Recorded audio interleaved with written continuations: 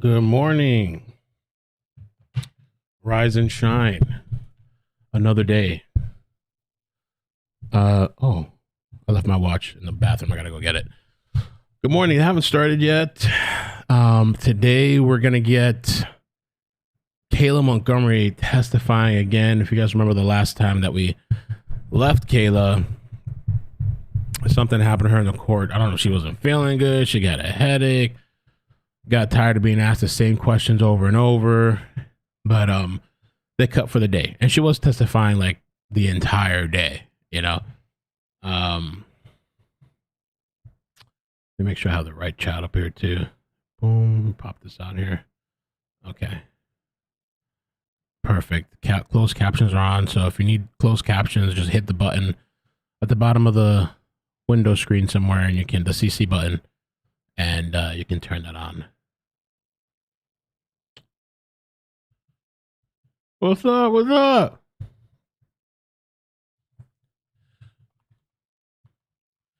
And we'll follow up too on that whole shooting thing at some point during a break or whatever. We'll check on the shooting that happened yesterday. We're covering Joel Osteen. A lot of people don't like this guy. A lot of people, I said, oh, he's a nice guy. Ah! They're all like upset and shit. People are still arguing in the comment section of that live stream from yesterday. People are really upset. They're saying stuff like, he preaches positivity. And they're like angry because they said like he doesn't talk about the church. And then they were saying he's a scammer. I mean, the money in the wall was sus. And then people talk about the whole, I don't know if the events really happened the way they say it happened, but supposedly during a hurricane, he closed the doors to the church. Bruh. So people weren't happy about that. And then they're saying the reason he smiles all the time is because of the Botox, I guess. That's what people are alleging. So he has like a permanent so they're talking about like death and a child got shot. And he's like, I don't know. The facial thing was a little weird yesterday. It was a little odd. I was like, bro, right now is not the time to smile. Like just, if I'm in a press conference, not me watching the press reacting to him, but if I'm like on TV, I'd probably have a little bit of a straighter face, but some people say he can't help it. So he's just always smiling. I used to watch him back in the day a little bit. Like my mother would sometimes watch him on TV, and he had some pretty positive messages. He like kind of brighten your day before you're going about your day. Now some people would say that like, oh, he's not a real pastor or whatever. I don't care what he is. Maybe in the context of church, maybe that probably matters for people if they're going to church, I guess. I think I made a video about the guy one time. Long time ago. Yeah. 2017. Special message from Joel Osteen. Thank you, William. Appreciate that. He's a false teacher. Like most, it seems like, right? Who's real?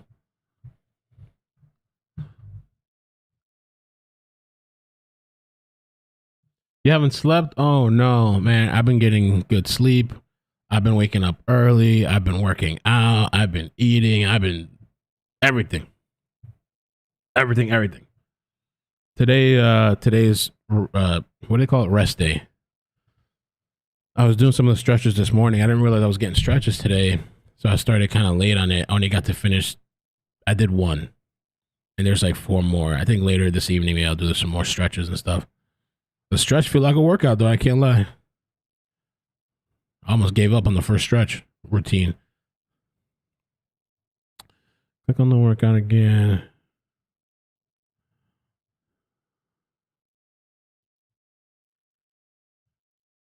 Okay. Morning. Good morning. Yeah, I feel pretty good. Getting a lot done, being more productive, waking up earlier, You're on the weekends, waking up early. Hoke said, even the joke or the villain can make you laugh. That's true. Thanks, Haley. Appreciate that. Seek your own salvation. TD Lewis, I saw you going back and forth to somebody in the comments defending. I appreciate. I can appreciate how you feel. Anytime I've ever watched the guy, I've gotten good feels about it.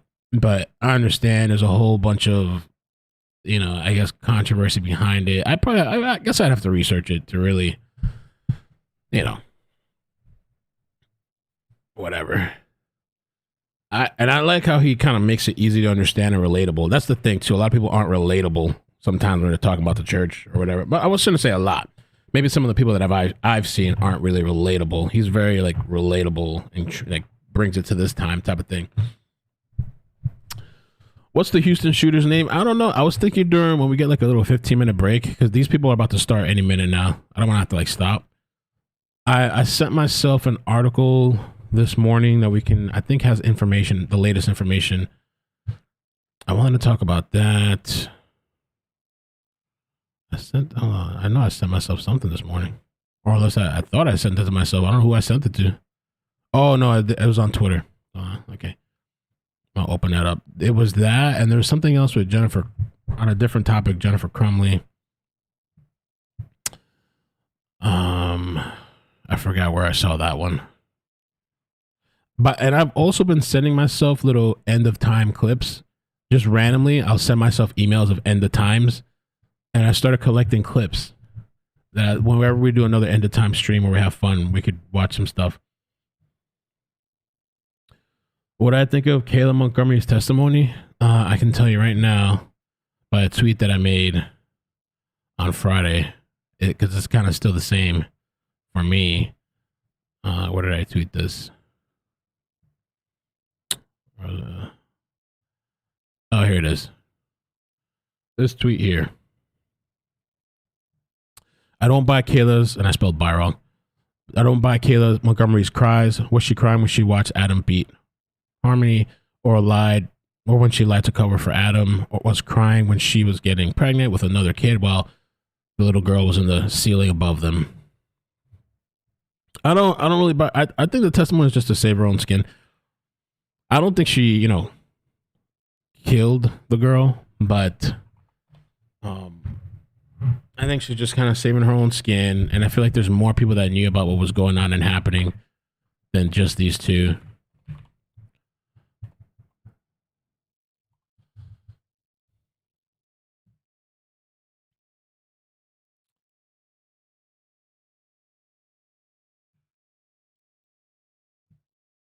I'll have to turn the AC down. Yeah, I think she's just saving her own skin. That's all it is. And she's needed, I guess. They need her to seal the deal with this guy, Adam, that no body has been found.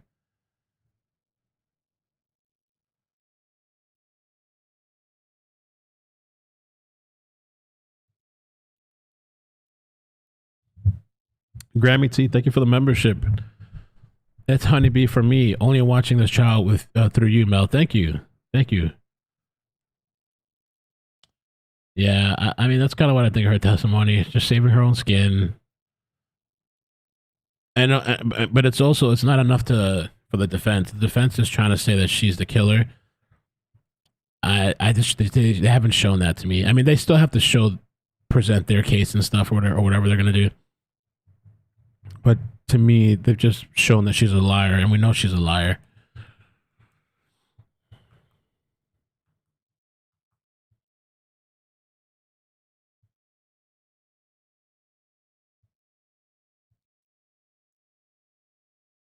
A reliable witness, for sure. She is unreliable. She can't be trusted. Jennifer, I agree with that, Jen. Thank you, Lisa.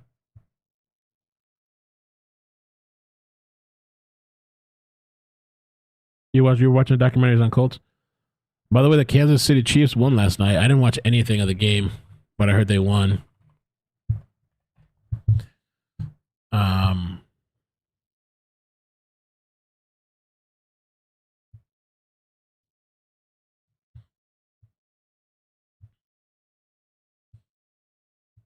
Morning, Missy.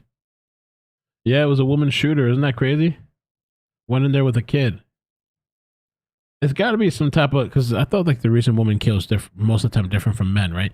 It's got to be some type of it's got to be a story to that.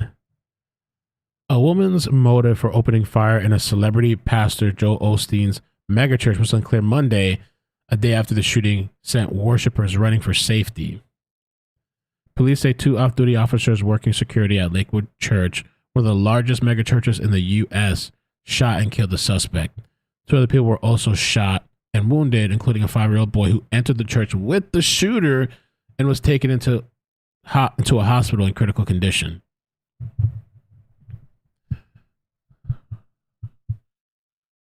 It's a good thing to have cops there. You got to have cops rolling around.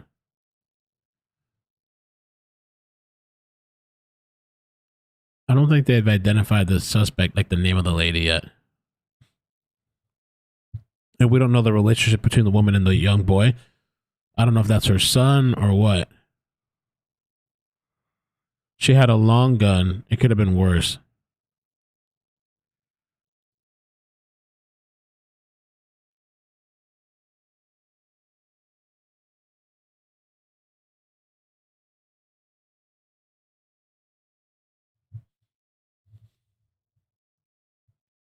After Hurricane Harvey flooded Houston in 2017, Osteen opened his church to those seeking shelter after social media critics slammed the televangelist for not offering to house people in need. So yeah, I think at first it was closed and then there was a lot of backlash, and so he opened the doors. I don't know what his side of the story was, but I remember that time. It was kind of crazy. Everybody was going like upset and stuff. Steven, council approach. Oh, really, Wendy? All aboard.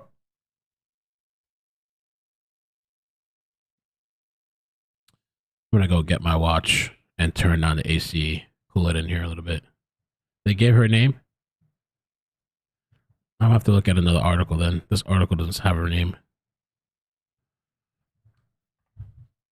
This article is from... They updated it at 5 in the morning, but I guess it doesn't have it.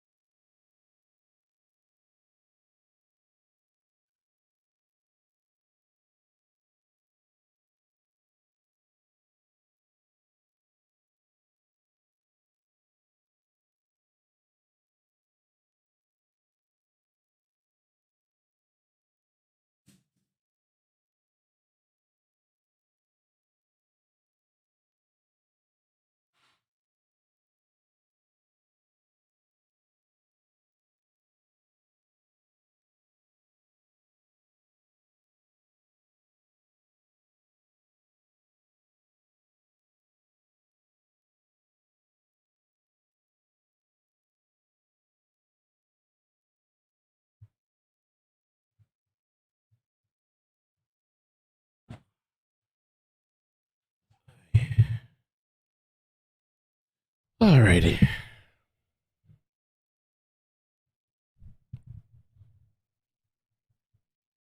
Jennifer, thank you for the 10. Good morning. Says her name was Jeffrey, no relations to the child. It was her boyfriend's kid. Oh, Lord. Mom is Mia. Oh, Lord. Was it baby mama drama?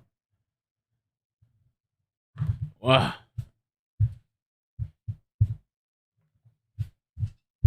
That's a little bit. Oops.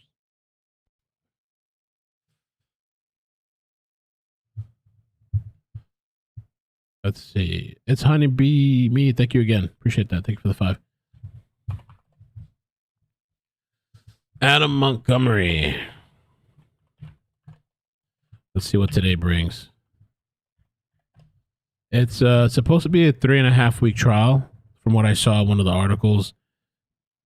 I wonder if it'll be a little bit shorter since he pled guilty to, I think, tampering with evidence and the other one, corpse. I thought that's what it was.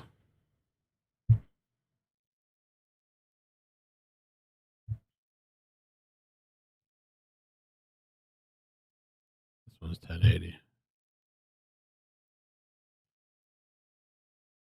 This actually looks a little bit better.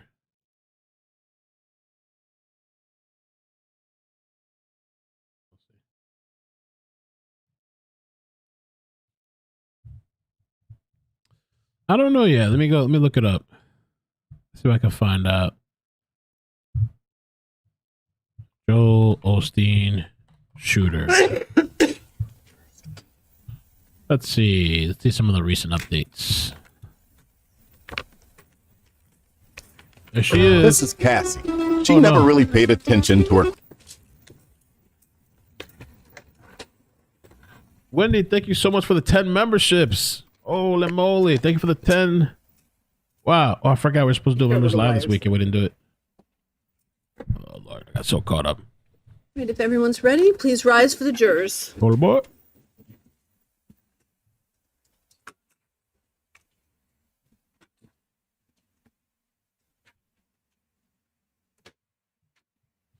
Good morning.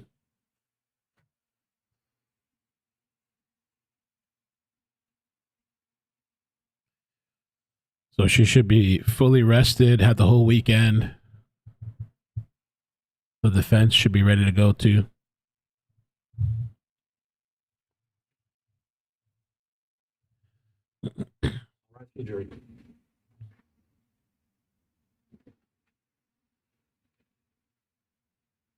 That's a good question. Is Adam present?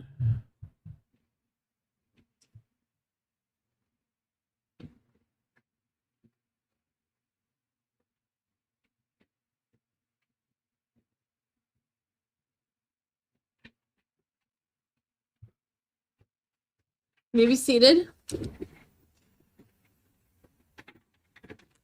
Ms. Montgomery, I remind you, you are still under oath. Yes.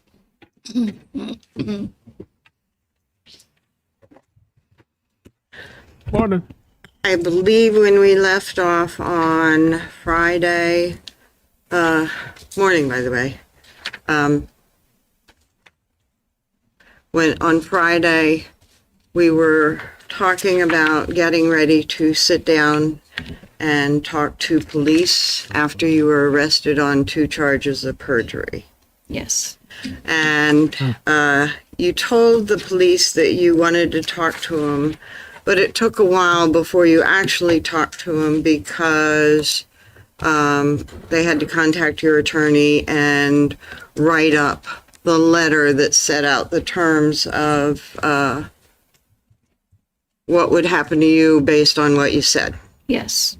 And essentially those terms were that what you said couldn't be used against you, but would be used as a gauge for whether or not they wanted to enter into an agreement with you, right? Yes.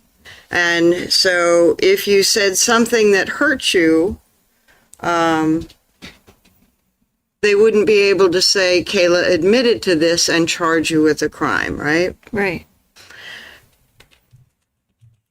But at the same time, if they found evidence independently to support what you said and that you committed a new crime, they could charge you. I don't remember. That's what it is, Okay, girl. that's fine. You better learn about that. They catch your ass. And so this agreement did not include those conditions that you had written while you were in your jail cell thinking of cooperating, right? Yes. Because they had not come to you with any sort of cooperation agreement. Right. Okay. Now, you knew in going to talk to them that they wanted information about Harmony being missing, right? Yes. whether or not she was alive, Yes. when she went missing, Yes. under what circumstances she went missing. Yes. And these are things that you had been thinking about since the time of your arrest, right? Yes. And when you first told the lie to the police and to the grand jury that the last time you saw Harmony, she was driving away with Adam to be taken to her mother, follow-up showed that not to be true, and you knew it, right? Yes. And one of the ways that you knew it, other than what you had lived through, but you knew they had found it not to be true, was that you had seen and heard Crystal Sorey talking on the news about her missing child, right? I didn't see that right when they were questioning me. Okay. It had been going on for a little bit, though, right? Yes. And also, while you were in your jail cell, you got what's called discovery, right? Yes. And that is police reports and searches and the results of all that stuff that is sent to you as a part of you being charged for a crime, right? Yes. And that discovery included the investigation into Harmony being missing. Yes. And it included the charge of the reports and stuff on the charge of second-degree assault against Adam. Yes. And so you knew what people had said to the police and stuff about that second-degree assault charge. Yes. And you also knew that the charge was for Adam striking Harmony in the face. Yes. And you knew that there was a claim of black eyes from that, right? Yes. And when you told the police your story of what happened to Harmony, the allegation that you had was striking her in the face, right? Yes. And you included a story of black eyes. Yes. All right, so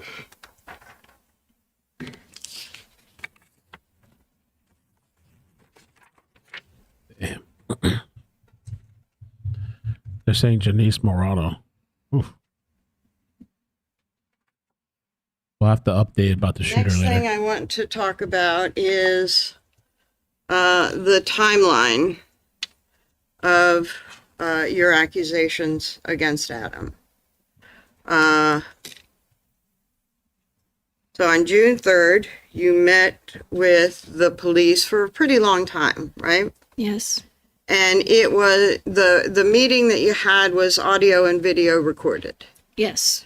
And your lawyer was present. Yes. And the police were generally the ones asking questions. Yes. But there was somebody from the Attorney General's office who was also present. Yes. And then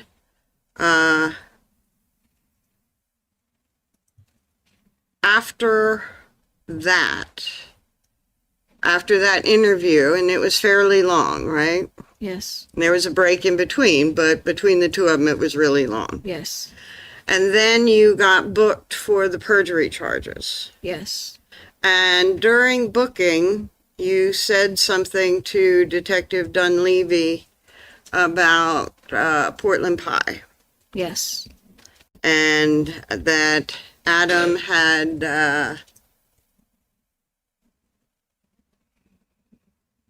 taken the body to Portland pie from the freezer and then returned it to Union Street later. Yes.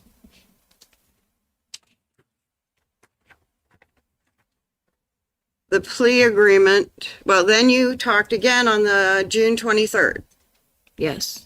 And on June 23rd, that was also audio and video recorded. Yes.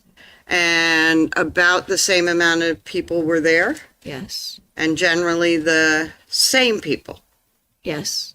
And after that, you did reach your deal, right? Yes. But, and you were out for the interview on June 23rd. You were back out on bail, right? Yes. And then, as we talked about, sometime in September, you got arrested and reincarcerated. Yes. And then sometime after that, you and your attorney reached, well, you got an agreement with the state. Yes. And under that agreement, you could serve a minimum of 2 years. I don't remember. I think you testified on direct that you got a 3.5 to 7 suspended and a 3.5 to 7 to serve, but you could get out. You could get 1.5 years suspended off of that, right? Yes. So that would be a minimum of 2 years. Yes.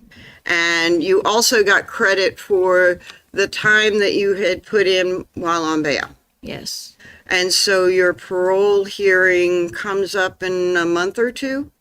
May. May? Okay.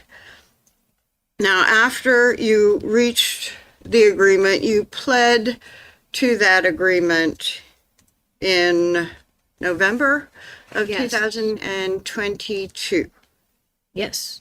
And then in March of 2023, you had another meeting with the same group of people. Yes. And where was that meeting? At the Attorney General's office in Concord. And you were housed in the New Hampshire State Prison for Women at that time, right? Yes. And you were transported from the prison to the Attorney General's office to talk to him. Yes. And that interview was also recorded and video recorded. Yes. And generally the police were asking the questions, Yes. and the prosecutor from the state might ask a few, Yes. but he was there for the whole thing watching. Yes. And then, so that was March of 2023. And then this December of 2023, you met with the state again, right? Yes. And was that the same sort of thing where you were transported from the prison to the Attorney General's office? No. Where was that meeting? At the Women's State Prison. Okay. And who was present for that? Myself and Chris and my lawyer and Amy.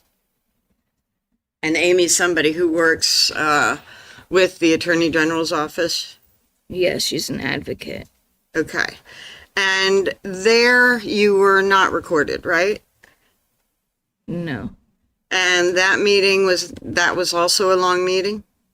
Yes. Reviewing things that you had said before? Yes. Reviewing what your testimony would be at trial? Yes. Questioning some things that you had to say? Yes. And I think I said it, but it was not recorded. Right. And then you met with them again in January? Yes. Same sort of situation? Yes. And that was around January 10? Yes. And was that about as long? Yeah. Going through all the stuff that you had said before? Yes. Questioning you on the stuff that you had said before? Yes. And getting ready to testify here. Yes. And then January 19, you met with them again? January what? 19? Yes. And same situation? Yes. So that you're going over what you had said before, Yes. going over what you're going to say to the jury, Yes. And there might be some questions about what you said before, and so you kind of go back through it and work through that. Yes. And was that it as far as meetings? Yes. Okay. And during all that time, you had plenty of time to review in your mind your memories and talk about things that you had said. Yes. Bruh. Come on, Tony, let's go. So we're going to talk about some of the things that you've said to the jury and before the jury trial, okay? Yes.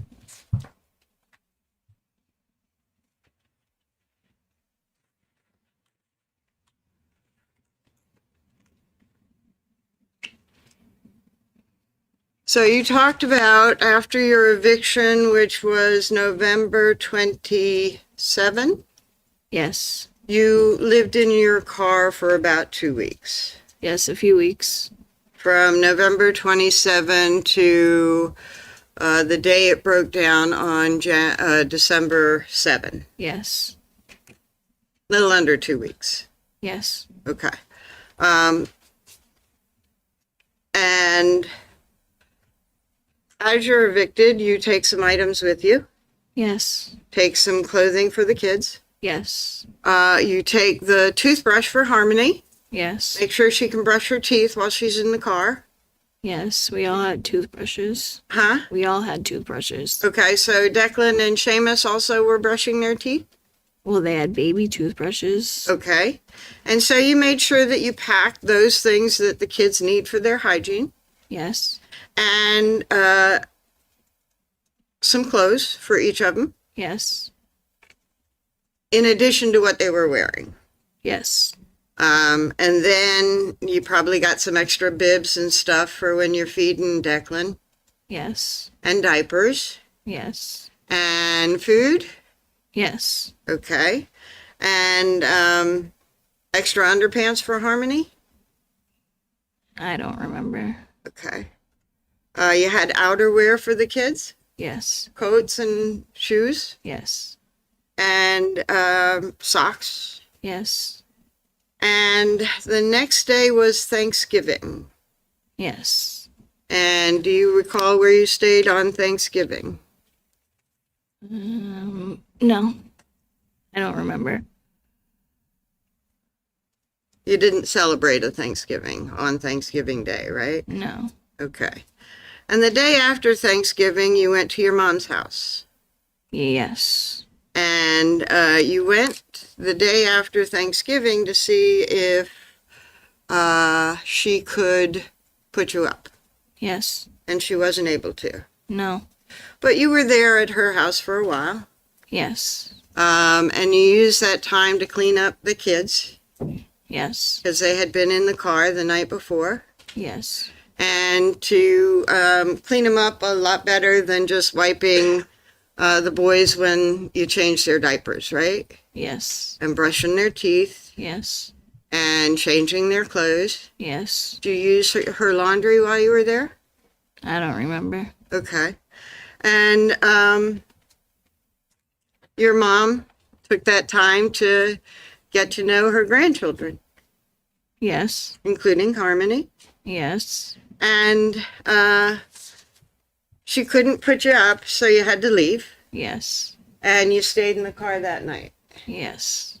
And then that was, by the way, November 29, the day after Thanksgiving, right? Yes. And that's the same day that you had a car accident, right? The 29th, yes. Okay. And that was a car accident with Tabitha Scott in the front seat, you in the back seat with the kids, Yes. and Adam driving. Yes. Sorry. And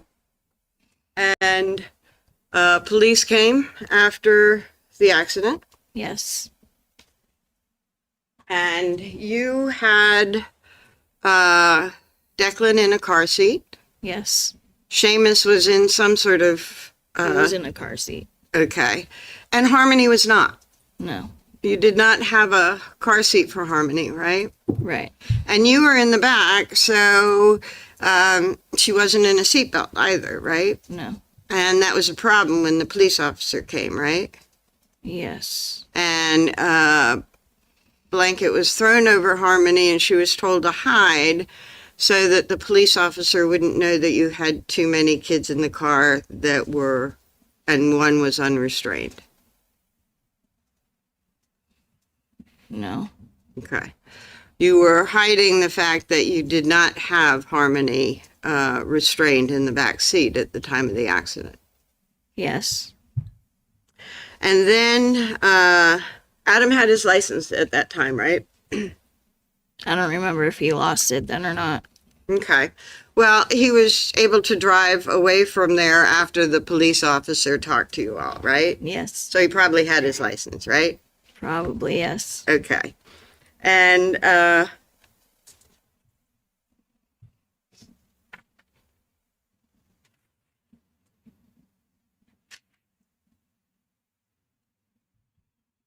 Tabitha Scott, your friend that was in the car at the time of the accident, she was a friend, right? Yes. And she really liked Harmony, right?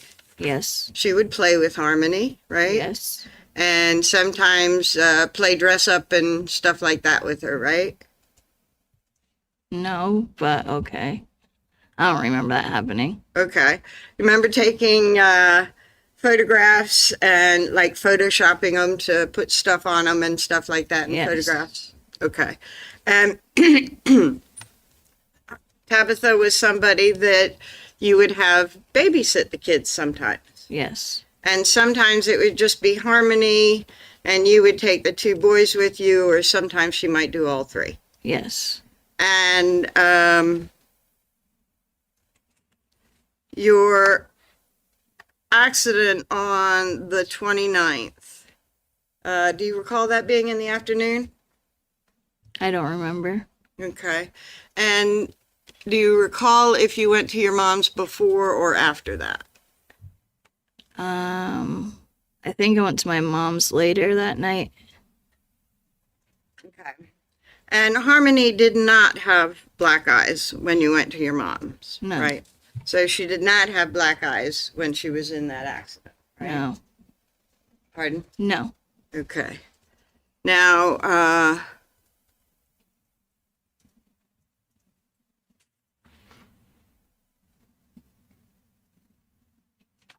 December 1st. Well, that was an accident on the 29th, and you made up a lie about November 30th. What did you actually do on November 30th? I don't remember. Okay. How about December 1? Do you know what you did that day? No. Do you know where you stayed? In the car? Do you know where the car was? No. Was it at Colonial Village? I remember that's where we would normally park and sleep in the car. Okay.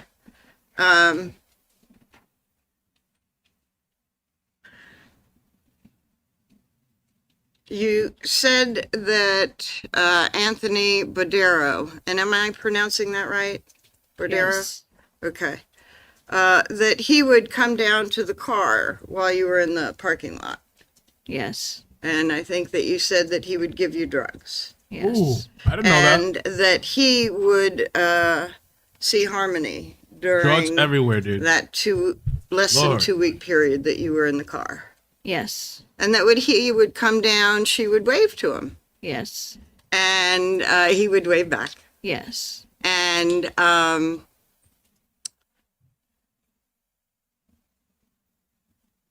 Harmony was not under cover when she would wave to Anthony Bordero. No. And she was not hidden from public view or Anthony Bordero's view when he would come down in the morning. No. And I think that you said that he might come, maybe not every day, but pretty frequently. Yes. And he also brought you some Thanksgiving leftovers. Yes. And when he did that, he saw Harmony. Yes.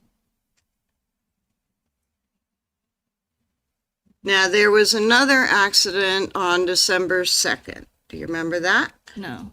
Do you remember that you had another accident outside of the clinic after the accident on November 29? Yes. And that was, during a time that you and Adam had been going to the clinic, right? Yes. And the kids were not with you at that time. I don't remember if they were there or not. Okay. So it is,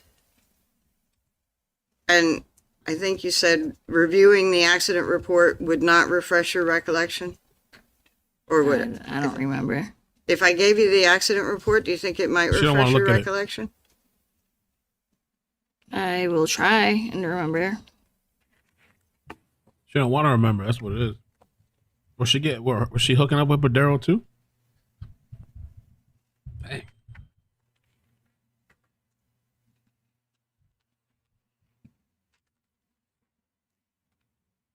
I've got a 4-page document, and I've actually highlighted the date on the first page just because there's so much information. But do you think if you reviewed the accident report, it might refresh your recollection that your kids were not in the car? I remember the accident, but I don't remember if the kids were in the car or not. Okay. Even those are looking at this, I Actual don't glasses, remember. not sunglasses on her head, right, guys? I think those actually are remember glasses. We were in an accident Okay. outside the clinic. Okay.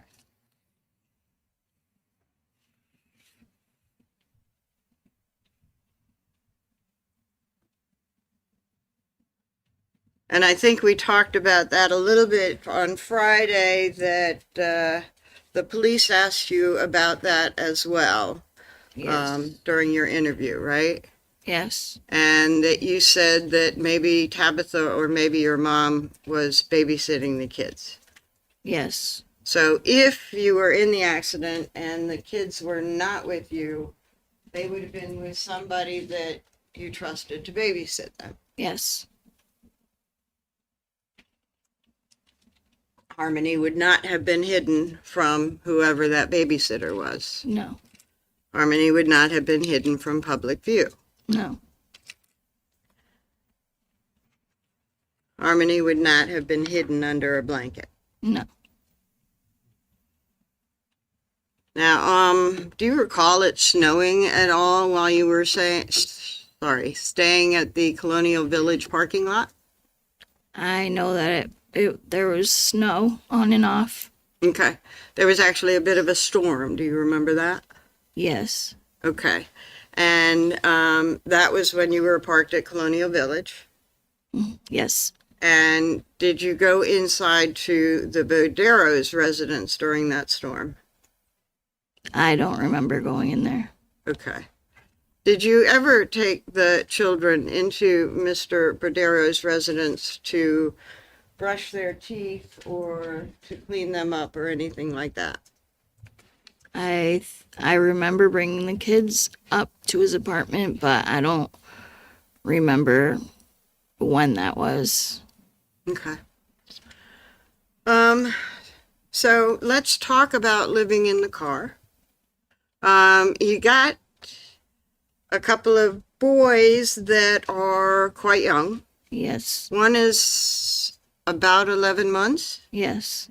and your other son was 2.5-ish. Yes. And they can only stay in the same position one time for a certain amount of time, right? Right. And then they start getting pretty rambunctious, right? Yes. And fussy. Yes. And Declan, if he gets fussy, will cry. Yes. And that'll make Seamus cry. I don't remember that. Okay. And Harmony also, maybe not as rambunctious, but would get pretty fussy about being in the car for a long time, right? Yes. And so you would try and find ways to entertain them. Yes. And one of the ways that you entertained them was to go to a public place like maybe the mall, just to get them walking around inside for a while. Yeah, I don't remember that. You remember losing your phone at the mall while you were you and Adam were walking around with the kids? No. Okay. Was she high? One of the ways that you would entertain them was to take them to places like Walmart when you were shopping for more food. I don't remember going there. Okay. What were the ways that you entertained them? I don't remember what we Nothing. did with them. I just remember living in the car. You remember your kids? Nothing with Okay. them? But you didn't have the children in the car 24/7, right? I don't remember. Okay. That's a lie. Did you play or take them to walk on those balance beams and stuff on that little play center at the back of the parking lot at Colonial? I don't remember. Okay. Let's talk about the food that you had. You would eat things like tortilla wraps, Yeah, we had tortilla wraps. bananas, Yes. peanut butter, Yes. apples, I don't remember apples. baby food, Yes. cereal, Yes. formula. Yes. And if you had cereal, you had milk. I don't remember keeping milk in the car like that, but Okay. possibly. So if you had baby cereal, Seamus would just eat it dry. Yes. And what was Seamus eating at that time? He was doing a mix of baby food and real food? Yes. Okay. And sometimes you'd feed him your food, Yes. little bits, right? Yes. And you'd have to make sure that he took it and put it in his mouth, right? Yes. Instead of dropping it on the car floor. Yes. And Declan had formula. Did he also Baby food. baby food? Yes. How about the cereal? No. So you would have to turn around and feed Declan in the back seat, or would you put him on your lap and feed him in the front seat? I'd turn his car seat around so that he'd be facing that direction so I could feed him. Okay. And diapers? Yes. So when Declan or Seamus would go to the bathroom in the car, they would be Yes. going to the bathroom in diapers, right? Yes. And Declan, his diapers didn't smell too much, right? Because he was still just a baby. I don't remember. Okay. But Seamus's diapers would smell, right? Yes. And so Seamus and Declan are both going to the bathroom in the car in their diapers. Yes. And you would change them where? In the car. And all the time? If we were just living in our car, yes. And then you would throw the diapers in the dumpster?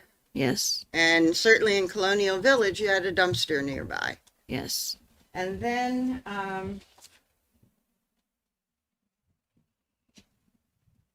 you would try to clean them up more than just the wipes when you change their diapers, right? Yes. And that would be in public restrooms. I don't remember going to public restrooms. Where would you clean them more than just wipes? I don't remember. But you remember that you would. I remember cleaning them with wipes. I don't remember bringing them to any like restroom or stuff like that. I don't remember that. Okay. So you talked about going to your mother's on the 29th of November. Is that the last time that they got a thorough cleaning? I don't remember. Okay. Well, you wouldn't do that to your kids, right? I wouldn't, but if I was stuck in the situation I was stuck in, then yeah. Okay.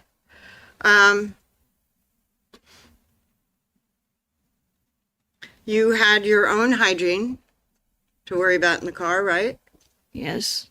And I think that you said on direct that you would ask Harmony to come with you, and sometimes she wouldn't. Right? Sometimes she would. Yes. And where would you go for your hygiene? If we ended up going to a gas station that had a bathroom. Okay. So, one of the places that you used to clean yourself and Harmony up was public restroom in a gas station. Yes. Perhaps convenience store?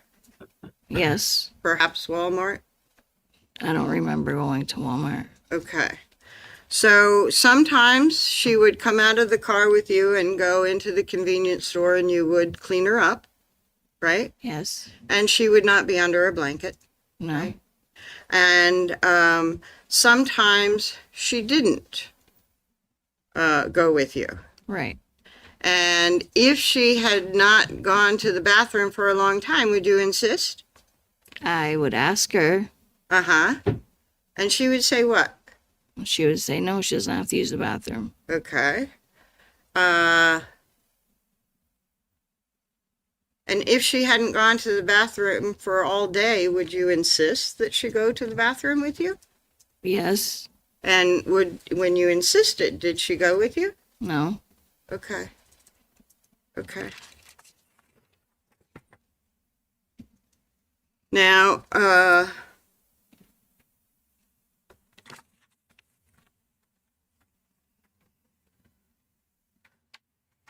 you talked about sometimes Harmony would go to the bathroom in the car.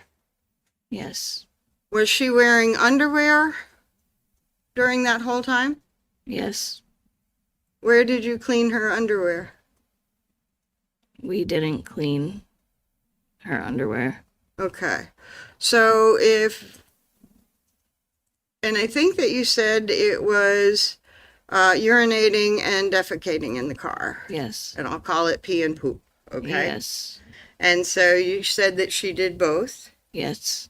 And then, so suppose she peed in the car. What would you do to clean it up? We would change her clothes. Okay. What else? That's it. Would you clean the car? Wipe the seat. Yeah.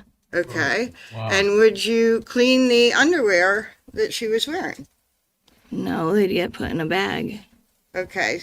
So you had like maybe 7 or 8 or 9 pair of underwear for her to wear? I don't remember. Okay. And you said we would clean her up. That would be you and Adam? Yes. And when she... How many sets of clothes did she have? I don't remember. Probably just a couple, right? Yeah. Sustained. Okay. Do you know if you had more than a couple? I don't remember. Okay. But if she urinated in her pants, you would have to not only change her underpants, but also her leggings, right? Yes. And do you know if you had a bunch of leggings as well as a bunch of underpants to replace them? I don't remember. Okay. And then when she pooped,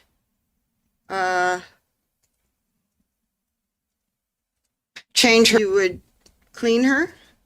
Yes. You would wipe her with the baby wipes? Yes. And then would you take her to a public restroom to get her more cleaned? No. Overruled. Pardon? I don't remember. I'm sorry. It's okay. No, I don't remember. Okay. So,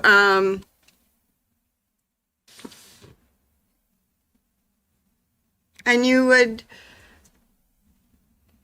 sort of understand that she was going through a difficult time because of so many changes in her life? Yes. And so you would understand and tell her, Harmony, I know this is difficult, but you really have to tell us when you go to the bathroom. Yes. Before you go to the bathroom, right? Yes. Because, and you tried to encourage, come with me, we'll take care of it, we'll be in the bathroom, come with me, right? Yes. And,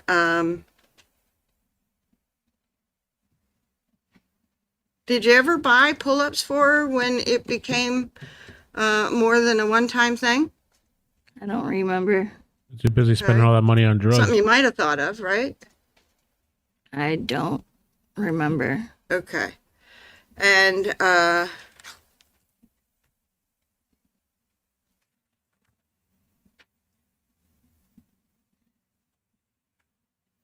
being cooped up in that car for so much time with the kids was a little bit difficult, right? Yes. And it was difficult for the kids too, right? Yes. So sometimes chaos would just erupt, right? Yes. Declan crying, Seamus crying, Harmony crying, right? Sound like a mess. No. No? They never really cried that much. Okay. But when they cried, it would sort of cascade, right? Kind of, yeah. Okay. And it's like what's happening to one would go to the other, and it would just be chaos, right? Yes. And how would you sue them? I don't remember. Now, you said that Bodero didn't want you staying at the Colonial Village parking lot, right? Right. He was actually afraid somebody might notice and he would Yes. get in trouble. Yes. But you also said that he came down daily or every other day or so to give you drugs. Yes. So you didn't want to come down and in public hand drugs over to a car that's squatting in a parking lot where it shouldn't be. Right. He came down to meet with Adam. Yes. And Adam occasionally would drive him places because Adam had his license. Right. And he would drive Bodero's car and you would be there with the kids. I don't remember that. Okay. He would have Adam driving him places. I remember he did that when we were staying at the house. I don't remember him doing that when we lived in the car. Okay.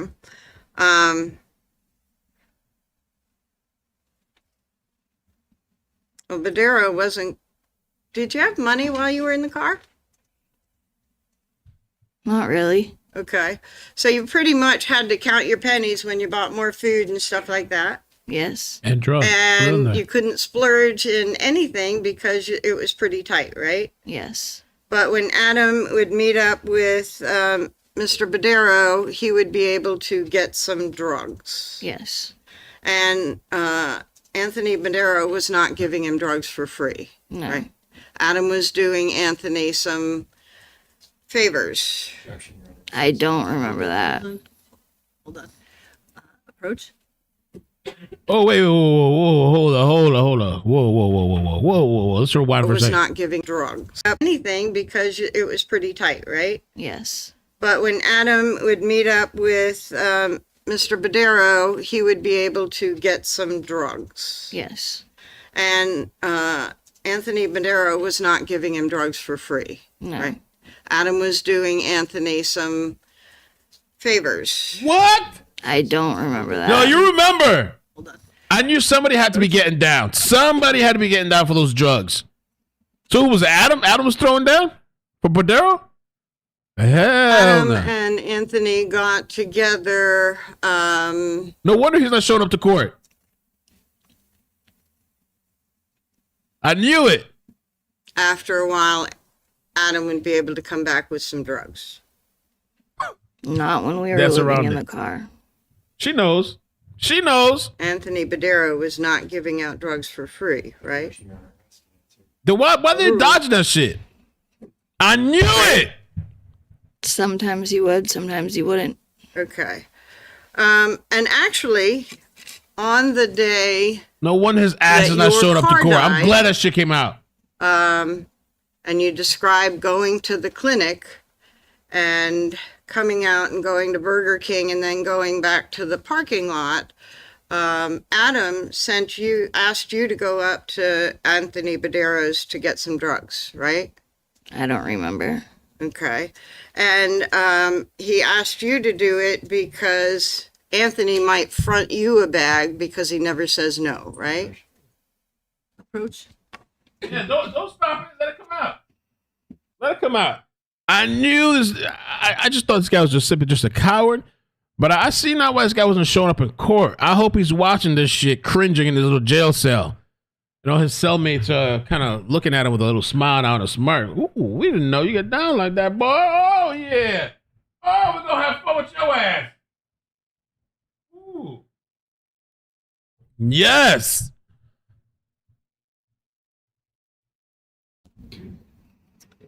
And that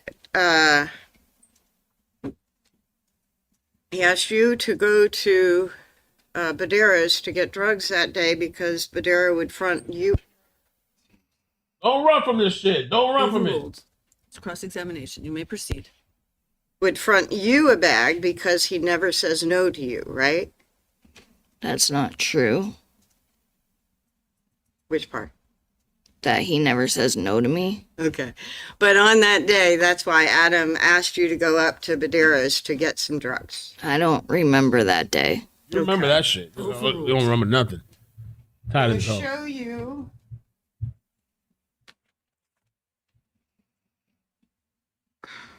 Damn, but Daryl's really running it up. And he's supposed to testify too. Of the transcript of the interview that you did with the police on the 23rd. Ooh. But that's her client too, though. Maybe that's why he's not showing up. And it's marked Defendant's Exhibit 2, D2 for ID.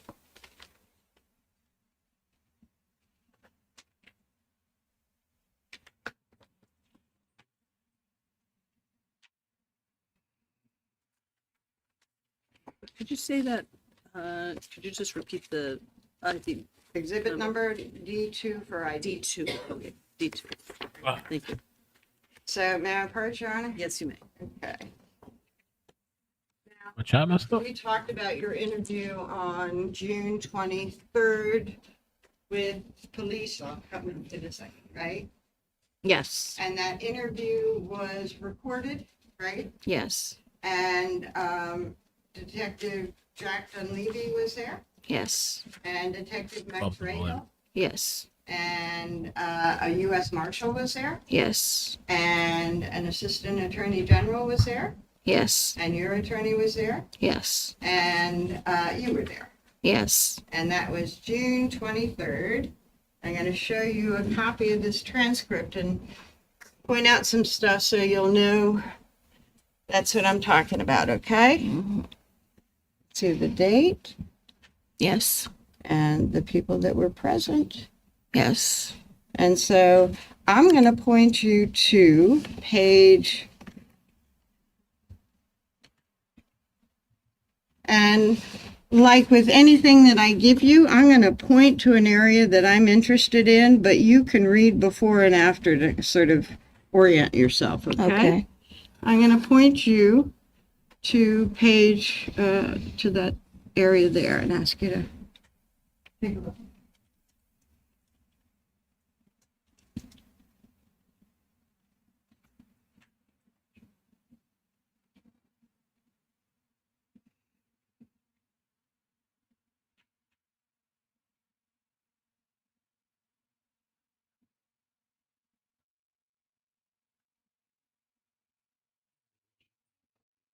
Yes?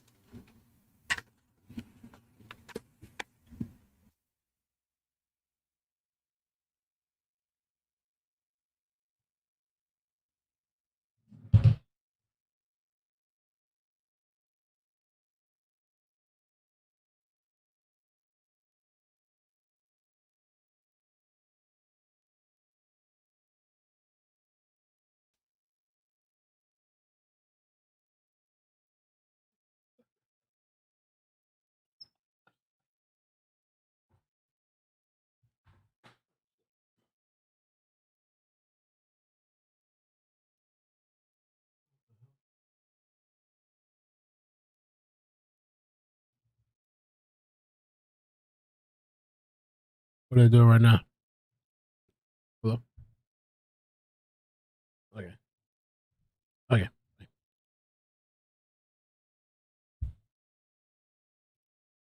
What are they doing right now? Just reading over it. Let me fast forward a little bit. Just catch up. I couldn't believe the favorite thing. I had a feeling someone was, but I thought it was Kayla. I didn't know it was Adam doing it. Ooh. Ooh.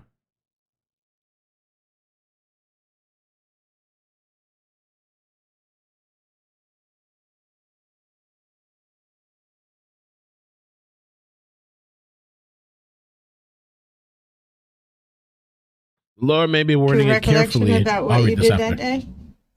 I remember saying that, but I still don't remember that I don't know. I don't remember that day. I don't remember that happening that specific day. I'm going to unpack that a little bit, okay? And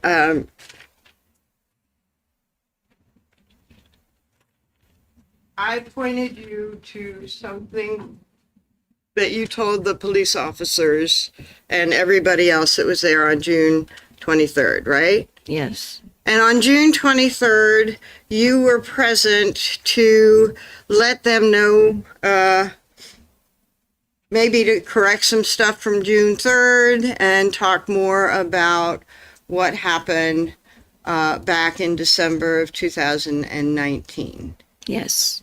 And they wanted you knew they wanted you to talk about your memory, right? Yes. They didn't want you to make something up, right? Right. And you had had plenty of time to think about it, right? Yes. And to remember what happened, right? Yes. And some of the details that they were interested in, they sort of they talked about in June 3rd. Yes. And so are you saying that you didn't remember that day when you spoke to them on June 23rd? Or that you did remember it in June 23rd, but you've forgotten now? I don't remember that specific thing Uh-huh. on that day. Like me actually going to see Tone and asking for a bag of drugs. I don't remember that. But it is something that you told the police that day, right? Right. And that you and Adam were in the car and you went up to Tone's to get a bag of drugs. That's me. I knew that tone. What is that? Little tickle But pickle? What's a let tickle? me What did I miss? actually Tickle check, pickle? 'cause I don't know that I checked it when I walked in. Pickle Park. So it was not me, but if I could make sure mine's off. Oh, somebody's phone went off.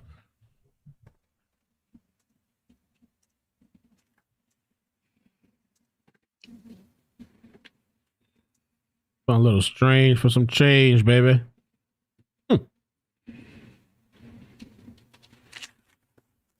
Adam was meeting up in Pickle Park.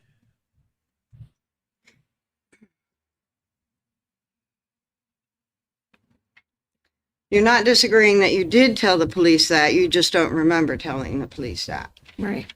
And if you did tell the police that back in June of 2023, you would have been telling them, this is what I remember. Right. So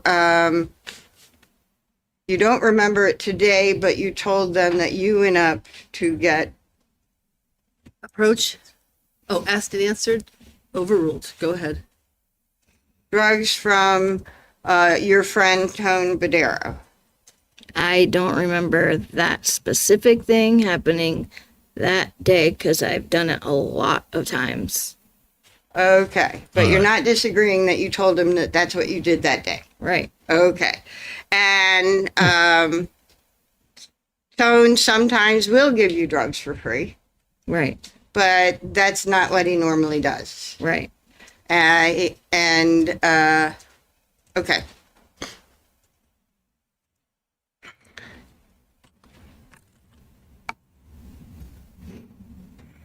And throughout the time that you were in the car, Adam would do things to find ways to get money to buy drugs from Mr. Badero. Yes. And one of the ways that he did that was to do things for Mr. Badero. Not while we were living in the car. Okay. Well, do what? though? Do like what? Mm.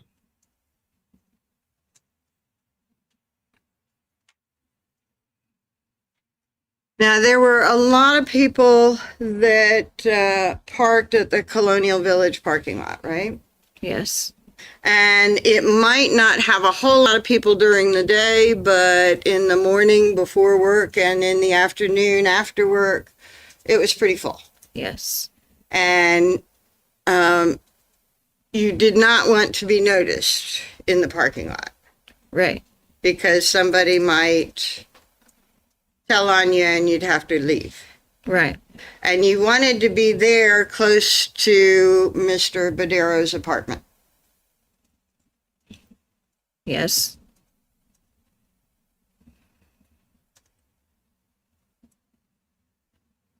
But especially in the morning and in the afternoon when people were moving around more before work and coming home from work, you wanted the kids pretty quiet. If they were quiet. I don't remember. Well, you didn't want your children screaming in the car, right? Right. You wouldn't want that cascade of chaos where Declan might cry and then everybody starts crying. That's not a normal thing that would happen. And you wouldn't want it to happen, right? Right. You would want them, especially during that time period, to be pretty quiet so nobody notices. I don't remember that.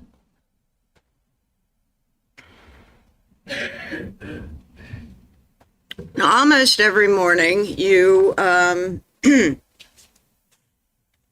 went to the clinic in the morning. Yes. Maybe you missed one, but certainly not. It was a regular daily thing, right? Right.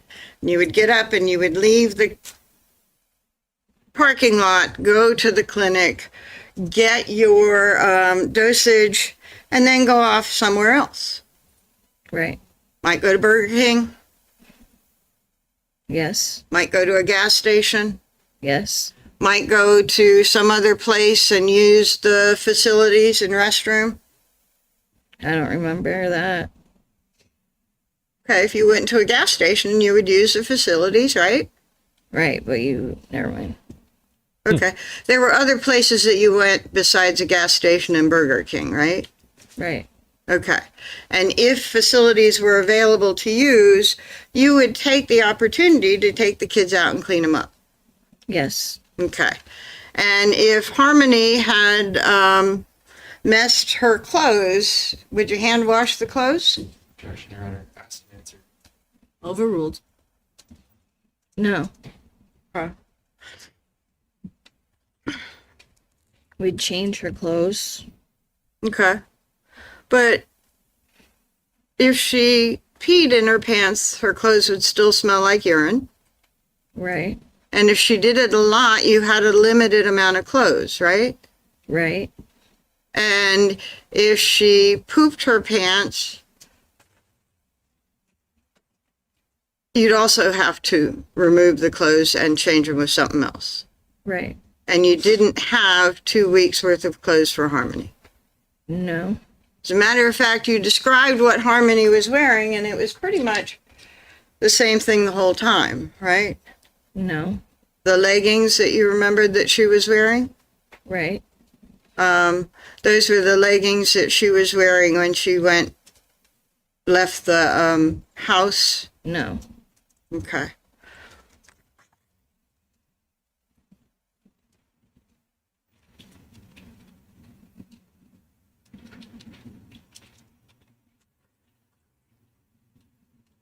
And I was talking about money, that Adam would find ways to get some money. You were not working, right? Right. And you were not pulling in any money, right? Right. You were watching the kids. We were staying in our car. And you were watching the kids, right? Yeah. And you were not working. No. And you talked on direct when you were being questioned by the state, and you said that you had confessed to your crime of theft at Dunkin' Donuts, right? Yes. And you said that you had taken responsibility for that crime, right? Yes. Well, you actually got caught in that theft, right? Yes. And you were given an option of writing a confession and reaching a restitution agreement, or the police would be called. Yes. And so accepting responsibility was taking the lesser way out of the problem so that you wouldn't get a theft charge. Right. And you reached an agreement to get out of criminal charges. Right. Okay. You were held responsible for that charge, for Yes. that crime, right? Yes. Just in a different way.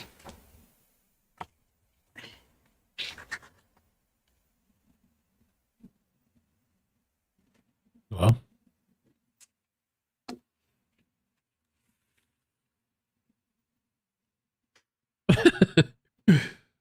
what a mess. By the way, when you used drugs in the car, you wouldn't use them all. You would sort of spread out the usage as much as you could. Yes. And so you may not get that as good of a feeling as you would get if you had more money and a better situation, right? No. Okay. Doing the drugs sort of eased life's worries? Not really. Okay. Yeah, because life's worries still intruded even while you were using the drugs, right? Yes. And especially if the kids were fussy and everything, you couldn't just sit back and relax with the drugs. You still had to pay attention to the kids. Right. And if they were crying, you still had to soothe the kids. Yes. And if they needed changing, or Seamus, Peter pooped in the car, or Harmony, Peter pooped in the car, you couldn't just sit back and relax. You had to do something. Yes. Okay.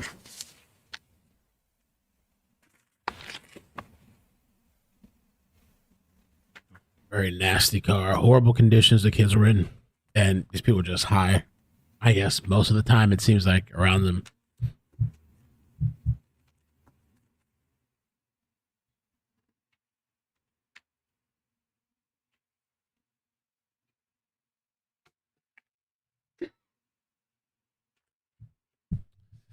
Foster would say maybe they didn't want to bring up the other crime, so the lawyer used specific wording to avoid, bringing things in or implicate things. We talked about those several statements that you gave to the police and the prosecutor from the Attorney General's office about the death of Harmony.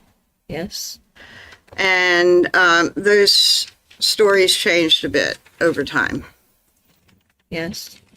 And when you first told the story, you said that Harmony was peeing and pooping in the car, and Adam punched her 10 to 15 times in the parking lot of the Colonial. Yes. And that it was like at 2 or 3 in the morning. Yes. And when the officer asked, you mean in the overnight hours? You said, yes, it was in the overnight hours that this happened. Yes. Because something did happen at 2 or 3 in the morning on the day that Harmony died. Yes. And that was that Adam got in the car and Harmony did not wake up. No, it's not what happened. Okay. What happened at 2 or 3 in the morning on that day? Harmony had an accident and Adam kept punching her in the head. Okay. At 2 or 3 in the morning. Yeah, it was still it was the middle of the night. And so, in the middle of the night at 2 or 3 in the morning, you're saying that Adam punched her 10 to 15 times. Yes. And Harmony was crying, Yes. screaming. Yes. Declan would start screaming. I don't remember what Declan and Seamus were doing. Well, that cascade effect that when one of them is crying and there's chaos in the car, all of them were crying, right? Not really. Okay. And then what did you do? What did I do? Yeah. I tried telling him to stop, but he doesn't listen. Okay. What did you do about the mess? I didn't do anything about the mess. Did you clean the car? No. Did you clean Harmony? No. Was it a pee or a poop? I don't remember. Smells are considerably different, right? Right. But Both the of them- car already stunk. It stunk from all the kids living in the car, eating in the car, peeing and pooping in the car, and food being left around the car. Right? Yes. And body odor. Yes. And so if Harmony peed in her seat at 2 or 3 o'clock in the morning, are you saying that you left her sitting in a puddle of pee? Yes. And if she pooped at 2 or 3 o'clock in the morning, you're saying you left her sitting in her own defecation? Yes. Wow. Why? Because I was scared of Adam. Did he tell you don't clean her up? No, but when I told him to stop, he gave me the crazy eyes that he has. And I just didn't want to do anything because I was scared of him. Okay. And then things calmed down and everybody went to sleep? No. Everybody stayed up? I don't remember if everybody stayed up, but I know I didn't go back to bed. Okay. So you were up till 2 or 3 in the morning until you woke up, until it was time to go to the clinic. Yes. And I think the clinic was 7 or 8 in the morning? 7. Okay. So you sat in the car and did nothing until 7 in the morning, Right. Wow. and you don't remember kids crying and screaming? No.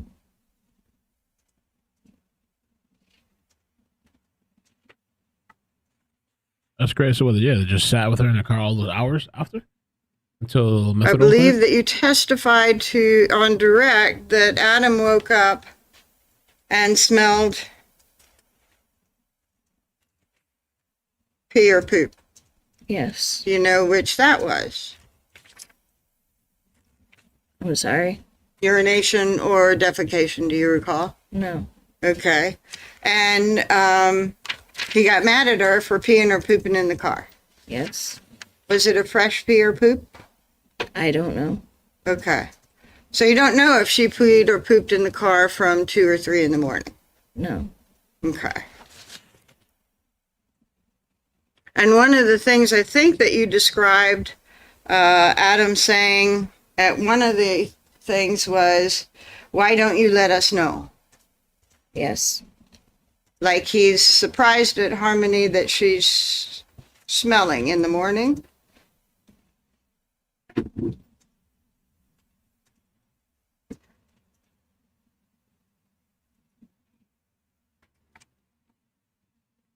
So you're saying he struck her in the morning before the clinic because I think that you said before to the police because she peed herself while still in the parking lot.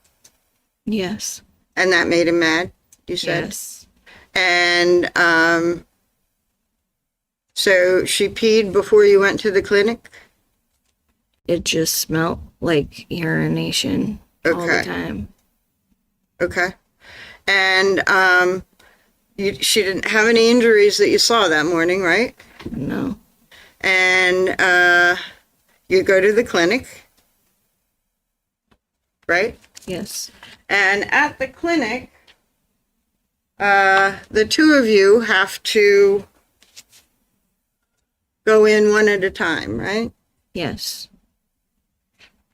And the reason that you have to go in one at a time is because somebody had tattled on you at some time earlier for leaving the kids in the car while the two of you went together. Yes.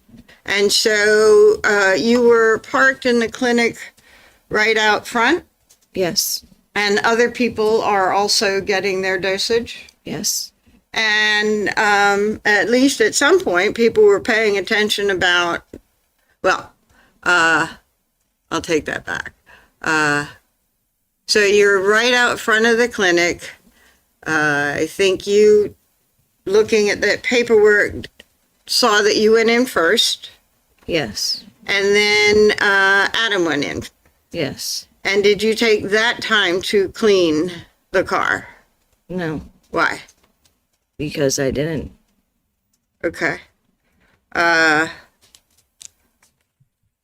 Think you testified that when Adam got in the car, you said, "I'm hungry, and I'm sure the kids are hungry."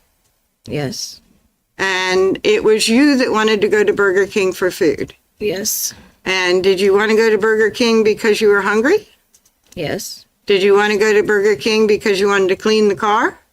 No, Why not? I didn't. Okay. Just you were hungry and you thought maybe the kids were hungry too. Yes. Okay. And Adam drove to Burger King to get you food and food for the kids. Yes. And Adam was not interested in food, right? That's not true. Why not? Because he was hungry too. Okay. Do you remember telling the prosecutor that Adam, I'm sorry, on March 16 of 2023, do you recall telling the prosecutor that Adam was not interested in food? No. All right, I'm going to take a different exhibit. Lord, oh Lord, Lord. Really just disgusting conditions that these kids were kept in, and this woman, I mean, it's his kid, you know, to leave his child like that too. But just really horrible. Left in, you know, the urine and the feces like that in the car. And just the whole car smells like that. They didn't have really much clothes. I don't know. And the thing is, it's like, I don't know. I know people have gone through hard times. I've never been in a situation like that. But like seems like spending their money on drugs. I know they're doing it for favors too. But somebody in the chat pointed out in the affidavit, I think Padero was given food stamps or something like that. And Flossie was saying maybe there was other crimes that they don't want to bring into the trial. The favorite thing to me, you know, when I hear favors and substances, the first thing my mind pops to is like, these people are getting on their hands and knees, you know, whatever. But Actually, I'm going to use a different copy.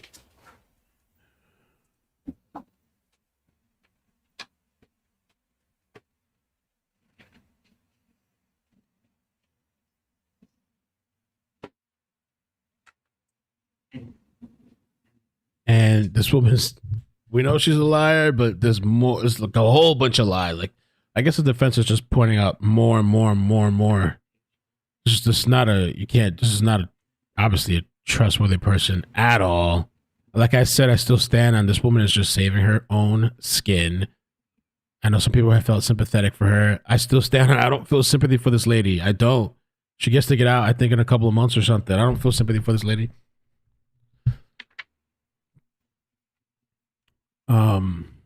Just a mess, man. Just a whole freaking mess. And unfortunately, these kids all in really bad situations and surrounded by just substances the entire time. It's just nuts.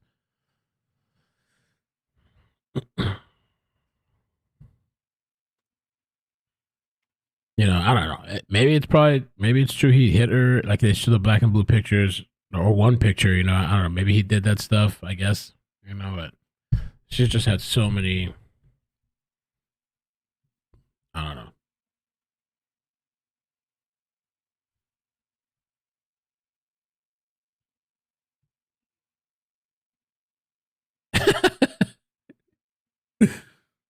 I wouldn't be surprised if they did that kind of favor to you, to be honest with you. Yes. Maybe they're not talking about it. I wouldn't be surprised because that just kind of comes hands in hands when these people are desperate. You don't have money and then there's substances. That might have not been the only favors, was these little crime things or whatever. I wouldn't be surprised they're doing other things too. You know? Just to get some extra stuff. And the defense, I knew this was going to take a while because the defense is literally pointing the finger at Kayla, saying she's the one that did this.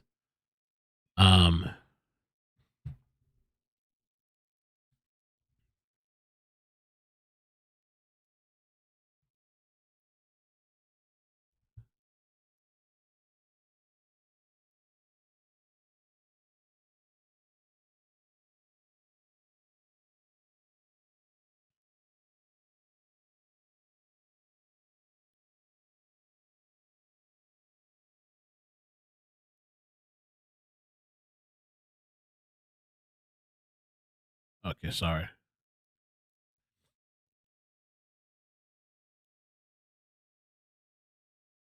My daughter's mother. Yeah, so they're gonna take their time on this person. They gotta, I guess, dismantle her. This is like their, I guess, one of the key witnesses. This is literally the person that was there. So they're gonna do everything they can to like dismantle her and break it down, and you know, I don't know. Where are her children now? I don't. Well, she's locked up, so she definitely can't have them. But I don't know, like if they're with the state or like if like with her mother. Like I don't know if they would have given the kids to her mother or something like that. Maybe somebody might know. No showers too. The whole bathroom thing. I've heard of people doing that, like going to like the, I don't know, like these stores and like cleaning up in the bathroom type of thing. Had anybody I'm come going to across that show car and you reported a it? copy of a Maybe CPS would've transcript got of the involved. interview of March 16, 2023. And like before, I'm going to ask you to read a portion I of know, it, Grumpy. and then I'm going to ask you a question, okay? Okay.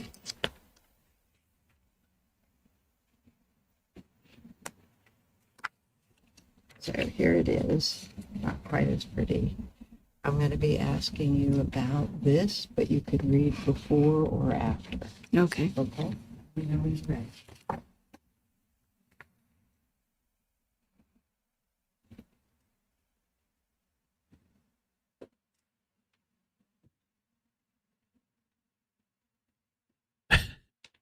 I meant hands and knees. Is that what I said? Oh, Lord.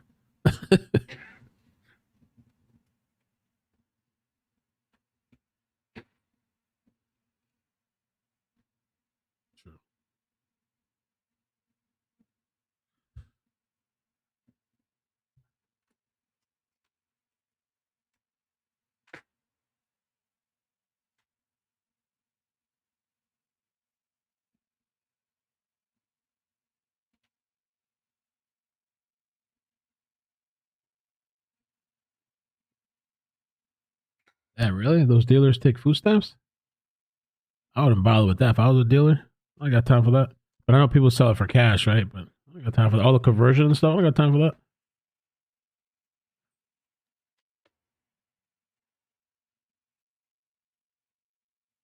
I don't know if the mother has it or not, but I was wondering if they do. Oh, they're saying in the chat, they're saying her mom does. Oh, okay. Okay. Okay. Is that what they're saying? Her mom has them. Oh, okay. Huh. Yeah.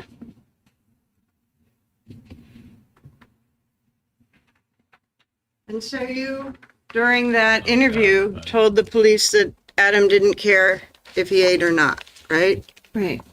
He wasn't there because he wanted to eat, right? Right. And if the prosecutor said in opening that he went to Burger King because he wanted to eat, and he did eat while driving away, that's not your recollection, right? No. Okay. And that's not something you ever told the police, right? Right. It's just plain wrong. Withdraw here.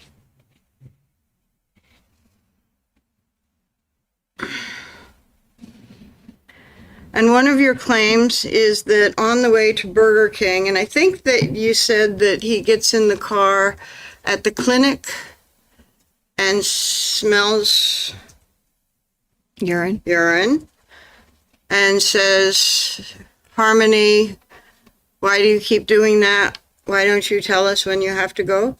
Yes. And he got angry outside the clinic Yes. and he struck her in the head Yes. in front of the clinic, In the car. Yes. in the car, right?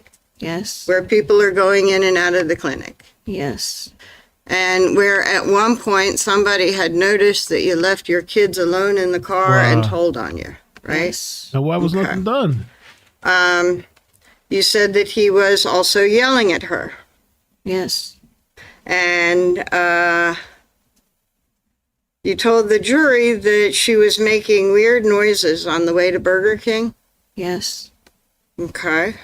And you said that there were 3 different events on the way to Burger King, 3 different times that he was maybe at a stoplight or something and would strike her again, Yes. and yelling at her, Yes. and striking her 3 to 4 times each event, Yes. and Harmony's crying, Yes. and Declan's crying, Yes. and Seamus is crying. No. Why not? Not just because somebody's crying doesn't mean the other one cries. Adam yelling in the car Yeah. not cause Seamus to cry, No.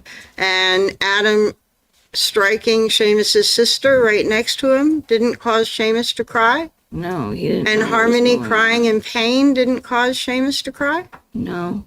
Okay. Okay. You said the final time that Adam hit Harmony in the head, he said he felt something. Yes. That, and I think you claim that Adam said, I think I heard her this time. I did something. Yes.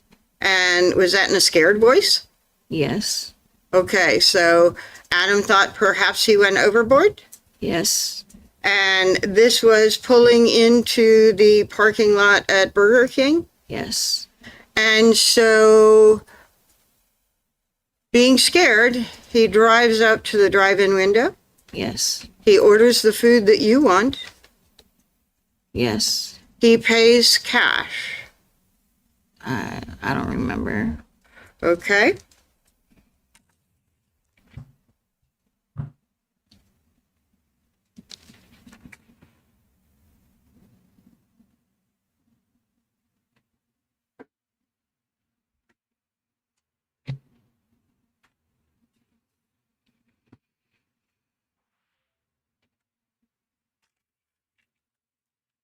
When you spoke to police back in June of 2022, you recalled that he paid in cash. Objection, Your Honor. Basis?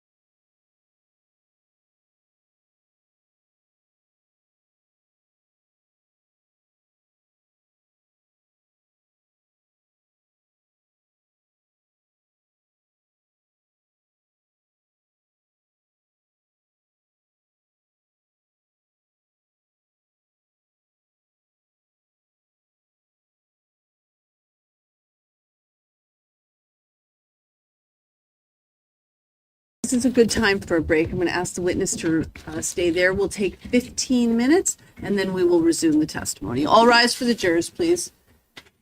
Same reminders, ladies and gentlemen. Don't talk about the testimony, please.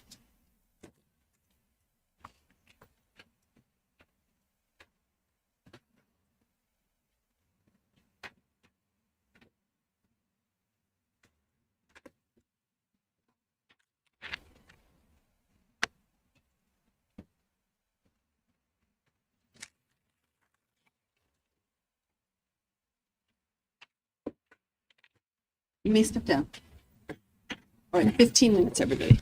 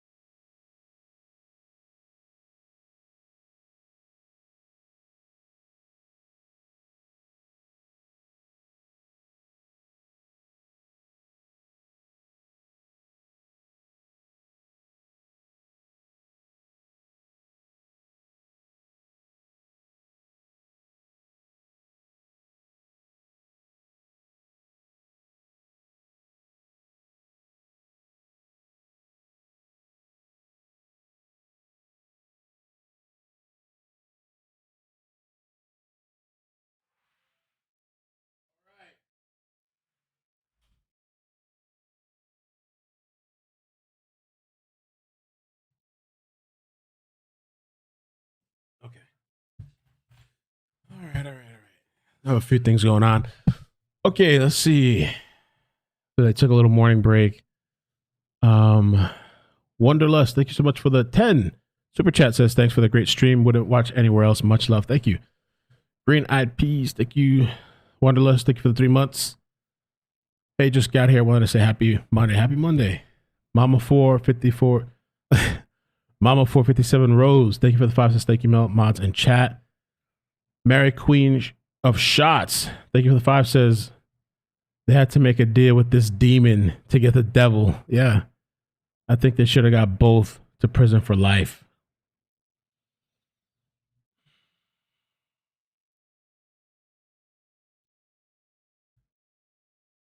Yeah, if they catch her to be, she can still get charged, I guess. If they find her to be lying and other stuff, I guess, right? Well, how does that thing? If they find you to be lying, I thought the proffer could be void. They can use whatever against you. I thought that's what it was, right? Panting? Oh, I ran up down the stairs. I had to go outside.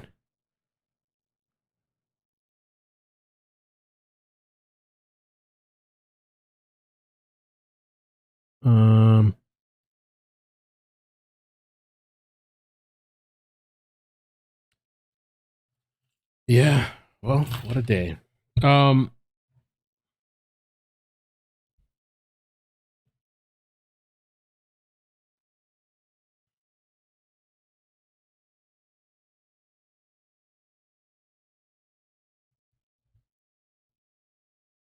puppy cam, yeah. I gotta go take him for a walk.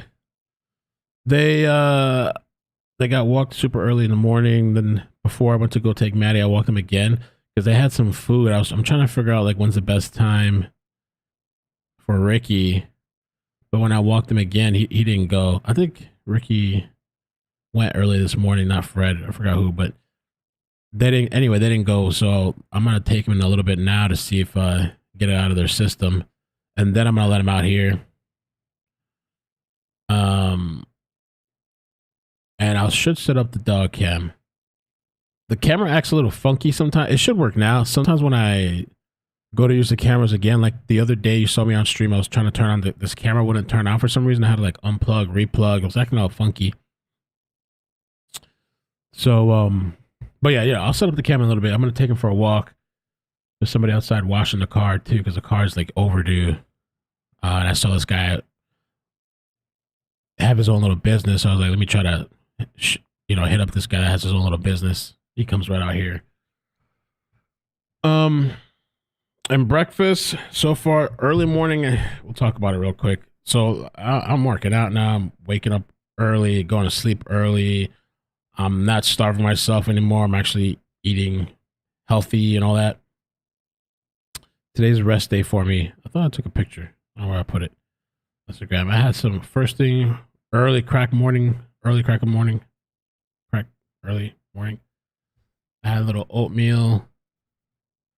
Let me show you guys. Oatmeal. I gotta do like this. Oh, something like that. Oatmeal. Little blueberries, strawberries. That was first thing in the morning. Then I had 2 boiled eggs. And I had some, maybe I should do it on stream for you guys. I had very little, like a very light mix of egg white and whole egg. Like, let me see what the breakdown of it was. And I got to log everything into the app. Half a whole egg, 1 egg, and then 3/4 egg white with some kale. This was really, really, really good. And so now I'm good till like lunchtime.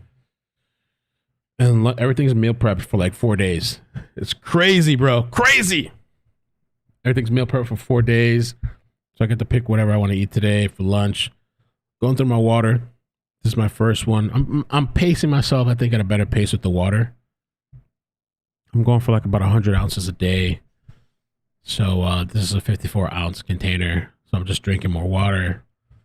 It's been like, I don't think it's been even 5 days yet. It's been a couple, like 3 or 4 days or something since I and the meal prep actually has been maybe like 2 days. So you have to give it a little chance for like to feel the effects, your body and stuff like that. Notice the difference. But I'm feeling good. Feeling pretty good. So we'll see. And I'm sore. My legs are sore, like my thighs, the back, it feels like the back of my thighs, my calves, my legs and thighs are sore. My arms just a little bit, like the back a little bit sore. So, but I'm eating good. And my mother's really happy because I used to like kind of like intermittent fast type of thing, like during the day type of thing. Or like kind of like, I don't know, go a long period of time without eating or eat 1 or 2 meals in a day. Now I'm eating like good, sustainable, multiple times a day, nutrient dense, macro, whatever they call it, macro, whatever. And I'm telling you, it makes a difference. I can't imagine how I'll be feeling in a month from now. Just the waking up early, you're like more productive.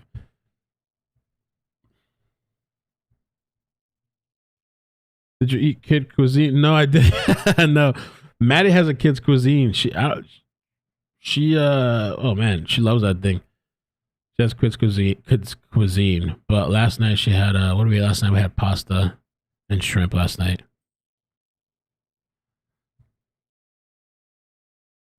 But yeah, my mother's happy. She's like, "Oh my god, you're eating food?" It's like, "Yeah, you eating rice?" Yeah, sometimes there's some rice.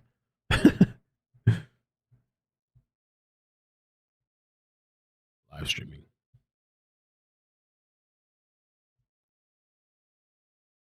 Yeah, I was trying to avoid carbs, macros. Yeah, I was really trying to. I was like,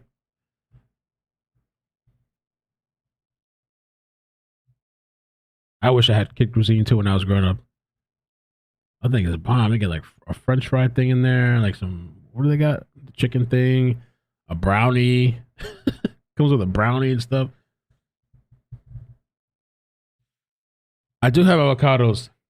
The only problem is like I ordered it. I actually have I bought the one that's already like mushed. I'm gonna have that later for a snack with like some chips. But I did order the avocados. The only thing is it's always better to go in store. I just ordered it just to order it from Walmart, and it's like hard as hell, the ones that they sent me. So, my girlfriend did the meal prep. I didn't do, I can't do that shit. I mean, I probably could, but it would take forever.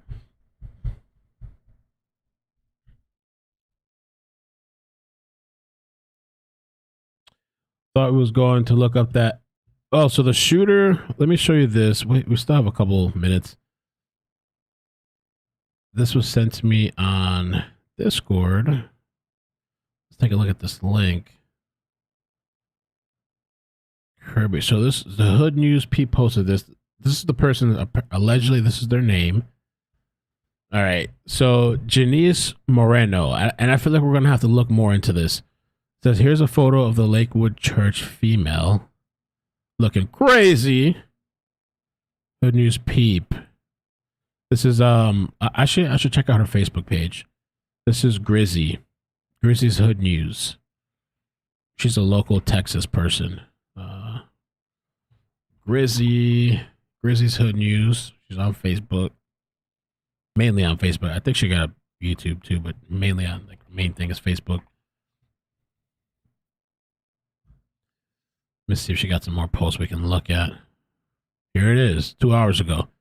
Lord Almighty. Well, let me read this post first. There was a post here that said, I need your help or suggestions. I'm at my wit's end. I'm something and have been harassed by my neighbors for over 2.5 years. Too much to list. Many police report she has targeted other neighbors also. Police won't do anything because she/he keeps it just below that line. Something bad is going to happen. My husband and I can't take it anymore, nor can we afford to move. Please help us with this. And I guess there's like a post with guns and stuff. I don't know what's going on. I don't know if these people are getting more and more encouraged by the violence that they're seeing online. Let's pull up the Hood News Facebook page. I know that some YouTubers are probably watching this like, oh, we're going to talk about this now.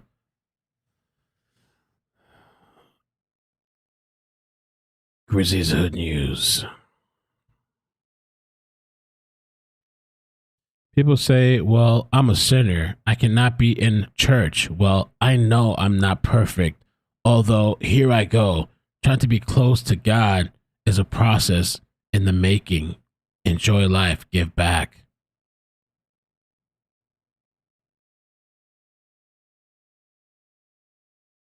One may say my church is this and it's that. I sit back and... for they like to clown on the people of God. Do they know what they are doing? Persecute. I say indeed and proceed. Your reward is waiting. As for me and my household, I will honor and bless my church. Thank you, Janice. Thank you for your recent gift. Oh, so she was a church member. Oh. Oh, Lord.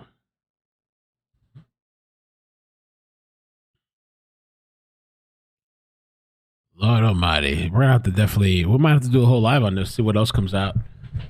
Oh, happy birthday, Chaos. It's your birthday? Feliz cumpleaños. Oh, I see the member now. 28 months. Amazing. With him on chat. Thanks for covering this trial and for being such an amazing person. Another year I get to spend watching you live. It's on my birthday. Happy birthday. I hope you're doing good. You and the family are doing great. All right. I'm going to see what else we can pull up. And we're still waiting for them to come back. Still waiting. When they come back, too, I'm going to walk the dogs for a little bit. And then I'll set them up here. I got this big... you can check this out. They love this thing, too. This big... Look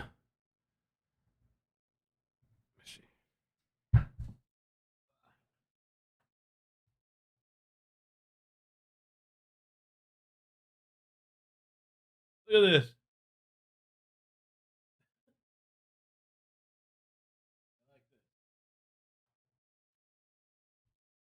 Let's see if I can fit it in the dog cam. All right. So, yeah, Bodero's supposed to testify. That's going to be interesting. I will see what else we can pull up with this. I mean, honestly, we probably, if more information comes out, we probably could do a live on it at some point. Let's see what else Grizzly has said about this. Looks like she was a church member. Lord Almighty.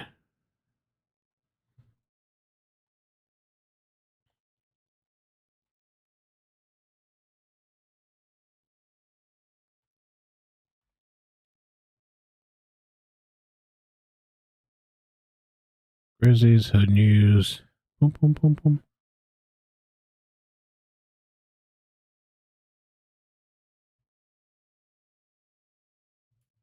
What the hell? This individual has several aliases. Start with Jeffrey Janice Monroe? What? Jeffrey. Oh, boy.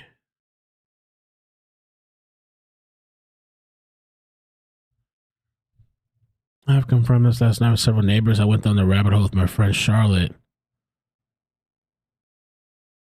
Look, and this story is so crazy to explain. Jeffrey.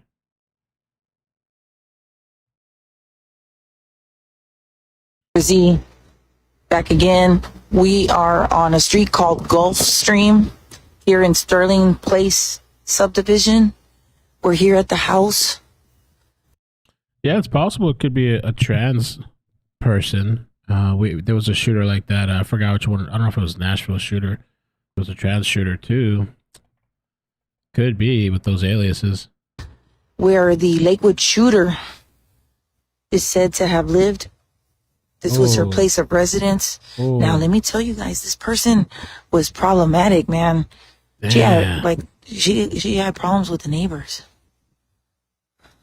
It's like that post we're just reading, terrorizing the neighborhood. They're inside the home. We're here in Conroe, Texas, where the Lakewood shooter lived. Wow, look at the feds out What's there. up with it, Hood News Peeps? Is your girl Grizzy live here in Conroe.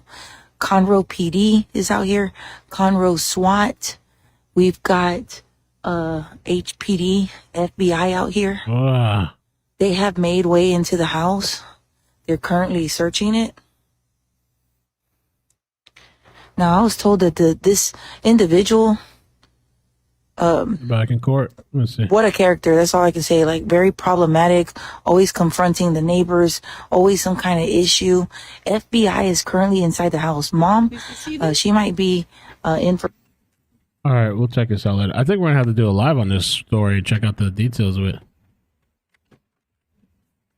All right, so they're back. I'm going to get it on screen. Right before we took the break, I asked you if you told the A little behind. interviewers, police or whoever, in June that you thought you paid cash. Yes. And you didn't remember, right? No. If I showed you a copy of your transcript, Hey, everybody, welcome. Thank you guys for the heads up on the court being back. I guess the other channel's behind that channel I was ask looking at. you again to read what you need to, but this will be what I'm asking you about.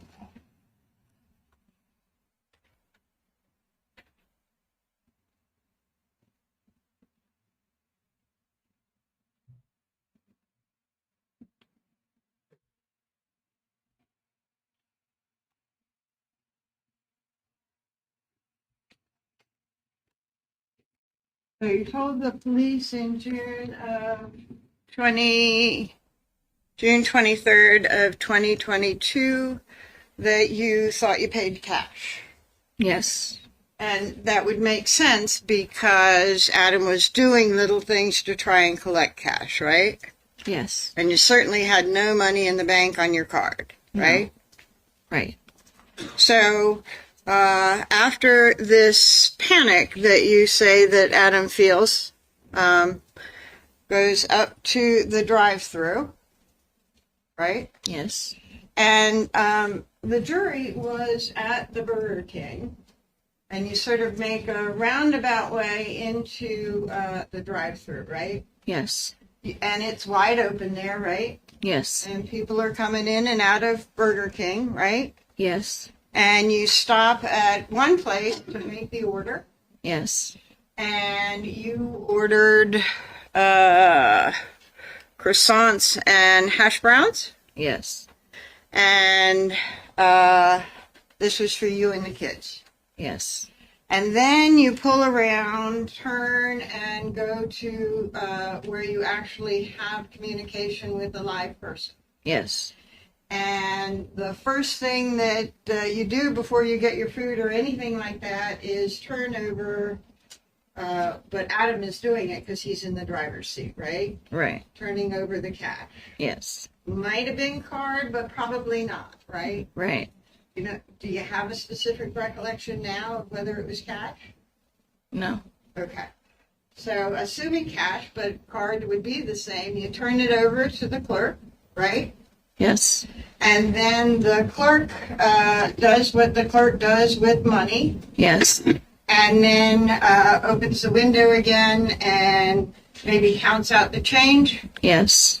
And Adam would be there with his hand out and change being counted out into his hand, right? Yes. And then maybe that change is handed to you so that he can then reach in again for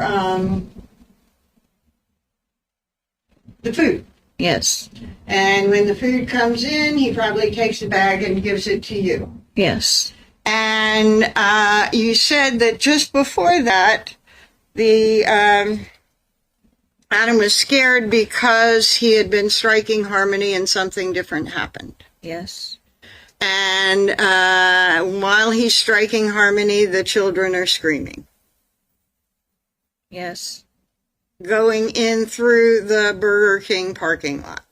Yes. Going through the Burger King order spot. Yes. And going through the Burger King drive-thru. Yes. And you did not do anything, as you said, with Harmony. Right. Right. She was just laying there in the back. Yes. And right there as he drives up to the clerk at the Burger King parking lot. Yes. Okay.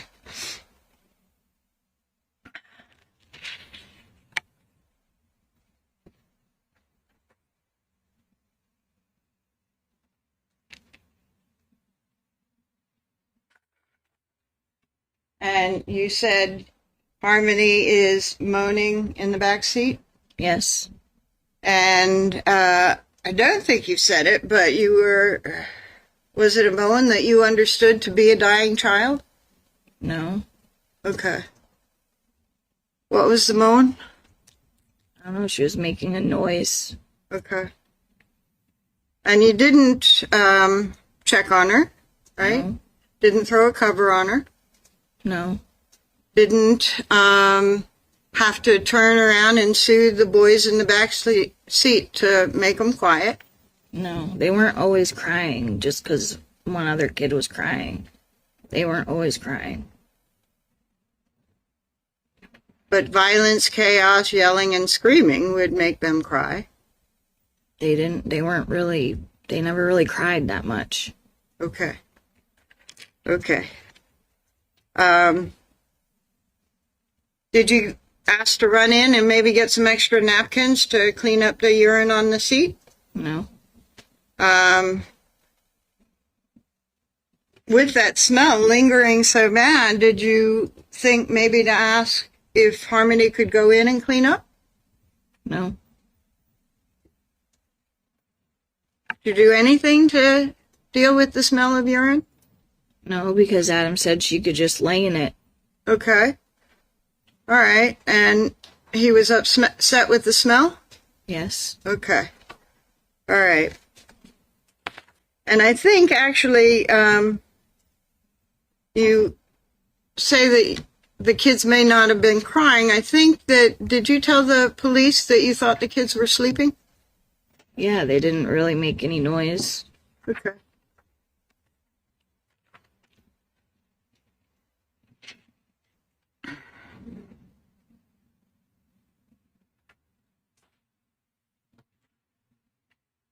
Kayla, that assault never happened, did it? Yes, it did. Okay. Well, you describe physically trying to stop him, Adam. Yes. You describe verbally trying to stop him. Yes. nobody wants a person to strike and hurt a child, Right. especially a 5-year-old child under your care. Right. And you cannot allow that to happen. You can't sit by and allow that to happen, right? Right. Okay. But you said that you stopped trying to do anything because he looked at you with the face of pure evil. Yes. So you just got scared and shut up, right? Yes. Because his face was pure evil, right? Yes. And pure evil, a person with pure evil is not someone you want to protect. No. And a person who is pure evil is not someone that you love. Well, that's hard to say. Okay. A person of pure evil is not someone you want raising your children. Right. Okay. And you would do anything to get your kids away from pure evil. Yes. And even though Harmony was your child, you felt the same about her. Yes. She was pretty much your child. Yes, I helped take care of her. Okay.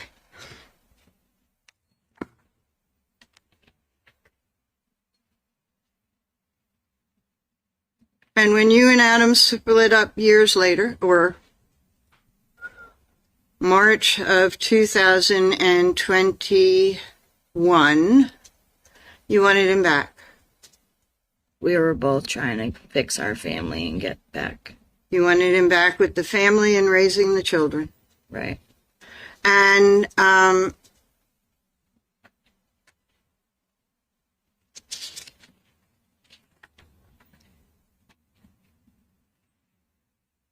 when you were sitting in your cell thinking about this and reliving it, and you wrote that note about your thoughts about what you wanted, you indicated that the children needed Adam as well as you, right? Right. And that's not the face of pure evil. Right? No. Okay. So,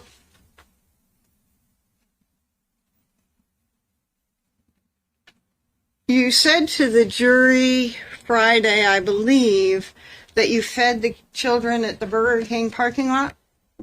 Yes. Okay. We were leaving the parking lot. As you were leaving the parking lot, you were feeding them? Yeah, I handed them food. Okay. Who'd you hand food? I handed Seamus some food. Uh-huh. I handed Declan some food. Uh-huh. And I reached behind my seat and was giving Harmony the food, but I just put it down, thinking that she was going to be grabbing it. Okay. So, do you remember telling the police that you fed the children at the Colonial parking lot? No, Okay. Did you feed the children at the Colonial parking lot? I don't know. Okay.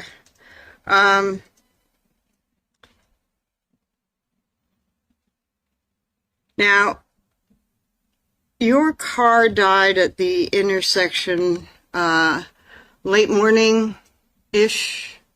Does that sound right? Yes. And you were at the clinic at 7-ish? Yes. Okay, so you were in the Colonial parking lot for a while, right? Yes. All right. And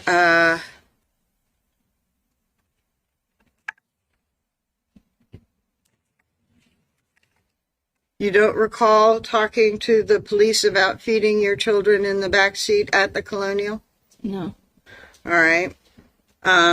First of all, we'll, before I ask some more questions, set up the situation. Declan is in the car seat by the behind the driver. No. You've got Seamus there now. Yes. And so you're having Declan in the middle seat. Yes. And Harmony is on the passenger side behind you. Yes. And Declan is under a year. Yes. And you got croissants. What were you feeding Declan? Pieces of food. Okay. So you would break off a little piece of hash brown? Yeah, something. I don't remember what I was feeding him. And would you hand it to him and make sure he grabbed it? No. You just sort of put it back there? I put it in his mouth. So you would turn around from the driver's side and put little pieces of food in Declan's mouth? No. What? I reached my arm back and put it in his mouth. Because he's in the middle. Okay. And Seamus. Okay, so would you turn to reach your arm back and look and make sure you're getting it in his mouth? I could feel it. So you reach back with your arm and you feel around for his mouth and put it in? Yes. Okay. And then Seamus, you also have to give him small pieces of food, right? Right. And with Seamus, you break off a small thing and you give him and make sure he takes it in his hand, right? Right. And so you turn around and reach over to Seamus and hand him his piece of food. I didn't turn around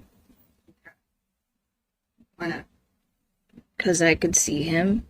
I just handed it to him like that. He was sitting in the car seat. Okay. Right. All right.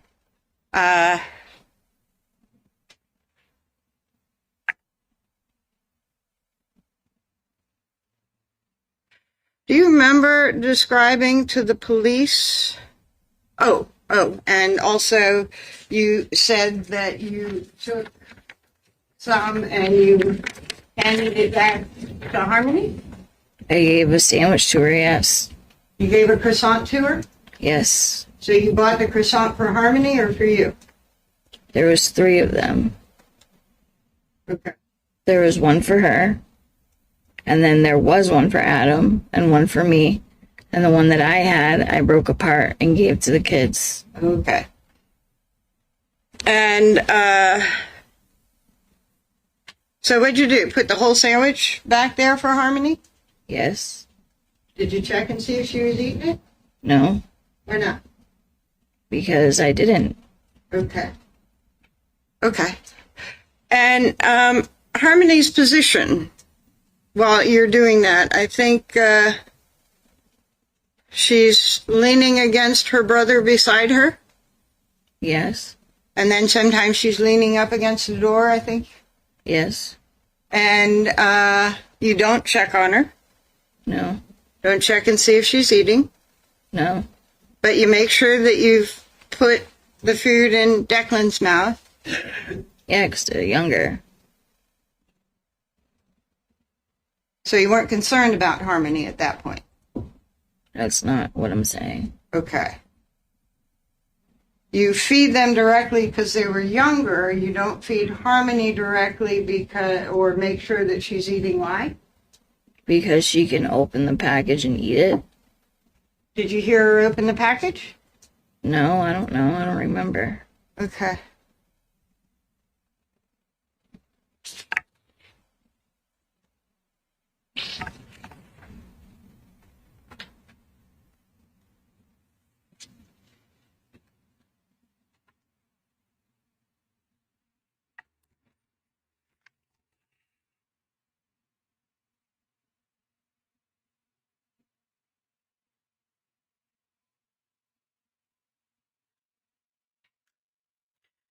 And so after that, you went up to Bodero's to get some drugs. We went to Colonial Village. Sustained. Okay. So when you went to Bodero's to get some drugs, Overruled. Council approach.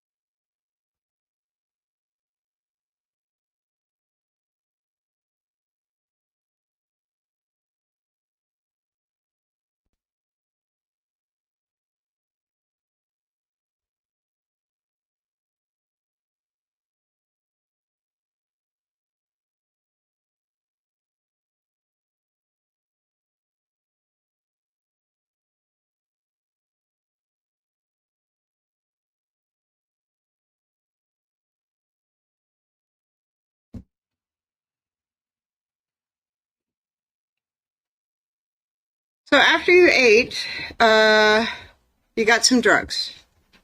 I don't remember doing that. Council You remember approach. having- Council approach.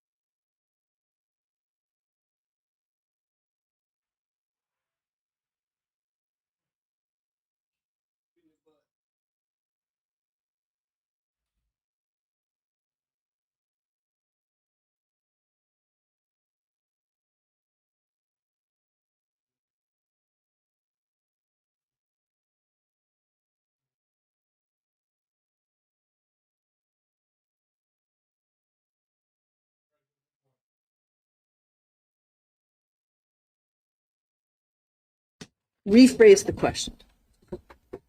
And after you ate, you and Adam did some drugs. Yes.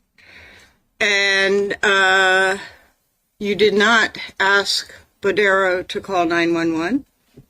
No. You did not ask your friend Bodero to come out to the car to maybe help you while you checked on Harmony. No. You did not ask to take Harmony up to Bodero's apartment to maybe clean her up and make sure she was okay. No. Okay. And fair to say today you don't know where you got those drugs from? We were always at Colonial Village where he lived, and he's the one that we got drugs off of. Okay. And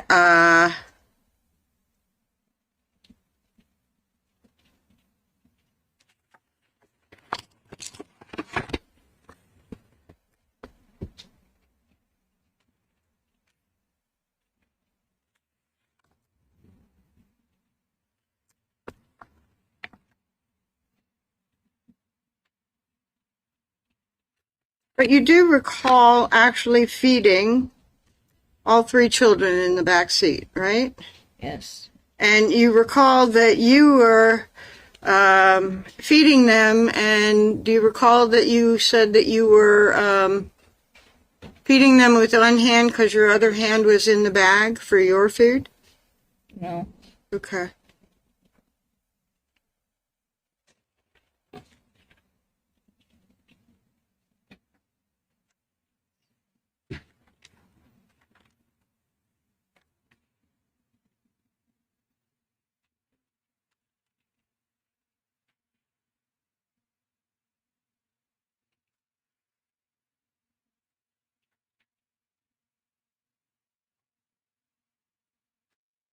So let's talk about why you left the Colonial.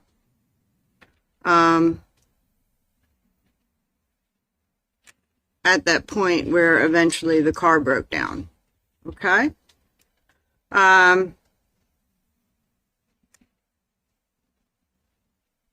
Did you have concerns about Harmony in the car at the time that you left? No. Did you look at Harmony at all in the car before you left? No. And you said that he, Adam, struck her God knows how many times. Yes.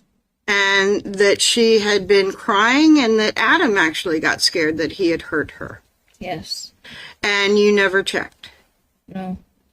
And you described on direct when you were talking to the state that whenever you all were out in public, Harmony would be covered up so no one would see. Right. That wasn't quite true, right? Not in the beginning. Okay. And not at Burger King. Yes, she was under the blanket in Burger King. Okay. Do you recall saying that she had a blanket on her lap No. when you were feeding her? I just knew the blanket was there. And that you put little pieces of food on her blanket that was on her lap to feed her? No.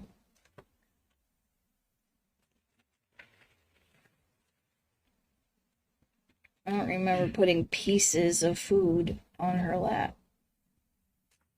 Just sort of toss back a sandwich? Yeah. Okay. And you had no concerns about Harmony?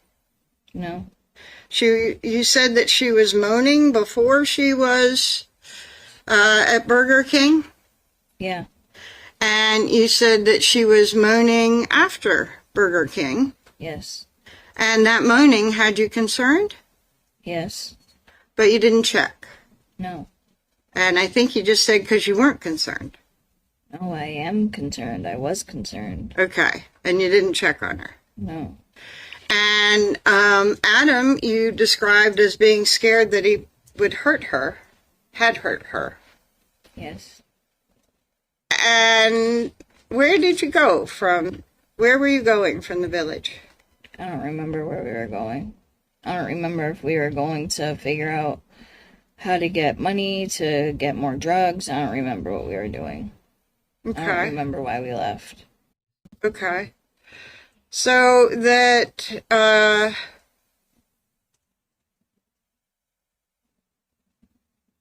if this were true, then Adam would be driving around with a critically injured child in the back seat in public. Right. And it would have been a pretty important place to have to go for him to take that sort of risk of driving around with a critically injured child in the back seat. He didn't care. Okay. And you did or did not? I felt like I had no say. Okay. Anytime I said something, I'd get yelled at. Okay. And then,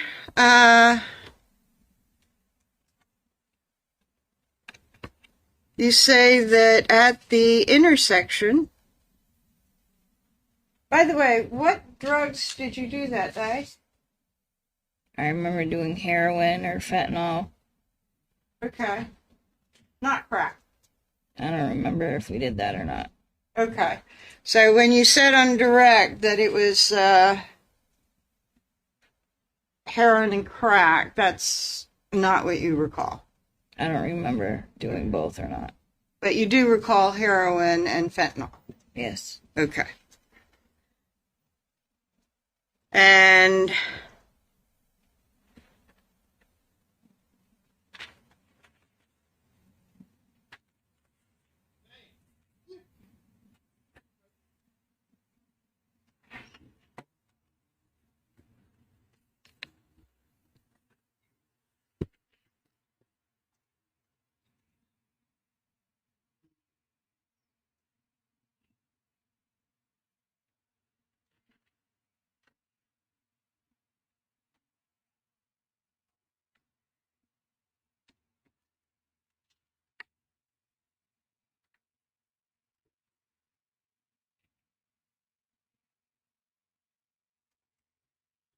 so we discussed timing with the Colonial at 7 and then the breakdown late morning, right? Yes. So you were at the Colonial for a few hours. We were at the clinic at 7. And then Burger King and then the Colonial.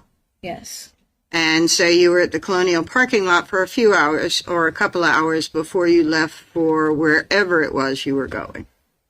I don't think we were there that long.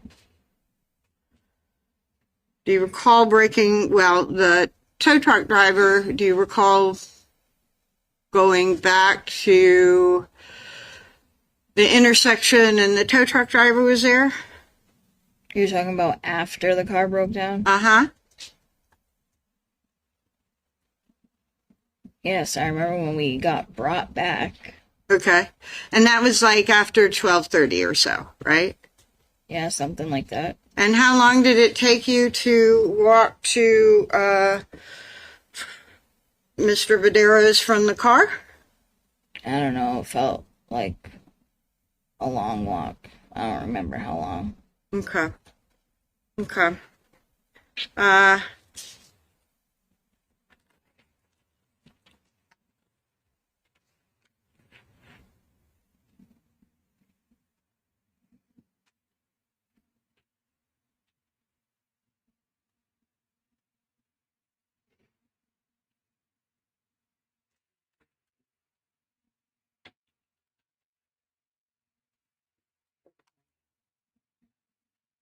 So, let's see.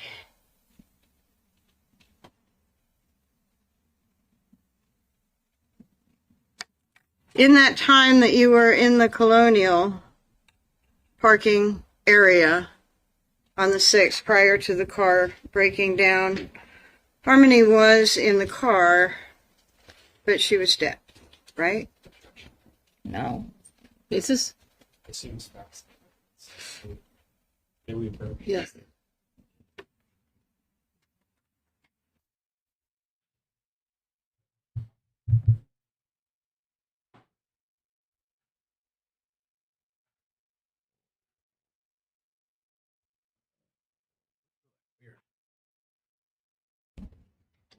Sorry. Harmony was on the 7th, between your 7 o'clock session at the clinic, dosage at the clinic, to Burger King, to the parking lot, to using drugs, to late morning driving away. Yes. Harmony was dead in the car, right? Not throughout that whole time. Pardon? Not throughout the whole time. She was actually in the trunk of the car, right? What? Were you and Adam planning or trying to figure out what you could do with Harmony because she had died? No, that didn't happen yet. Okay. Okay. So, Didn't even make any sense. somewhere Oh, important, oh. you had to go with Harmony in the car. And you break down at the intersection, right? The car I didn't does. have anywhere important to go. Okay. So at the intersection, there's Webster and Elm Street, right? Yes. Elm Street is a big road, 4-lane. Yes. 4-lane in the sense that it has turning lanes, right? Yes. And Webster is smaller, 2-lane. Well, it was still 2 lanes where we were. Yeah. Yeah. And then it changes. And so you were on Webster getting ready to get onto Elm Street. I don't remember which way we were going. But I knew we were at the light. At the light. First car at the light. So you don't know if you were in the 4-lane part or the 2-lane part of Elm Street or the 2-lane part of Webster? We were right on Webster at the light. Okay. And the light turns green and the car doesn't go. Right. And there are cars around you Yes. honking, Yes. looking at you. No, they were just figuring out why the car was there. We had to keep telling them to drive around. Okay. So you and Adam are sort of waving them around? Yes. Or you're waving them around? I was waving them around to go around the car. Okay. And Adam, I think you said, got the duffel bag out of the trunk? Yes. Because the duffel bag was in the trunk, right? Yes.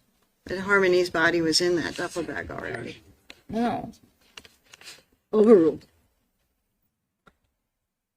You tell Adam, well, I think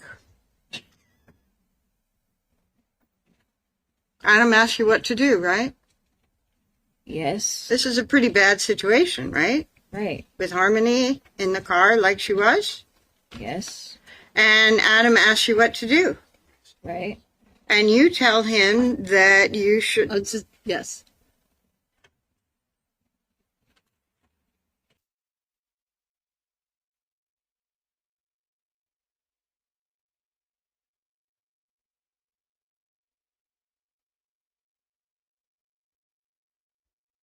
Wow, Reaper, thank you for the 5. Says Casey Anthony is an angel compared to this lump of dirt.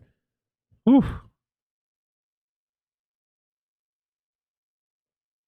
I guess she's trying to catch her in contradictions. I've been trying to like tune in a little bit while I was getting things sorted. I gotta get a couple things sorted here, but oh man.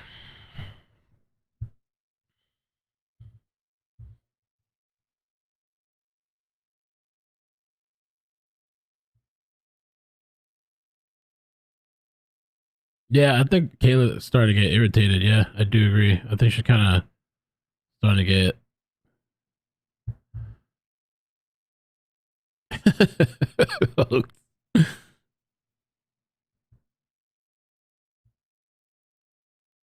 This is the cross. Yeah, they've been doing it. So they've been at it since Friday. Well, Friday was prosecution, then cross. So you tell Adam that Sustained. We'll approach if you want to approach. They have a lot of problems. Prosecution don't like this. Let's see, where's the other camera at? See if I can get it to work.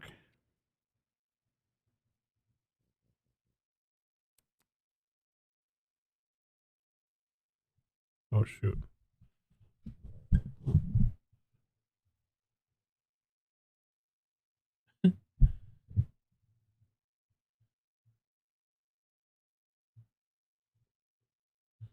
Gonna have to play around with it.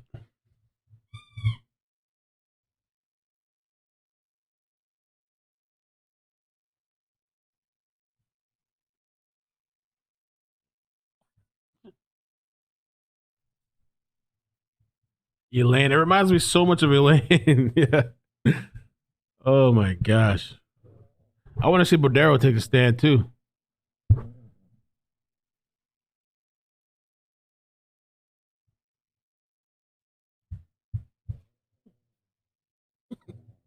He always looks at me like as if he's in trouble, and then when I look away, he continues. Hey.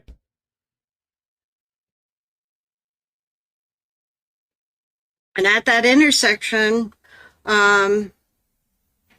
you all pack up and go to Badero's, right? Right. And that was your idea. No. It wasn't? No. I'm going to refer you to, I'm going to approach first, Your Honor.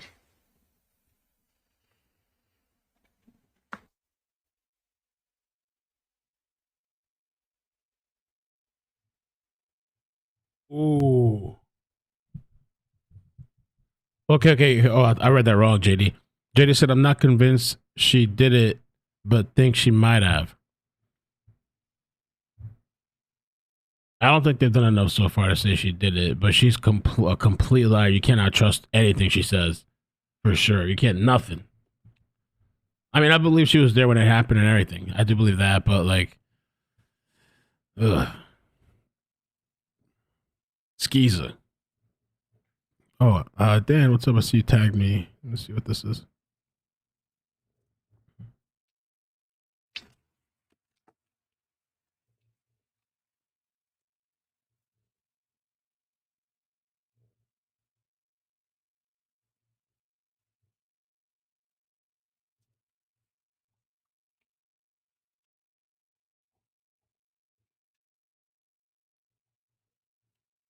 I'm going to show you a copy of the transcript of your June 3rd interview. I got something interesting to show you guys when they take their lunch break. Dan tagged me in this. I'm going to move this clip a bit because it might be hidden. With regards to this story. And ask you again to review a portion of it, and I'm going to ask you a question, and that is the area. Page 50 for the record.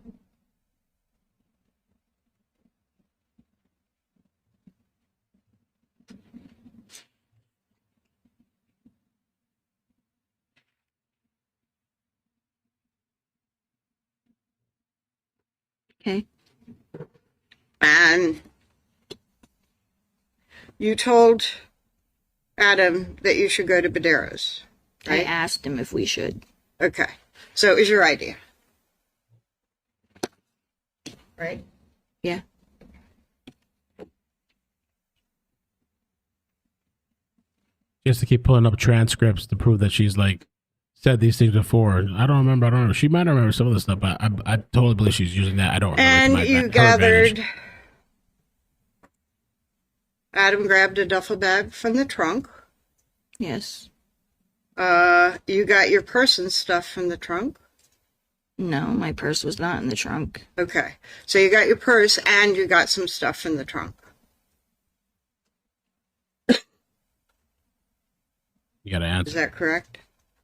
Yes. Okay. Oh, she shook her head You no. but said got yes. some diapers for the kids, Yes. and you couldn't take too much with you because you were walking with all the kids to Mr. Badero's. Right. And you can't wait around for any kind of help because you have to get Harmony's body away from that car as soon as you can.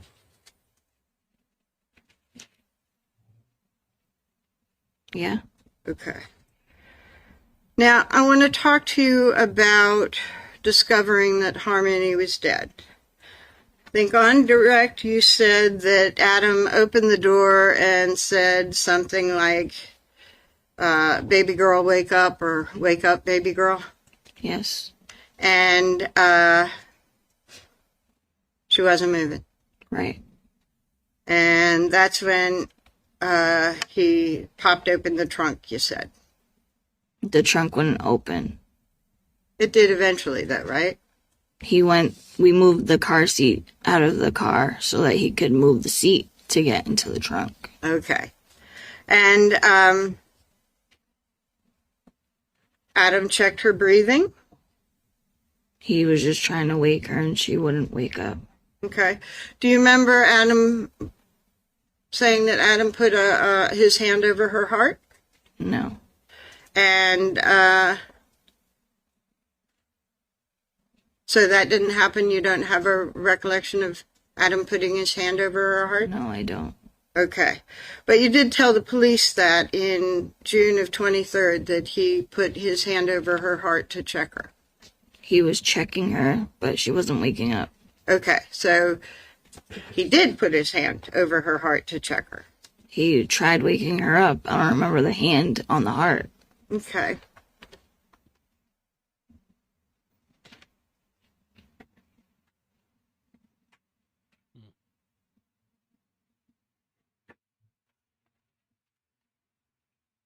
I wonder what the jury is thinking about this.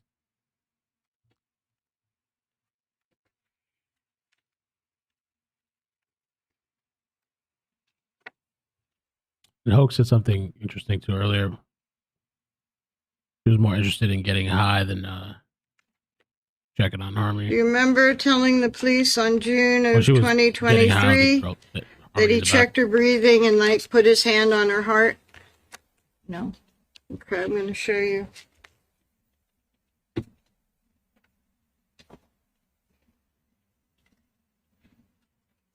Copy of that same transcript, okay? Yeah, pull out the receipts. And ask you to review that paragraph there, okay?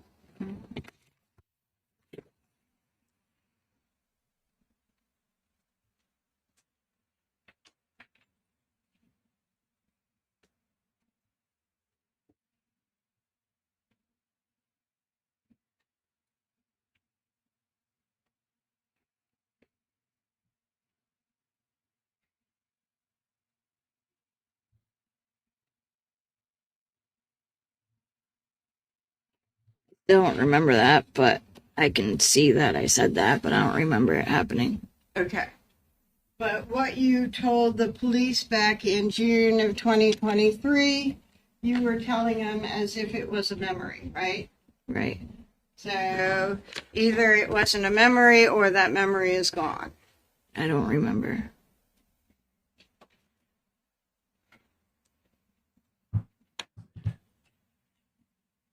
And you also checked Harmony, and she wasn't breathing.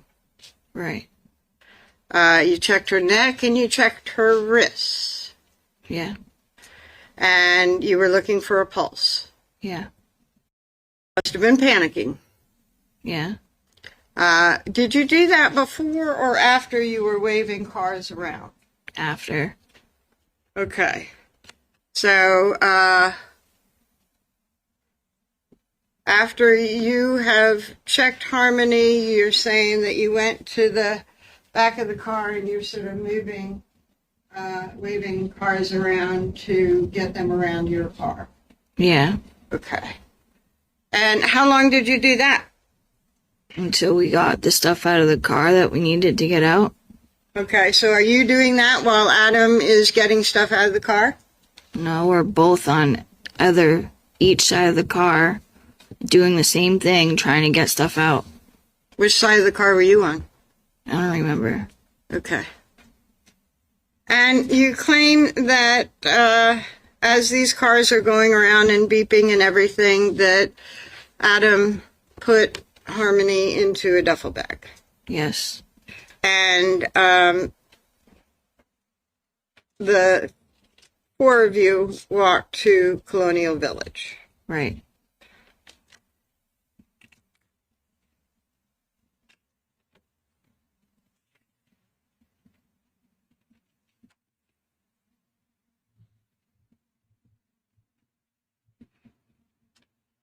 Now, on direct, you said that you never saw Harmony bleed. Yeah, I didn't. Okay. Did you ever see blood on her? Not that I remember. Okay. And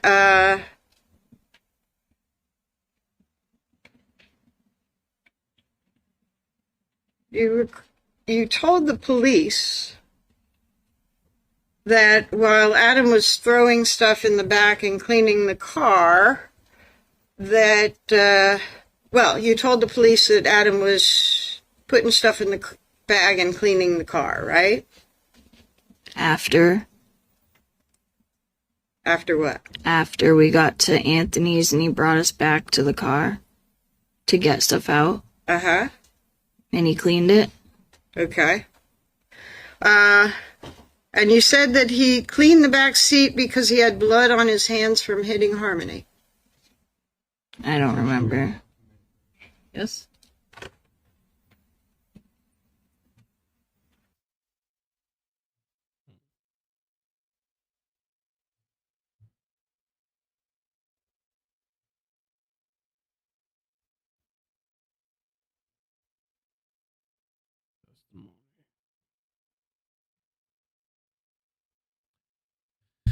So looks like this is going to be an all day thing again.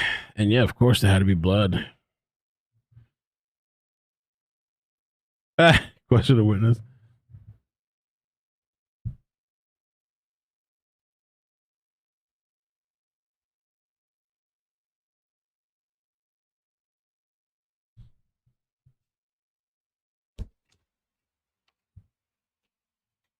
You were asked what Adam was cleaning, and you said that the back seat because he had blood on his hands from hitting Harmony, right?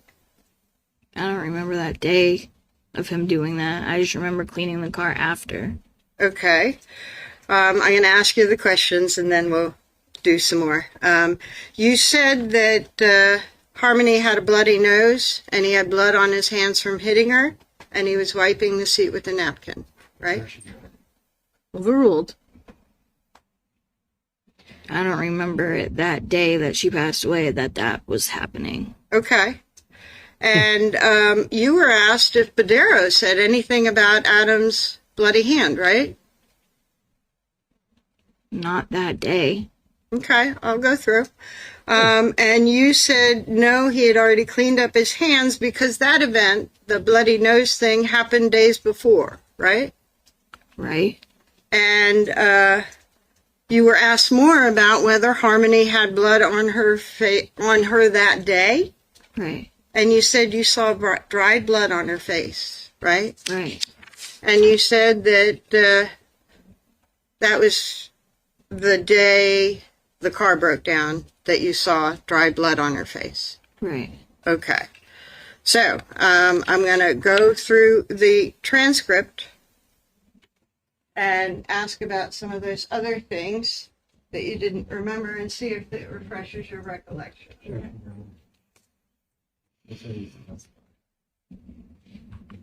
Approach. You're going to take it through everything. We're going to catch you on every single bit of detail that we can. try to catch every lie and point it out.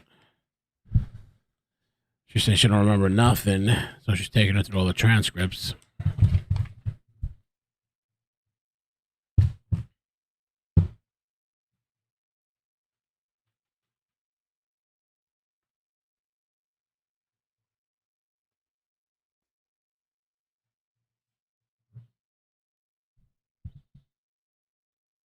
Thank you, MJ. Appreciate that.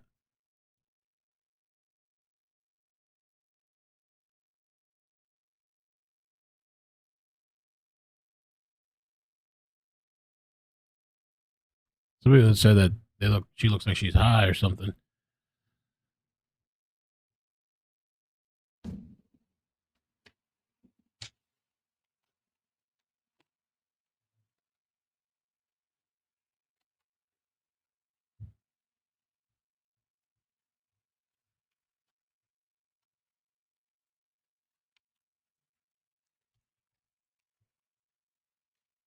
I'm going to show you. Again, it's that transcript from June 23rd. And Thanks, Tina. Oh, waiver of double jeopardy. ask you to review portions of that transcript. And I'm going to show you 229 Stina said she handed the baby a croissant while the baby was down dead. to all of 229 and 230.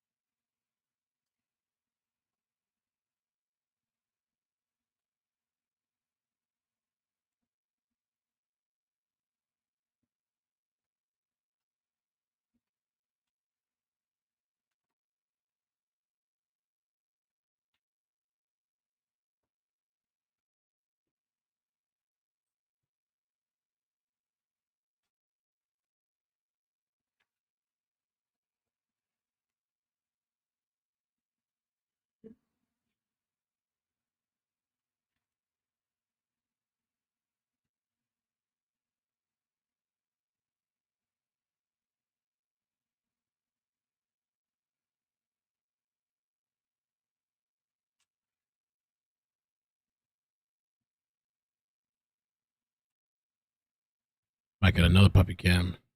Gotta wipe this desk down first, though.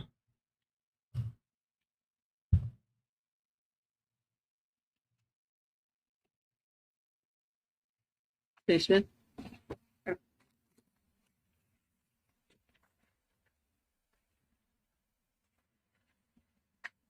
That help refresh your recollection? Yeah. And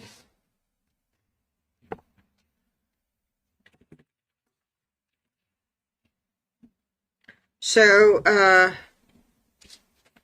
you did tell the police that Harmony had a bloody nose and had blood on it. He had blood on his hands and was wiping the seat with a napkin. Yeah, but that happened days before. Happened before she died. Sure. But the wiping was on when the tow truck driver was there? Yeah, when we went back to the car, Okay. I remember cleaning. Okay. And it was for the blood that was on the car? I don't remember what it was for. Adam just wanted to clean it. Okay. But you recalled that you did see blood, you said, on Harmony's face, Yeah. right? And it was that day, right? Yes. And where you saw Adam cleaning was around the area that Harmony was sitting, right? Right. And you said that Adam had blood on his face that day? I mean, on his fist that day? Yeah, on his hand. And that Harmony had blood on her face? Dried blood, yeah. Right. But not from days before. Are you saying she had dry blood from days before? Yeah, she had dry blood on her face. From days before. Yeah. And you never cleaned her face for days? Damn. No, you just kept her under the blanket.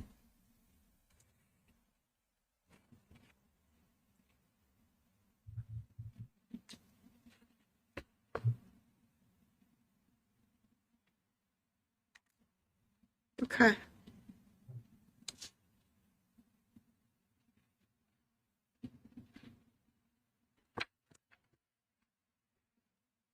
Now, you said yesterday, Friday, that you and Adam had talked about what to do together. Is that right? Do you remember that? Yes. And that you sort of came together with the plan to say that Adam had taken Harmony to her mother's. That's what Adam told me to say, yes. Okay.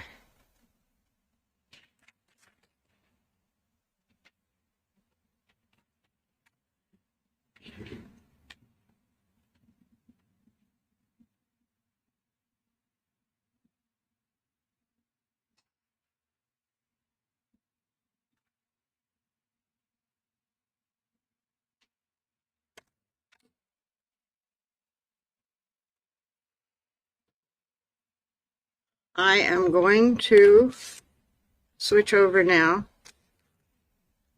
to when you go to fit. Okay?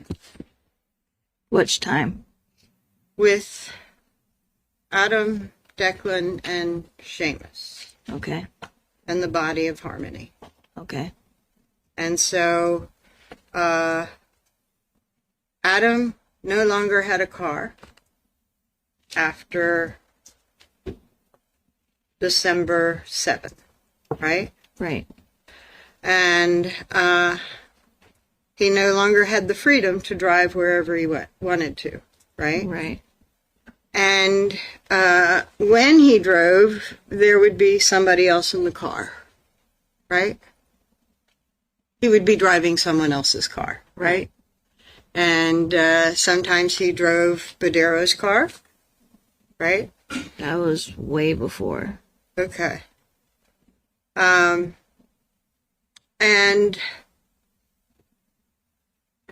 you still didn't have any money, right? Right.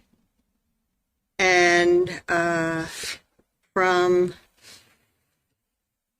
2 days in Badero's car, you go to your mother's. Right. And I think you actually go to an aunts or something, and from there, your mother comes over and gets you off. Yes.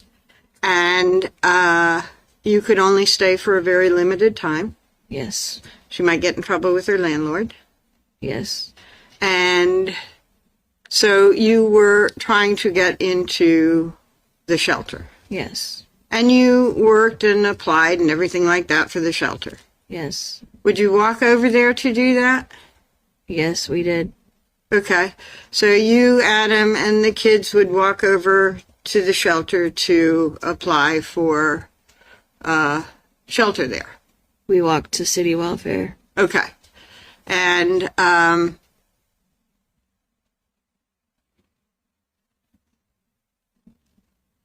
would you, Adam, and the kids be in the office all together making the application?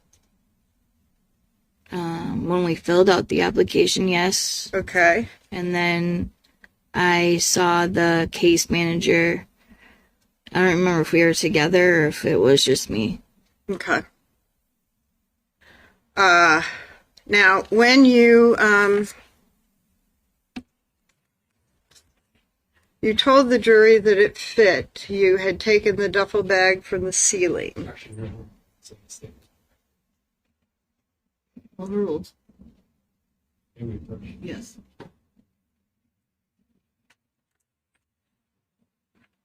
So is the defense trying to imply that Harmony had passed before the time Kayla's saying she passed? with the whole nosebleed thing. That she had that nosebleed dry for days, and that they didn't clean it for days, and the whole blanket thing.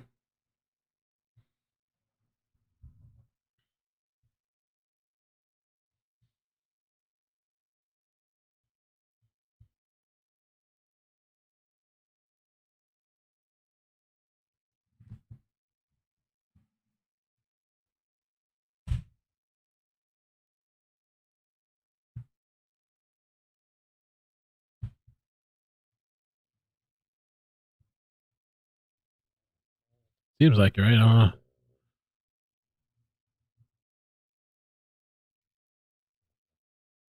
Charlie says yes, that Kayla killed her during the night when Adam was gone. Interesting. And they're trying to point out how Didn't bad she realize treated I'd said all these it. kids. Adam took the duffel bag down from the ceiling, right? Yes. And Adam was the one that put the duffel bag in the ceiling in the first place, right? Yes. And you said that he took the duffel bag down from the ceiling and had it in the shower for hours. Had it in the bathroom. Yes. Oh, was there a shower there? Yes. And did he have it in the shower for hours? I don't remember. Okay. Okay. And from the bathroom, where did it go? To the closet. In what? Trash bag. Okay. And then what? CMC bag. Okay. So it went from the bathroom into a trash bag, one of those big black things. Yes. And from there, it goes into the closet. For how long? I don't know, a day or two. Okay. And there, the trash bag and Harmony's body goes in the CMC bag? Yes. Okay. And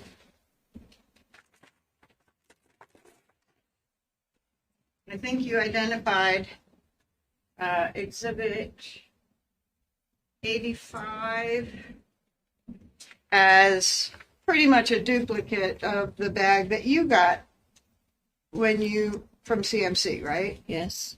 And this is a bag that's given when you give birth at CMC, right? Yes. And it's for diapers and carrying things around for your children, right? Yes. Diaper bag. Pardon? Diaper bag. Okay. And from the CMC bag with the trash bag and Harmony's body, Yes.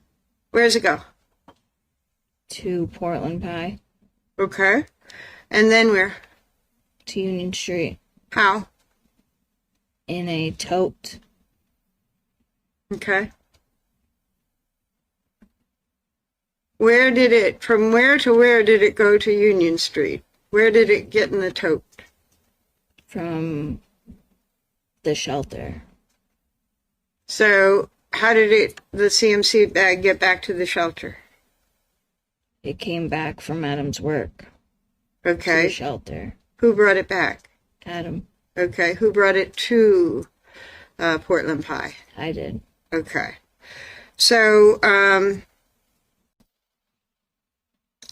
are you saying that it's in the CMC? There's a body in a trash bag in the CMC bag in the tote Not in the tote at the time. when you go to Union? When we go to Union, yes. Okay. And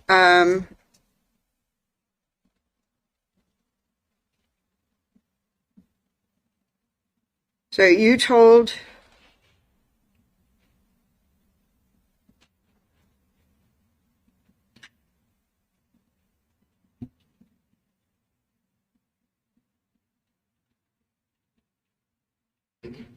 okay.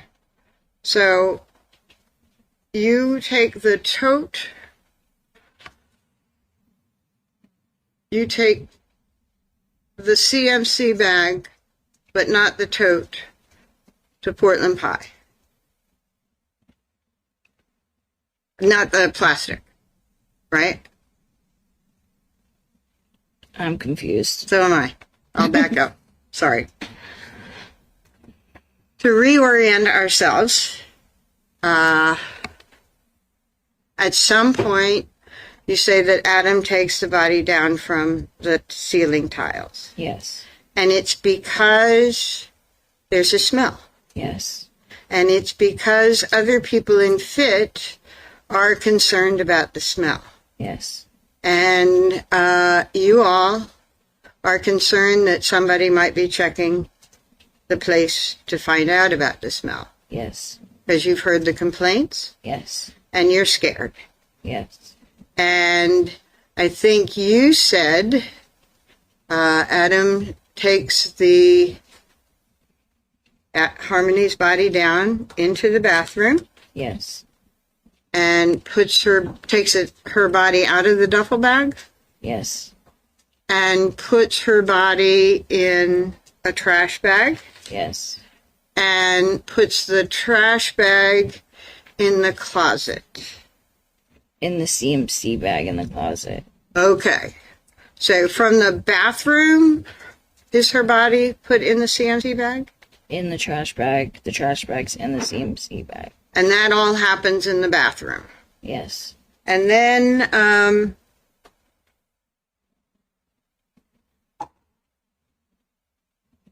you said, I believe on direct, that Adam tells you to take the CMC bag to Portland Pie. Yes. Tell me about that. He had asked me to bring her body in the CMC bag to his work at Portland Pie When? while we were at the shelter. Was it right after you say that he put the body in the CMC bag? Yes. So, like the next day?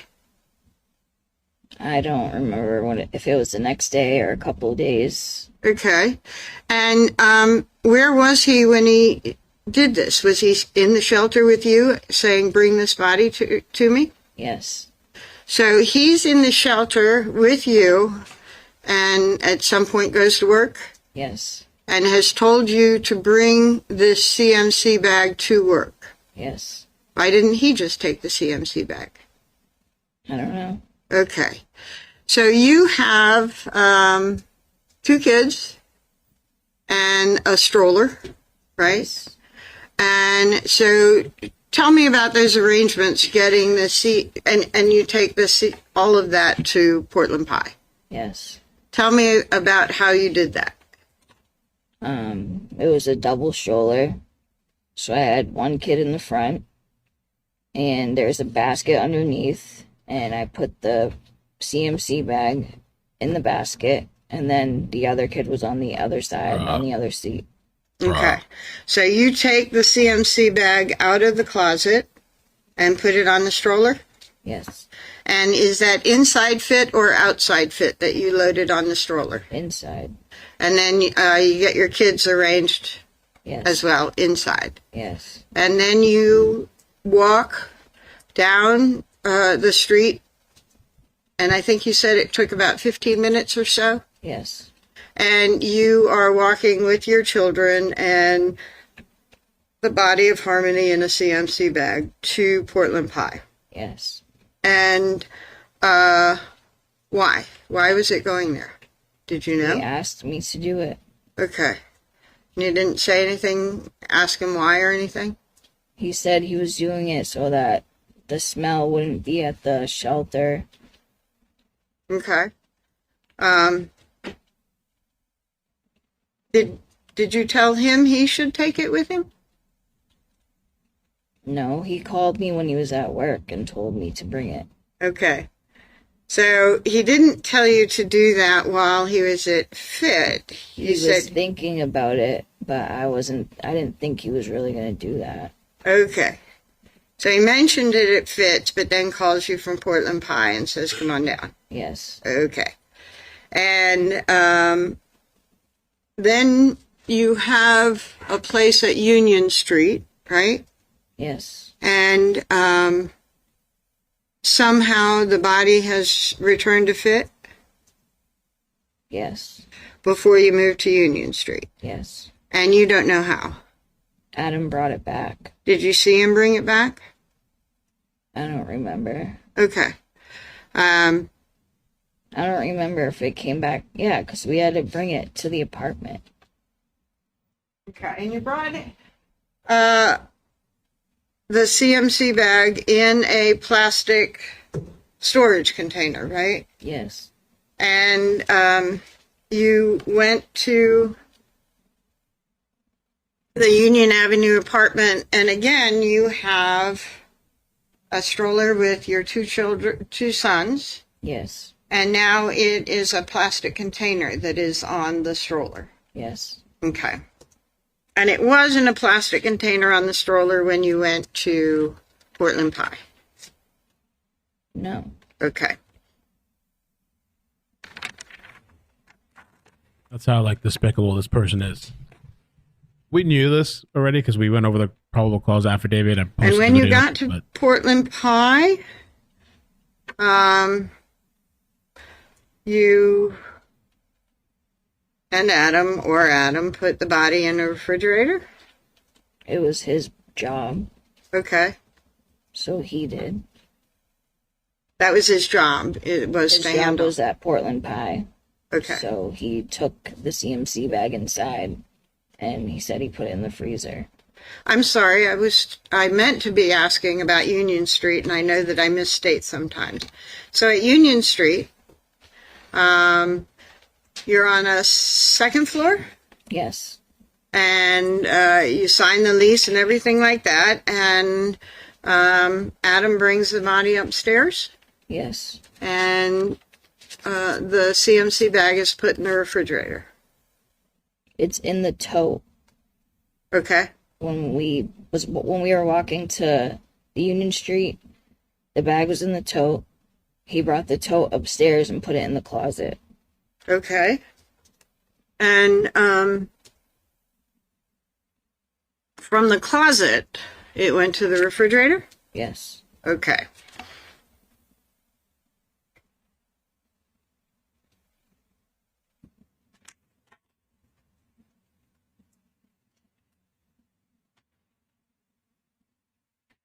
Earlier, before I was specifically going over your activities at FIT and Union and Portland Pie, I had talked to you about a conversation that you had with Detective Dunleavy after the June 3rd interview, right? Yes. And you said that you had gone up to him and said that you had forgotten to tell him during the June 3rd interview that you had taken the diaper bag from the freezer and walked with it in the stroller to meet Adam at the back of Portland Pie. That's what you told Detective Dunleavy, right? Right. And that you said the bag was there for 1 to 2 weeks, and then it was brought back to the Union Street apartment, right? Right. Okay. A little bit different from what you've just described, right? Right. But I remember bringing it to his job from the shelter. Okay. Counsel, you want to approach?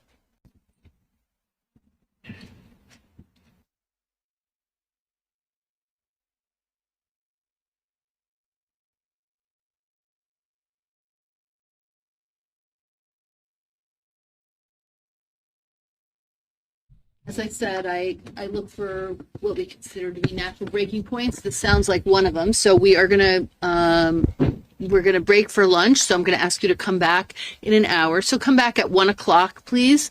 We'll start at hopefully at about 5 after. I remind you, don't discuss the case with each other or with anybody else. Do not do any independent research. Make sure all your banners and notifications are turned off on your phones. No independent research. All right. Thank you very much. We'll see you about 1 o'clock. All rise for the jury. all aboard.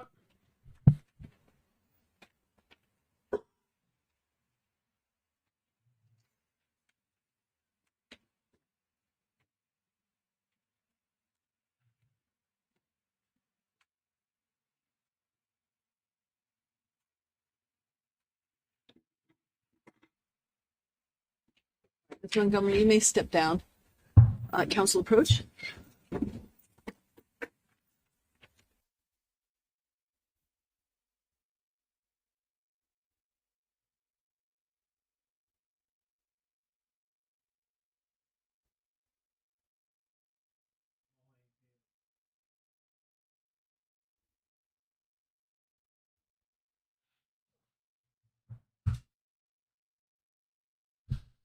Okay. That's what was said during day one. Oh, okay. Oh, Crimson. True that. Okay, good point. Yeah, that pizza place that Adam used to work at, Kayla apparently had brought her own kids in a stroller and Harmony's body and rolled that thing up to that place, to his place of employment. Ricky over there tearing that thing up. What the heck?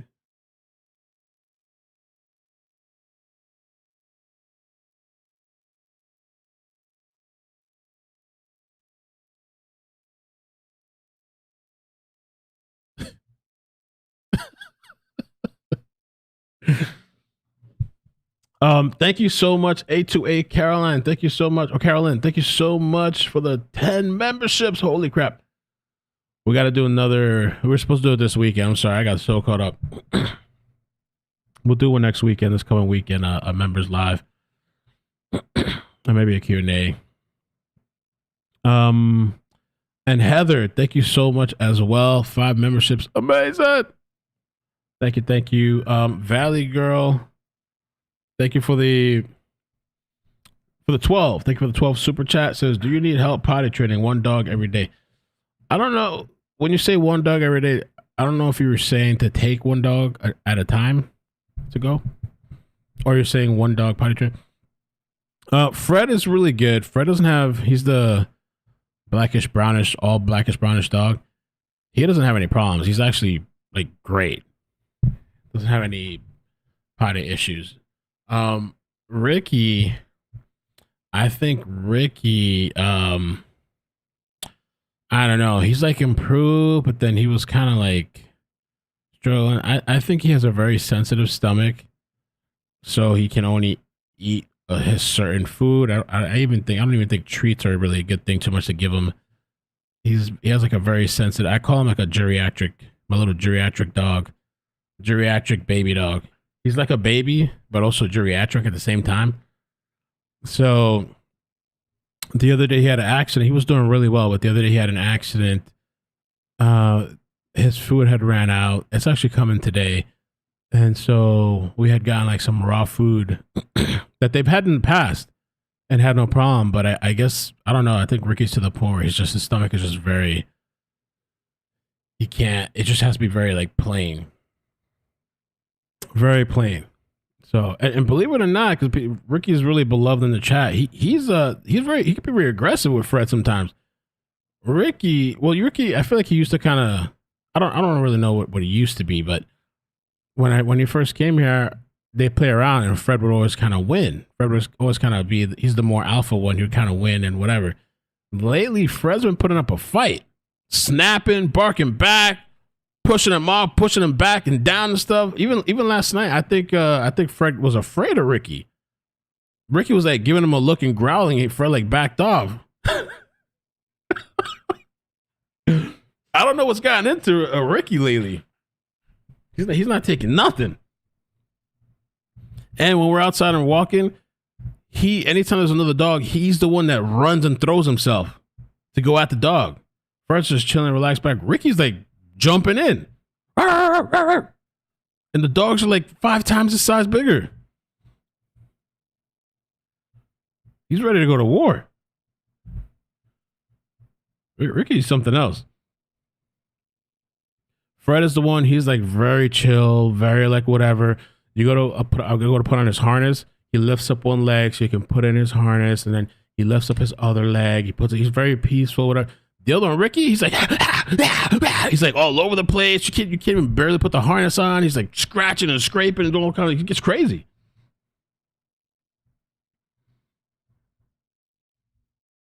And he can never sit still when he goes to sleep and he's all over the place, moving all over the place the entire night. Oh, they do sometimes fight for my attention. Ricky he gets jealous.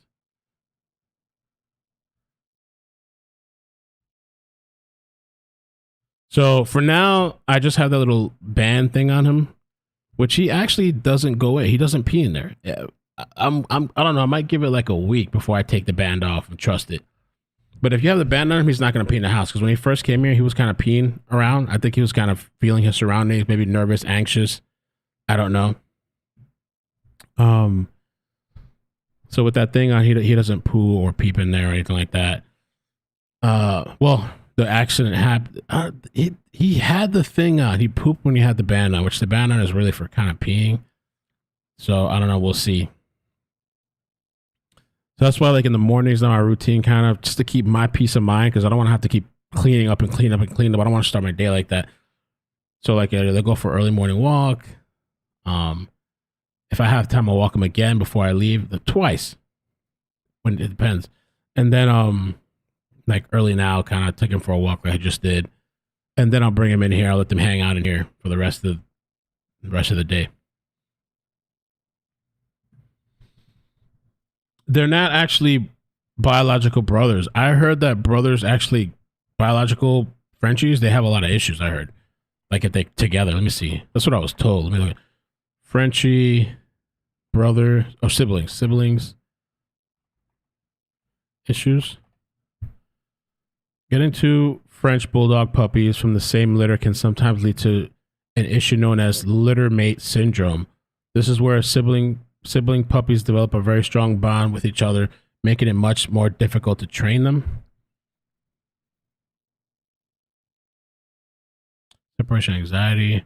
I don't know. So I heard something about sometimes where from the same, they can have issues. But these two love each other. They're like brothers anyway, but they're not from the same actual litter.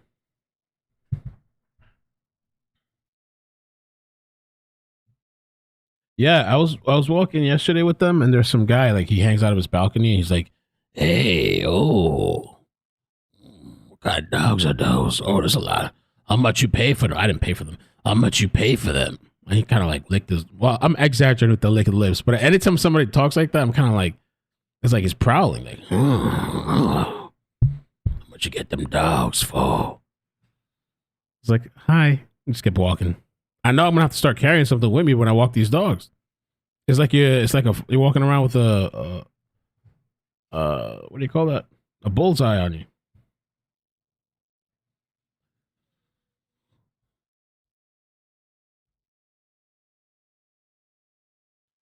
K2 says this isn't just for Frenchies, though. It's pretty much all breeds. Oh, I didn't know that. I'm a dog groomer and I see it all the time. Ah, okay.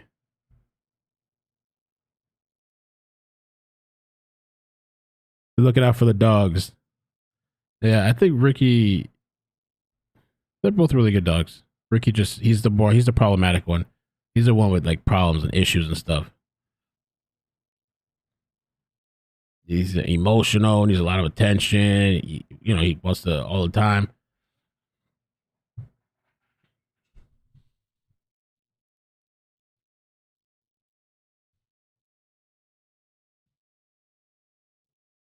The parrot is definitely fake.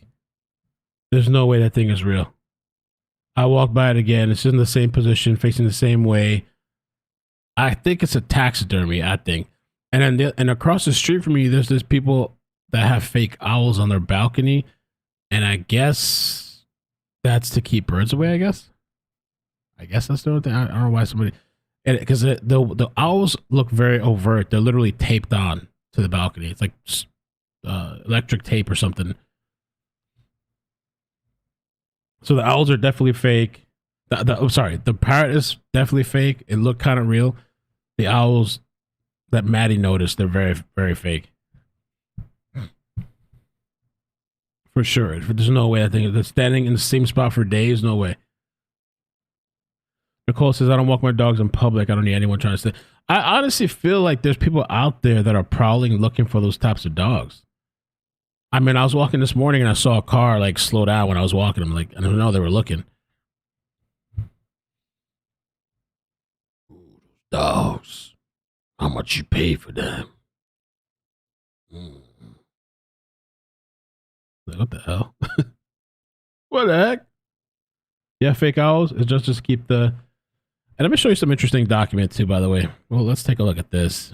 Dan on Twitter tagged me on this. A friend of the channel. He's on Discord as well.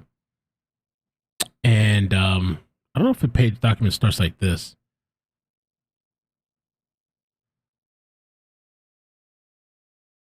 Well, Adam told Leslie about Kayla wanting to sell Adam's body. Well, I got to read this shit again, bro. Hold on.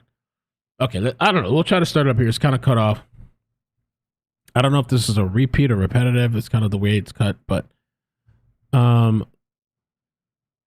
Leslie then told me about a time that Adam came over, March 2020. She described Adam as having no socks, no shorts, and a t-shirt. She found this odd because it was March and cold. Leslie stated that Adam appeared crazy and said that Kayla was trying to sell his body to people for money. Bro. So the favorite thing, maybe there's something to the favors. Yo, Lutford, we got to clip this in together with the other clip. Adam heard Leslie's phone vibrate and Adam ran off while police drove by. Adam then asked if Kayla came by to sell her adult-sized clothing. Leslie then stated between March 2020 and April 11, 2020, Leslie stated that she doesn't know if Harmony left to Florida with her grandmother or the child was sold to the people Kayla was trying to see Adam to. If Harmony left to Florida with the grandmother or the child was sold to the people Kayla was trying to see Adam to or sell to. Leslie stated that Adam appeared to be freaked out on meth. Bro, you know those people on that type of substances, they're doing whatever they got to do to get it. I then went to the back in a timeline and asked Leslie about a time that she might have been in Adam and Kayla's house. Leslie stated that she has been there in their house once to bring in groceries and that the house looked like a disaster. I asked Leslie if the house looked like that of an addict, and I further explained a house that would be very unkept. Leslie stated the house looked like someone that was not in the right brain. Leslie then referred back to when Adam and Kayla came to her house in the summer of 2019. Leslie stated that Harmony was not with them, but Seamus and Declan were with them. Leslie stated that at the time Adam and Kayla came over, Kayla appeared to be pregnant with a third child, but Harmony was not with them. I then asked Leslie about the time Harmony came over with Adam and Kayla. Leslie stated that Adam and Kayla came over about 3 times, but only one of those times Harmony was with them. I then asked Leslie for a timeline again. Oh, this is a repeat now, what we just read. Okay.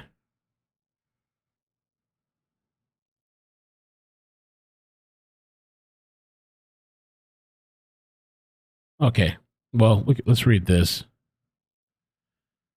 Detective Valenti asked when Leslie came back in contact with Kayla.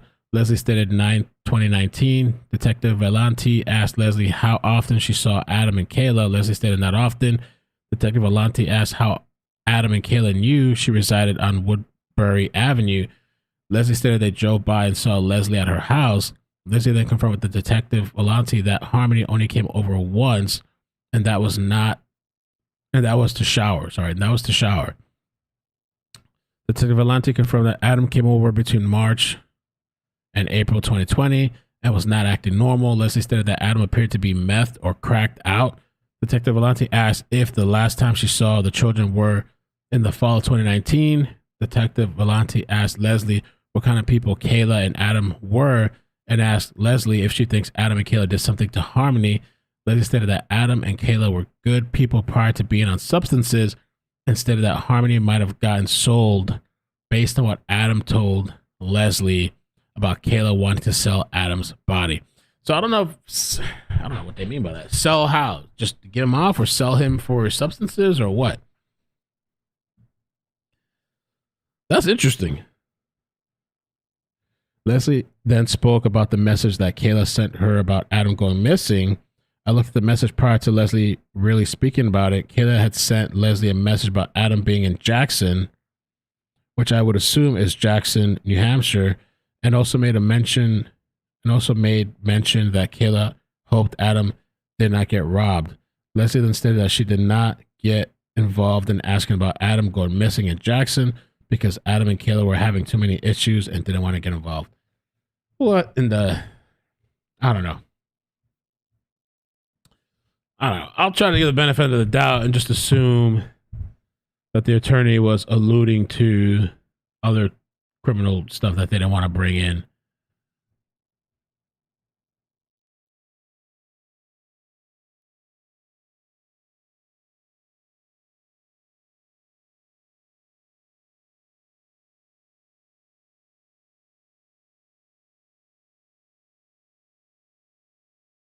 Lakewood Church shooter had pro-Palestine message written on gun.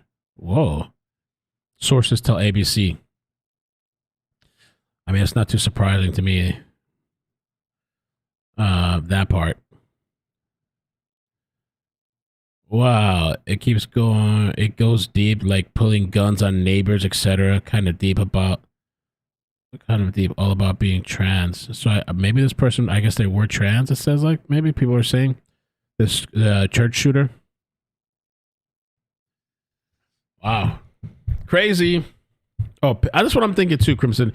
And that's horrible to even think about that when it comes to Harmony. But when she was talking about, or Adam was claiming that Kayla wanted to sell him, that's what I'm thinking too. Pimp him out, right? Kayla wanted to pimp Adam out for substance. Wow. That's probably what it is. Yo, when you're talking about substances and that drug world and people talking about favors, okay?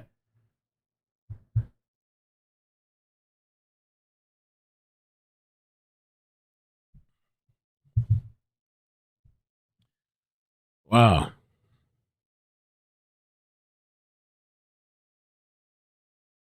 No one has asked it in court.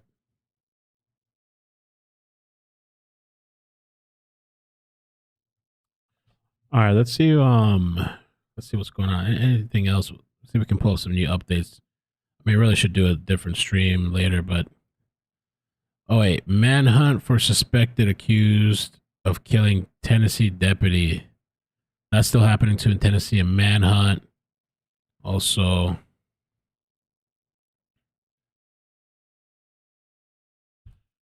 let's see.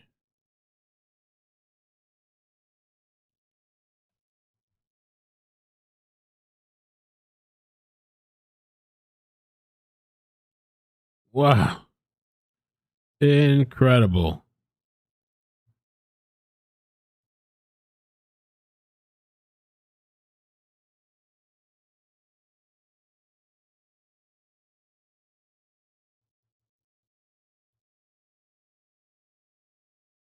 Two people, including a 5-year-old child, are in the hospital after a shooting at Lakewood Church. Well, this happened during a Spanish-speaking service and could be heard on live stream. .com/2024. Repito. Just scary every time you hear it. Police say the shooter was killed by 2 off-duty officers. And this all happened as thousands were packed inside the mega church. ABC 13's Brandon Hamilton is joining us live this morning from outside Lakewood Church. And Brandon, so far, do police have a motive yet? Samika, we still don't know the motive why this woman walked inside of a Lakewood church on yesterday. Lakewood Church, one of the largest churches in the country. But I do first want to get to this new video we have just into our newsroom. What you're seeing is a video from overnight. Investigators at a home that we believe belonging to the suspect in Conroe. Again, the woman in her early 30s has not been identified as of this morning. Again, Houston police say the woman was with a 5-year-old boy when she walked inside Lakewood Church armed with a long rifle and wearing a trench coat. That was around 1:53 yesterday afternoon, and she started shooting. A Houston police officer and a TABC agent were working off duty inside. They were able to return fire, killing the woman inside of the church. We're told the child was hit, and as of this morning, that little boy is in critical condition. A 57-year-old man was also shot in the leg. It is unclear who actually shot the child and the man. We don't understand why these things happen, but we know God's in control, and we're going to pray for that little 5-year-old boy and pray for the lady that was deceased, her family and all, and the other gentleman. But I don't know, it's just kind of in a fog, but, just believe that, we're going to stay strong. We're going to continue to move forward. And Now, HPD Chief Troy Fenner also says you can expect to see increased patrols at places of worship across the city of Houston. And again, just reiterating right now to this morning, we do not know the name of the person. Police say again, that woman who fired the shots inside of church services yesterday. Reporting live at Lakewood Church, Brandon Hamilton, ABC 13 Eyewitness News. All right, thank you, Brandon. We're certainly staying on top of this story. We are still asking Houston police about this shooting, and we will continue to follow this story during this newscast. In fact, throughout the day, really. Ahead at 6:30, during this newscast, and we're certainly staying on. All right, thank you, Brandon. We're certainly staying on top of this story. We are still asking Houston police about this shooting, and we will continue to follow this story during this newscast. In fact, throughout the day, really. Ahead at 6:30, we are hearing from churchgoers who were inside. Wow.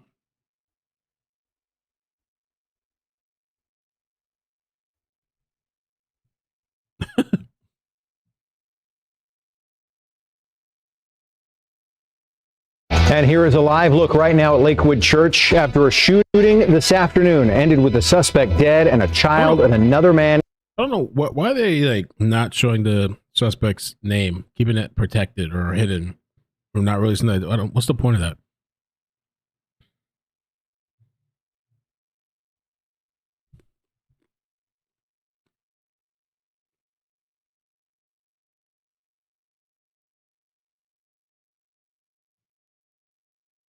Free Palestine written on gun is shooting.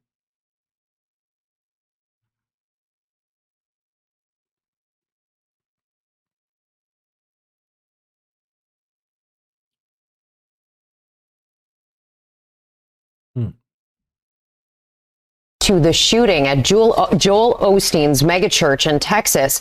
2 people were injured and the female shooter shot dead. Maria Villarreal has that story. Chaos erupting at Joel Osteen's Houston megachurch Lakewood after a barrage of gunfire. I was just walking up the stairs, and when I got on the top, they started shooting. I don't know, I just heard, but it was more than 10 shots. Levi Andrade capturing the moment shots rang out. We're shooting at Lakewood. 2 people down. We need an ambulance. The shooter taken down, but during the gunfire, a young child shot, now in critical condition. We need this ambulance for the child. All of this unfolding just before Spanish service was set to start, with hundreds of parishioners in attendance. She entered the building. She was armed with a long rifle and a trench coat with a backpack, accompanied by a small child, approximately 4 to 5 years old.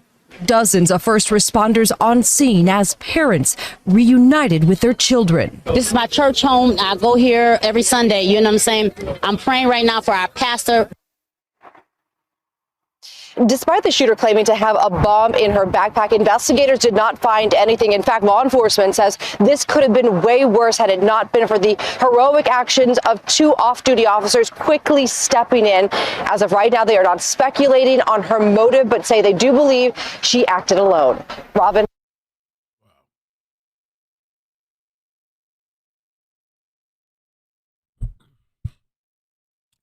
Let me see what Grizzly has on this person too. Oh yeah, she was there last night. Thank you, Nola.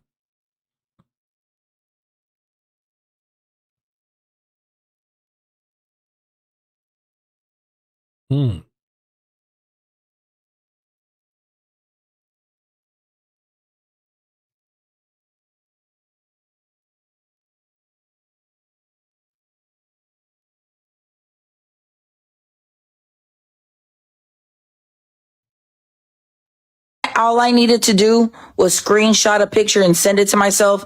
But these iPhones, valen caca. All right, here we go.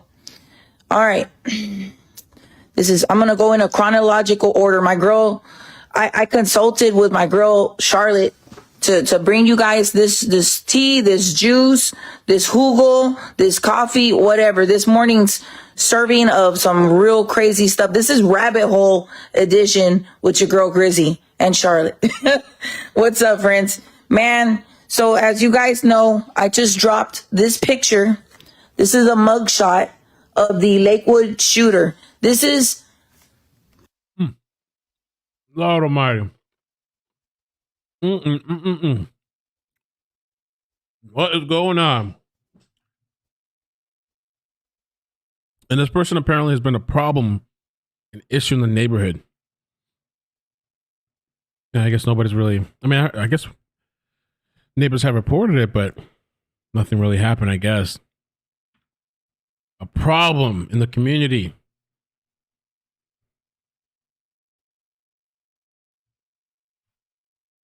This is... I was going to say some stuff, but I filtered myself.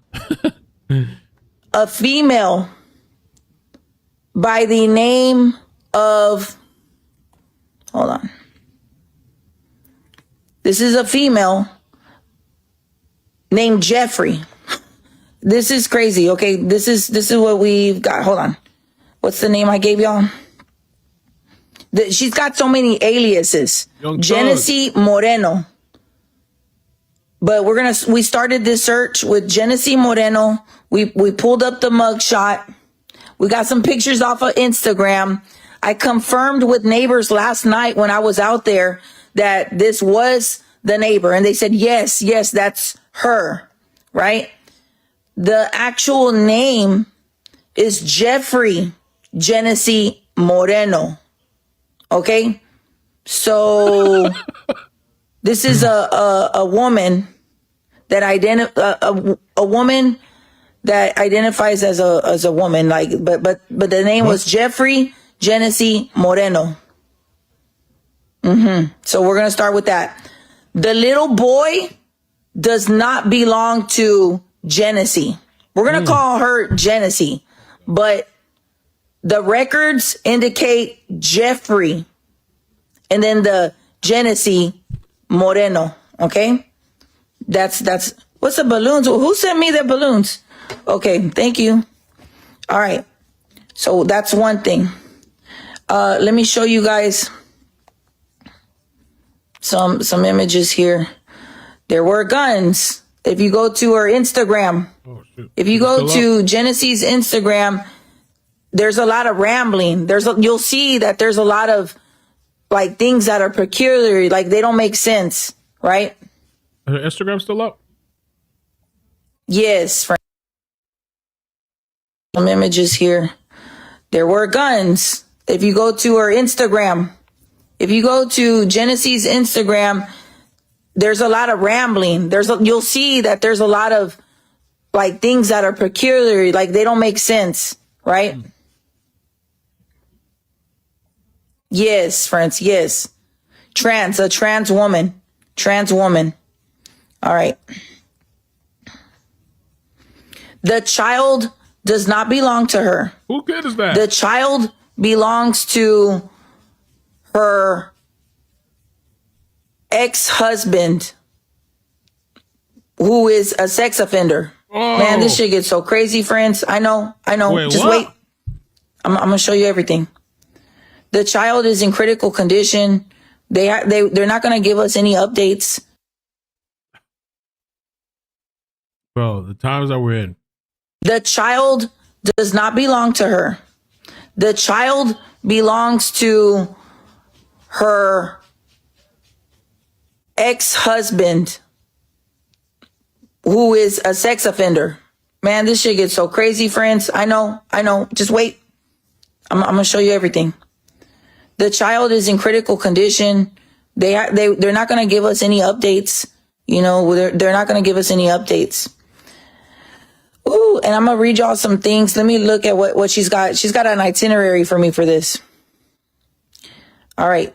So Genesee Moreno, the shooter from Lakewood Church, she married an Enrique Alberto Carranza III. He's a registered sex offender. During the marriage, Enrique fathered a boy child. That's the little boy who ended up with Genesee's child. The child's mother is unknown. This is the husband of Genesee. They were married, and it's possible that he got a woman pregnant during their relationship because of the time framing. So that is the father of the child that was with Genesee when she entered the church yesterday. Okay. All right. So we're that's a little bit of a little bit of that. Oh, almighty. All right. Genesee and the child. Genesee's not the mom, not blood related, nothing. But she adopted the child, I believe, or something like that. And they were, I don't know what happened to the little boy's mom, the biological mother. We don't know. The dad's a sex offender, so I don't know about that. I don't think they can live together. And so Genesee lived with her mother in Conroe, in a house that the mom owned. So the whereabouts of the biological father. That's a good question. Was that guy at the church? Was she looking for him? Father and mother are unknown from public record. All right. And shout out to my girl, Charlotte, because I had the mug shot, but Charlotte and I discussed all night. She backed it up with a lot of stuff, friends. So my girl, Charlotte, did a bunch of investigating last night, and it was like a rabbit hole. I was like, are you serious? Like, it just, look, my nails are gone, y'all. I just had my nails done 2 days ago. I've ripped out lashes in the past. Y'all know how I get. I will rip things out. So my nails are gone. Remember the nice little green point things? Yeah, that's what I did. I couldn't believe it. I couldn't believe it. All right. So I'm going to share some. There's a LinkedIn account. Here's Genesee. More glammed up. Ooh, go girl. This is Genesee. Hey, what's up, Nathan? Thank you, friend. I gotta go check on the guy. All right, that's Genesee. Genesee is like somehow connected to real estate. I'm gonna read out some things that she was saying in LinkedIn. There's even a LinkedIn stuff, like she talked about hate. This is from her LinkedIn profile. The activities, like their commentaries and stuff. It says hate speech includes defamation, tort, and intentional distress. Help me then. I have a 16-page email with lots, and it cuts off there.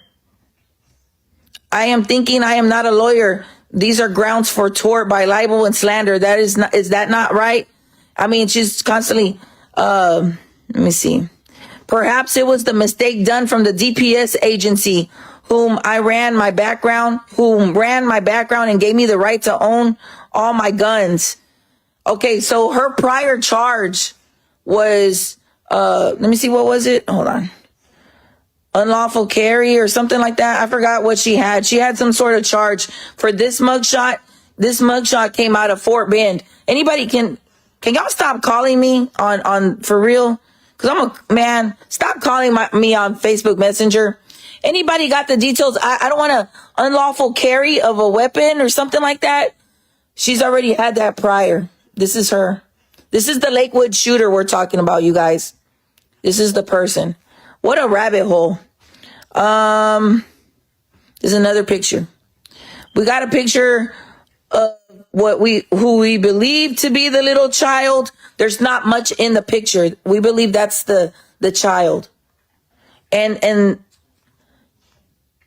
the caption says, I tell him, one is busy because attaining a higher elevation in life requires dedication and hard work. I don't know. It's just like, what? And then here's one where she took the child to the park. It says, unplanned visit to the park and he loved it, although it's 60 degrees outside. Hashtag mom life. Hashtag mother and son. Man. I'm praying for that little child, y'all. Okay, I'm going to tell y'all what neighbors were telling me when I was out there last night. I had a bunch of neighbors message me on Facebook and talk to me in person. She pulled out a pistol on a neighbor, but the only thing that was on the report was a report for threatening. Several people, including one neighbor in particular, has over 200 pieces of evidence. They were scared. This person, Genesee, would confront the neighbors and say, hey, I heard you were talking about me and my identity. And people were like, no, I'm like, somebody would be watering the grass and Genesee would see them at night. Like, you know, when it's summertime, people water their grass at nighttime like I do. Well, one neighbor was doing that and she's like, hey, I heard you were saying this and this about me and my identity. And people would be like, no, I don't, I'm so sorry. I don't know what you're talking about. She would get them caught off guard. And she would literally go knocking on people's doors about this. She was paranoid that people were discussing about her identity, right? Let me read you guys one message from somebody. I need help or suggestions. I'm at my wit's end and have been harassed by my neighbors for over 2.5 years. Too much. It's too much to list. Too many police reports. She has targeted other neighbors also. Police won't do anything because she keeps it just below that line. Something bad is going to end up happening. Something bad is going to end up happening. My husband and I can't take any more, nor can we afford to move. Please help us. Oh my gosh, friends. Yes. And there's more to that message, but I don't want to give out too much because then, I want to keep the neighbors. I want to keep the neighbors safe, you guys. I don't want to expose the neighbors. They said that, and I asked the question, so how was she as a neighbor? And they're like, woo, everybody did that. And I was like, dang, like that's really messed up. So it was always a constant paranoia. And I asked, how was she with the child? When I was out there, I had no clue that this was not her child. I didn't know any of that. I just knew that it was a woman with her son or child with her. So I asked, and people said that she was mean to the child. Like, let's go. Let's like just mean spirited. I don't want to misconstrue anything, but she was mean to the child. And I asked about the mother, her mother, who she lived with, because she lived on Gulfstream. It's a street over there off of Sterling Park subdivision in Conroe, Texas, right off of Airport Boulevard or Airport Road or something like that in Conroe, close to 45 and exit 88, whichever that is. Anyways, so I asked, I said, so what was the mom like? Because I'm thinking a sweet older lady. And they're like, hell no. They're like, she's a bitch. I was like, what? I was like, oh no. So the apple doesn't fall far from the tree. The same attitudes, real snappy, smart ass, all kinds of stuff. So they couldn't count on mom to help keep her daughter under control. Good morning, friends. Yeah, Sterling Place subdivision. Ooh. Somebody, Rizwan says, there is always two covers, one we see and one we don't. Time we living, we judge quick and think less. Only God knows what and why and how and who. Well, I'm here to just tell you what I know based off of the evidence and based off my conversations with neighbors. And the conversations with neighbors are backed up with police reports. Okay? I'm not making up nothing. I have not slept. I don't get shit out of this. I'm not You're not monetizing this page. Oh, that's crazy. Why not monetize your Facebook page?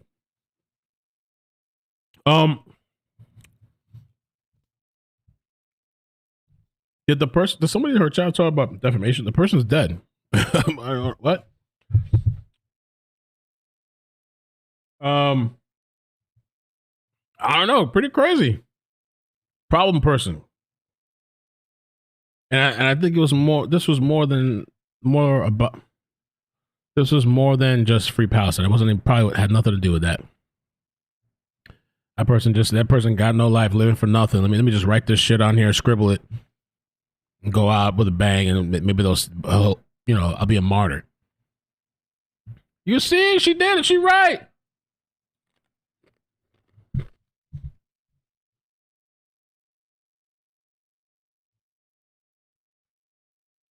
What's this?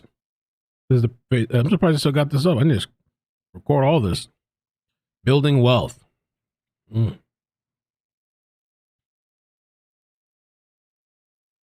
No citizen has a right to be an amateur in the matter of physical training.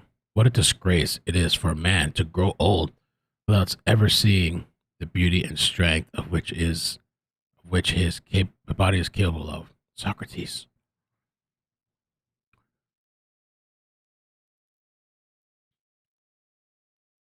Where's the wild shit that they said was on here?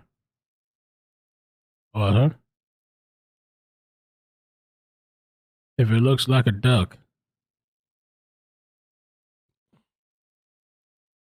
I have not cut my hair in months because I want my long hair back. This was me about a week or so. My hair has only grown about 5 inches. It takes so long. I'm ready to cut it. What happened to you?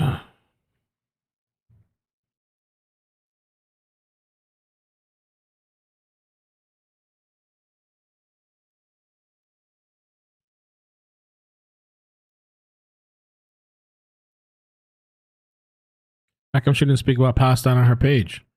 Isn't that the whole, like, don't they believe like silence is violence type of thing? There's a picture that, okay. M planned a visit to the park and he loved it, although it's 60 degrees outside. Hashtag mom life. Hashtag mother and son.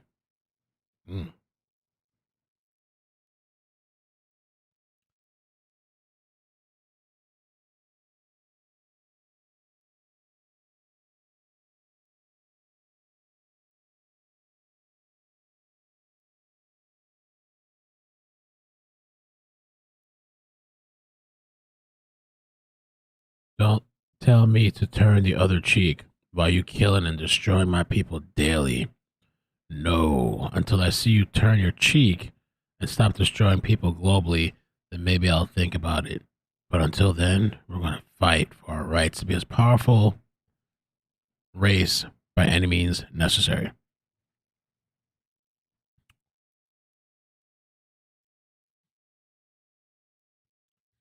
Oh.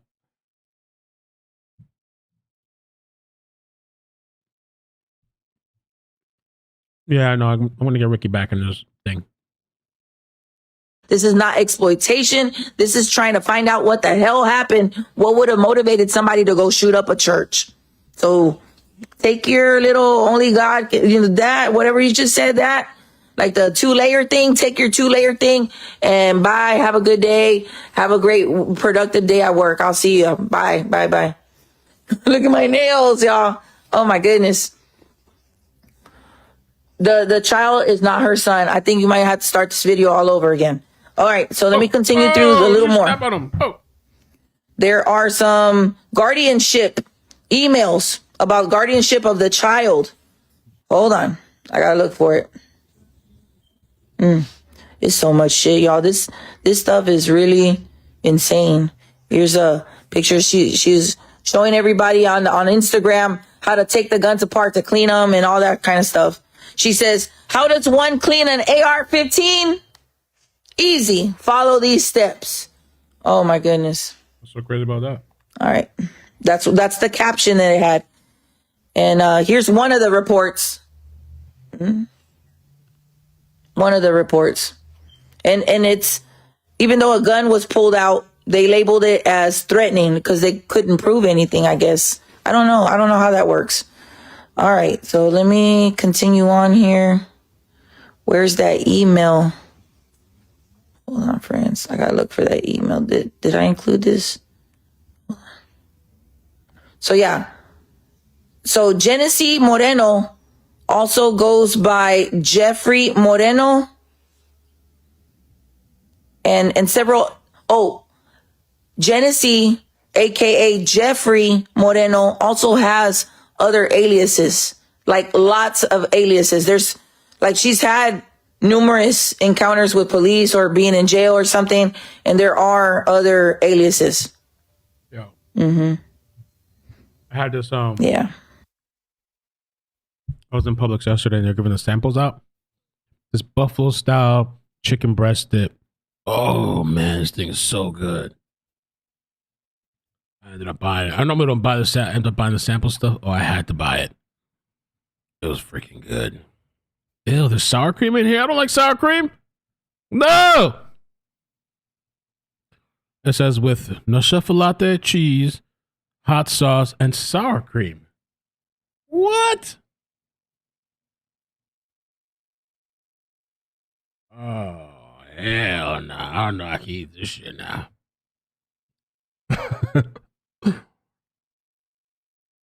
I had that with Stacy chips. It was all right. It was all right. It's not that hard, you guys. Don't focus so much on that. But I do need to know, because I do need to share that, because people are gonna try to look for stuff and you're gonna get lost. So Genesee Moreno, aka Jeffrey Moreno, and we'll just leave it at that. I'm not trying to insult anybody. Like whatever you identify, I identify all kinds of weird ways. So I can't really say anything, you know. What's your identify? All right, let me see. All right, here is a message in regards to the child. I'm going to just read some of this. Carranza versus Moreno. Carranza is the baby daddy who is a sex offender, which was her husband. This is her husband. But he had a baby. I think he cheated on her or something. He had a baby outside of that because the time frames. Let me answer this phone call, see what the hell they want. Hold on. Somebody's calling me, and I just want to see what is the deal. Hold on. Buffalo. Apparently, this is not in the nutrition thing. Uh-oh. Why are you calling me at this time? This is Elisa Gannon. What is the deal? Why can't you just message me? Please, y'all. Just take it easy on me, man. Don't be calling me back to back. And I don't think she knows I'm live. All right, let me take it. All right, I had a good amount of this before I knew what it was. I feel like that was maybe 10 tablespoons or something. I don't know. I think that's good enough.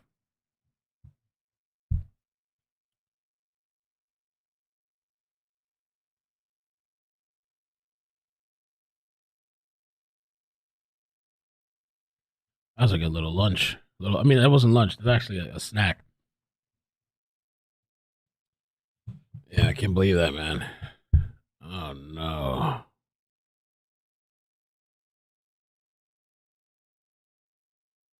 Actually, not a bad snack as far as calories and stuff.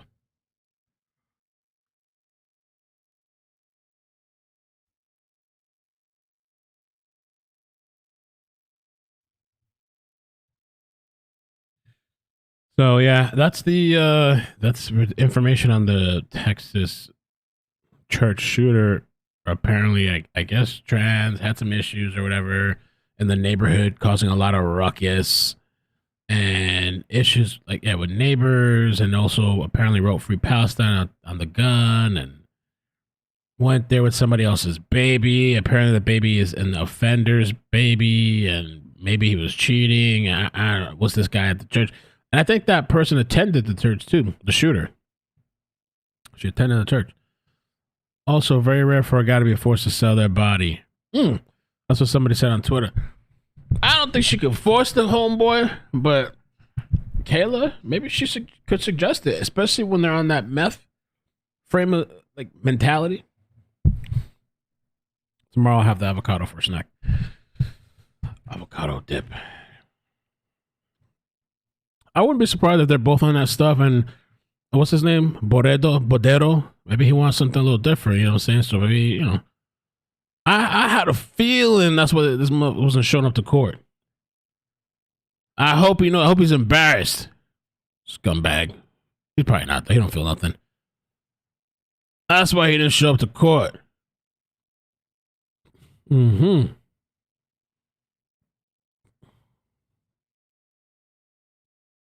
Knew it. Something was up. Something was up. Uh-huh. Got that timer. You know what's up. Mm-hmm.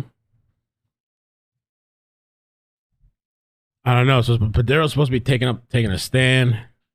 We'll see. I don't know, bro. The people in when they're on that kind of substance. And somebody else said, I've never known a gay dealer. Oh my God, that's so dumb. Come on, yo. Before they usually want females, not males.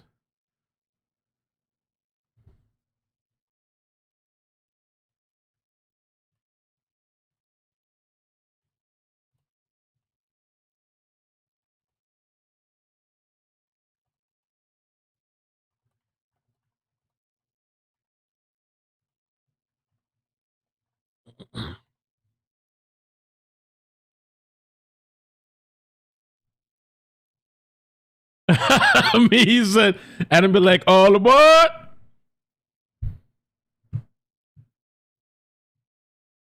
My friend on Twitter said that. I should never know that. I'm pretty sure there's got to be people that are into that, or even people that maybe don't identify as that, but still have fun and mess around and do it, or whatever. You know, or maybe who knows? Maybe the guy, you know, I don't know the guy personally, but maybe he kind of got his thing off of that. Like, oh, you know, like who knows?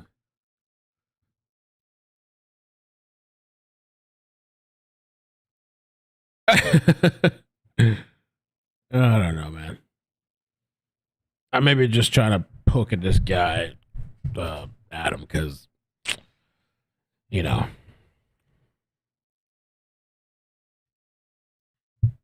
Well, they're supposed to be coming back in a few minutes.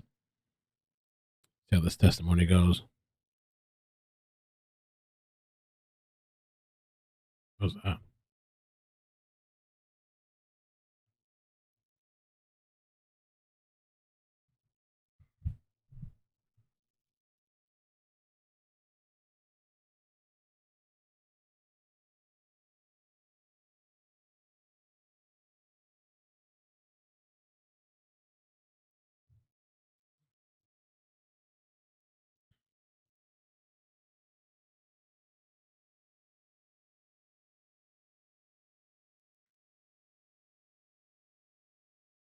Okay.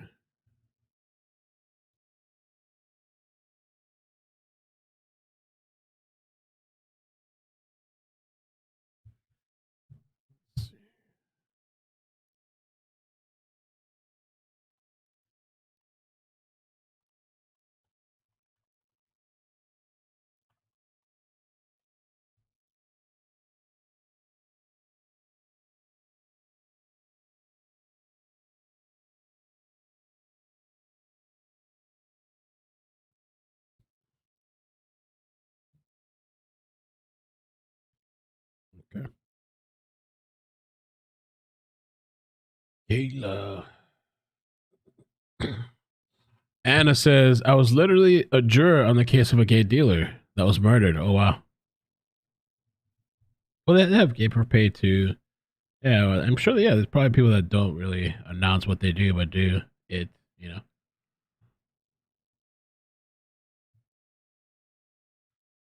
So, I don't know. I mean, at the end of the day, it's just a small piece to this story that maybe, you know, it's really unfortunate that, you know, nobody was able to see these kids in the car, even though I thought they said somebody did see the kids in the car. I mean, I don't know. I feel like somebody called 911, and would these kids be taken away in the conditions that they were living in? Oh, especially that too, meth. There's this guy. I don't even think I can tell the story here. There's this guy that told me when I was working at Broad General Hospital. I actually really felt bad for this guy, but he walked up to me. He worked in environmental, like they clean the place up and stuff. And he told me that he got hooked on crystal, and he was telling me he was doing some crazy. And look, as he's telling me, he's like sweating. So I think he was either on it or coming off of it. But he was like,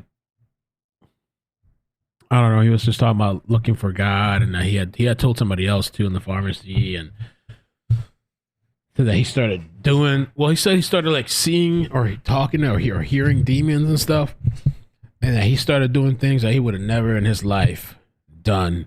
And what he said is he feels like when you're doing those kind of things, whether it's substances or drinking, which is a substance, but like drinking or whatever, he says like you invite the demons in to come and talk with you. You invite them inside your mind. And they come and visit and they lure you and talk to you and take control.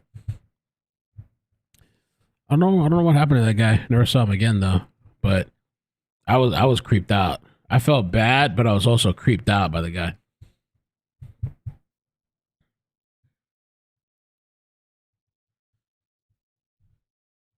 And I remember when that guy first started the job, because I used to say hi to him when I first started that job at Broward, and he seemed nice, like a bright kid.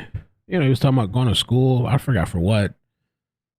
And like we had some just normal conversation. He had aspirations, and then it was a little bit before I left that job. I remember I ran into him by accident, like just coincidentally at the hospital. Like he was coming to clean the IV room, like the outside area.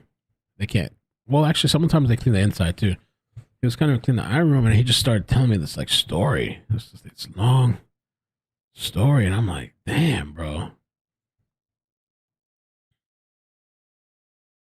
He was talking about wanting to go to church, and he asked some lady hooked him up with some church that he could go to. But completely different guy from what I remember when I first encountered him when I first started that job. You know, completely. He said he was hooking up with some guy, some older guy.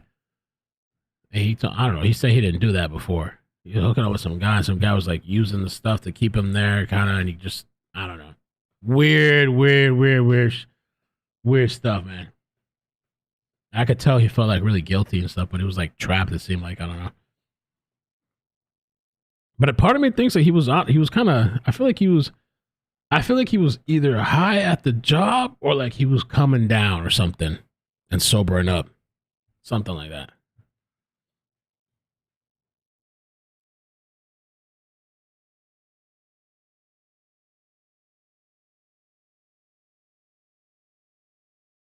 Makes you a different person. I'm a teacher now, but then I was, oh, really? I always wonder what happened to that guy.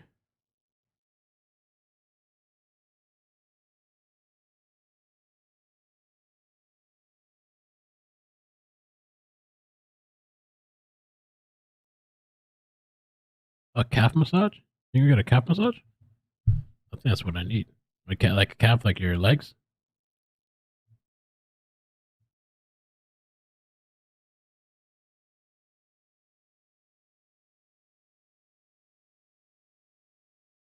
Yeah.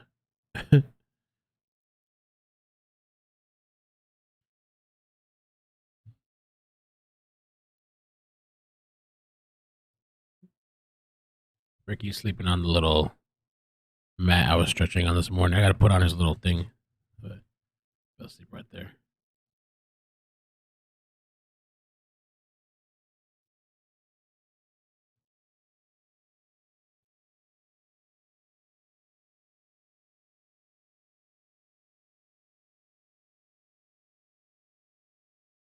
I can't imagine the things that those kids must have seen in that car. Oh, okay. A calf massage.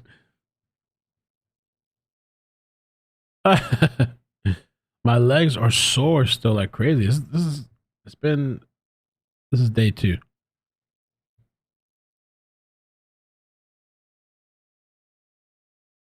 Wow. Agatha, good for you though that you left. That was your husband's substance of choice. Took my son and left his ass. Dead now. Wow.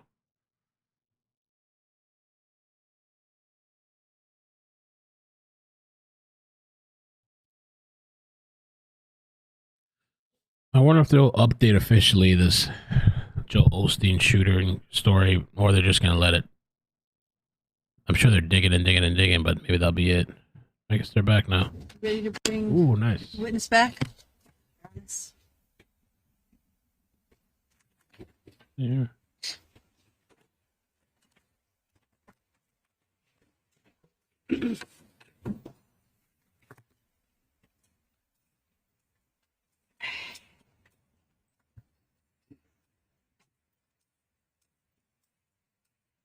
We're back.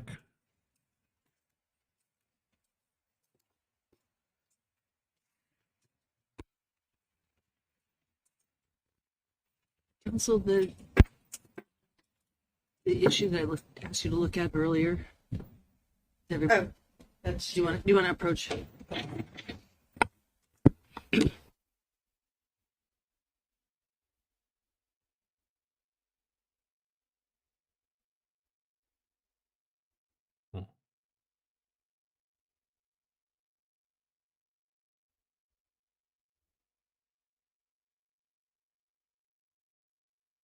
Please ready?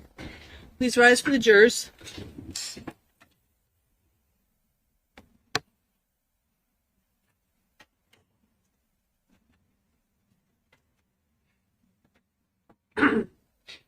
All rise.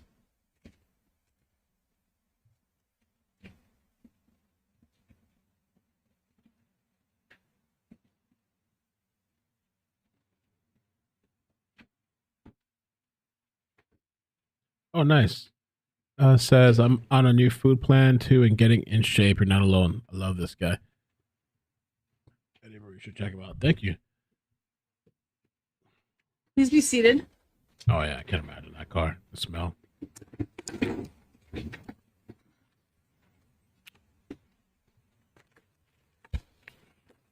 going to go a little, sorry, a little bit backwards from what we were talking about when we took the break, and talk about the order of the children in the car in the back seat. Declan, I think you said, had a car seat. Yes. Seamus had a car seat. Yes. And Harmony would wear a seatbelt. Yes. And I think that you said earlier today, Declan was in the middle, Seamus was on the driver's side, and Harmony was in the passenger side. Yes. In May 16 of, well, actually, in June of 2023, you described Harmony in the back seat after Burger King, leaning on Seamus's seat. Yeah, she was always leaning on one of the car seats. Okay, and you said it was Seamus's. Okay, so I must have it mixed up. I don't remember. I always thought Declan was in the middle. Okay. If you told them on the 23rd that it was June 23rd that it was a Seamus, it could have been. Yeah. Okay. And then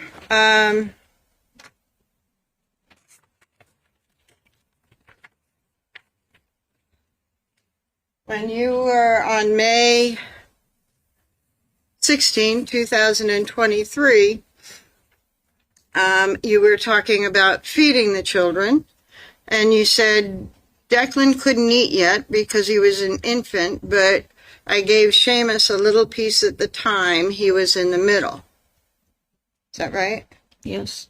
And that was as if it was a memory, that you were speaking from memory. Yes. And do you recall, because you talked about feeding Declan and putting the pieces in his mouth, do you recall if you did that? I remember feeding one of them, both of them, I don't know. Okay. And you talked about putting a sandwich on Harmony's lap, but not looking at her, right? Right. But you saw that she had a blanket on her lap, right? Yeah, she always had a blanket on her. And it was on her lap, you described it, right? Yes. Not over her, it was on her lap. Right. And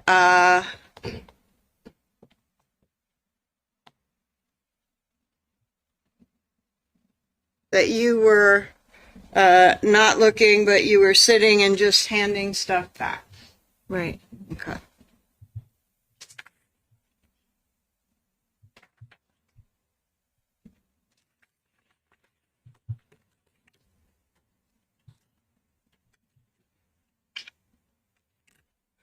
So, a couple of things on Union Avenue and what you described at Union Avenue. I think that you described the tote was in the, not the tote, the plastic thing with the tote inside was in the closet, and then the tote was put in the refrigerator. The bag was in the tote in the closet. Then the bag ended up in the refrigerator. CMC bag. Yes. Yeah. And it was in the refrigerator for a bit until it was taken out to go into the bathtub. Yes. And after it was in the bathtub, it went in the freezer. Yes. Okay.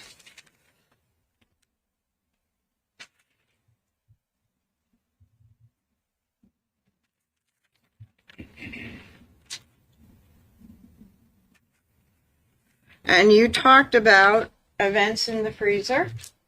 I mean, in the shower. And described for the jury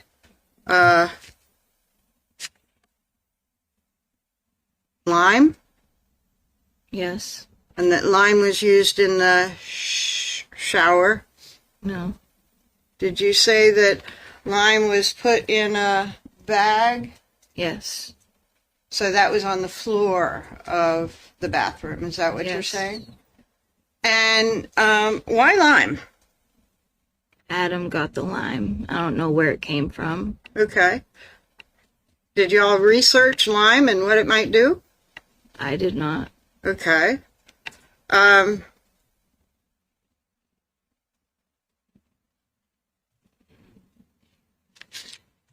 not like anything was dissolving in the shower or anything, right? With the lime? It wasn't in the bathroom. It wasn't used in the shower. Okay. But nothing was dissolving or anything with lime, right? I have no idea. You were in there. Not the whole time. Okay. You said that lime was put in a bag and then Harmony's body was put in a bag. You didn't see any reaction of her body to the lime, right? No. Nothing changed. I didn't see her body and put in the bag with the lime. Adam said that he was going to be putting her body in the lime, in the bag that has the lime in it. Okay. Okay.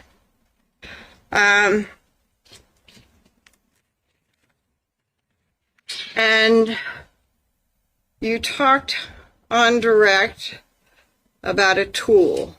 Do you remember that? Yes. And when you first spoke to the police, you told them that scissors were the only tool used in the shower, right? From what I remember, yes. Okay. And the scissors were used to cut clothes off of Harmony. Yes. And you used the scissors. Yes. And you cut off Harmony's hoodie. Yes. And you're saying Adam used the scissors? Yes. And cut off her leggings? Yes. And those were the only tools in the bathroom, right? That I saw, yes. How big's the bathroom? The bathroom wasn't that big. Okay. You saw the things that were in the bathroom, right? Yes. And you claim to have seen a bag of lime in the bathroom, right? Yes. You didn't see any tools, right? No, I saw a bag of lime and trash bags. Okay. And there weren't any tools sitting outside the bathroom, right? No. Okay. You lame. And you didn't hear any power saws? No, because it was really loud. What was really loud? Our neighbor next door was a drunk and very loud, always blasting his music. Okay. And you think that the music could have overcome power tools if they were used? I believe so, yeah. It was very loud all the time. Okay. And When you first talked to the police, you actually denied that you helped Adam in the bathroom, right? Right. And you denied that you had anything to do with what he did in the bathroom. Right. You said that Adam didn't want you in the bathroom. Right. And then when you had to admit that you were in the bathroom,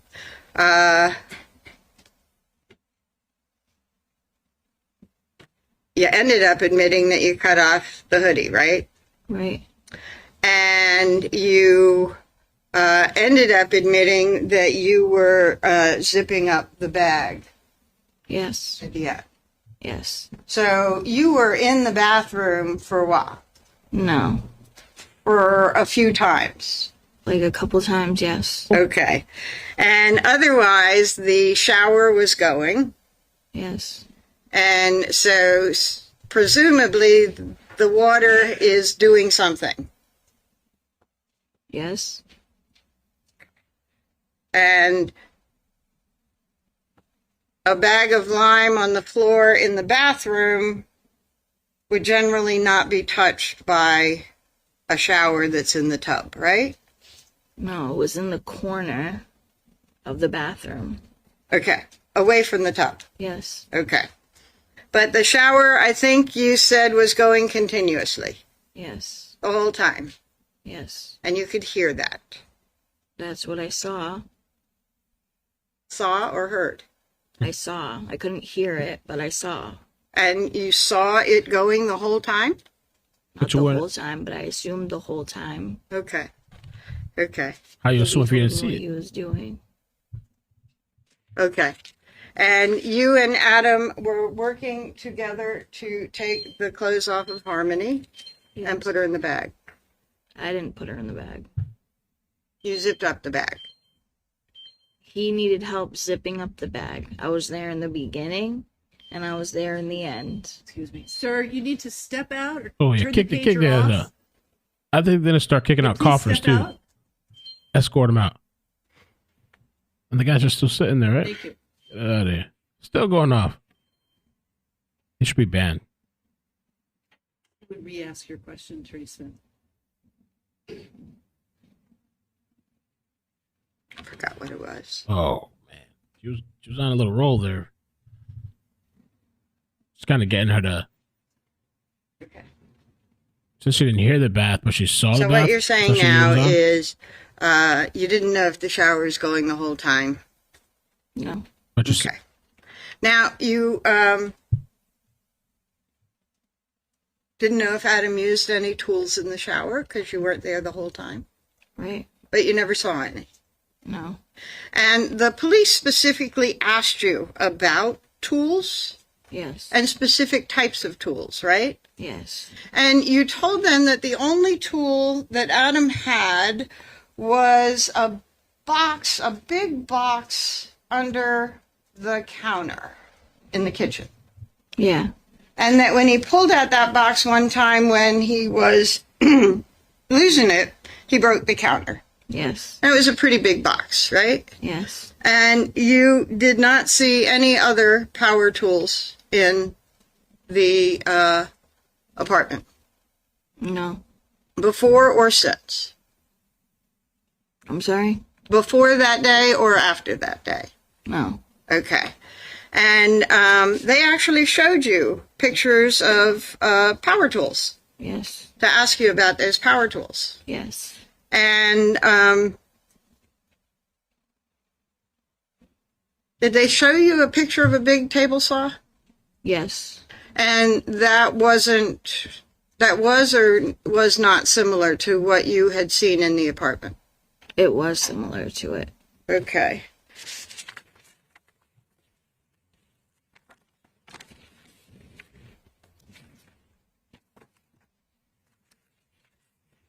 I'm going to show you a picture.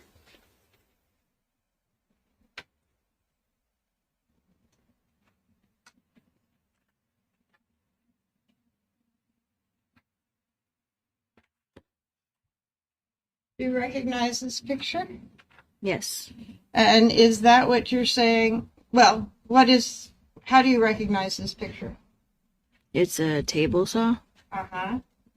And Was that the type of tool that you had seen in the apartment? Yeah, there was a table saw in the box.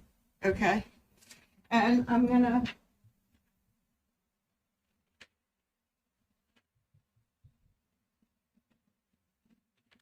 ask that this page be marked as an exhibit, Your Honor. It's not, it's remarked. Right, sorry.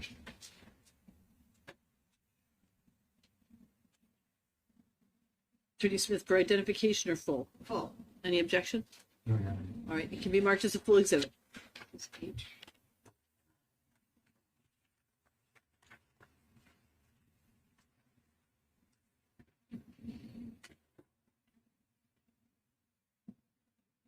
And they also showed you a picture of a circular saw, right?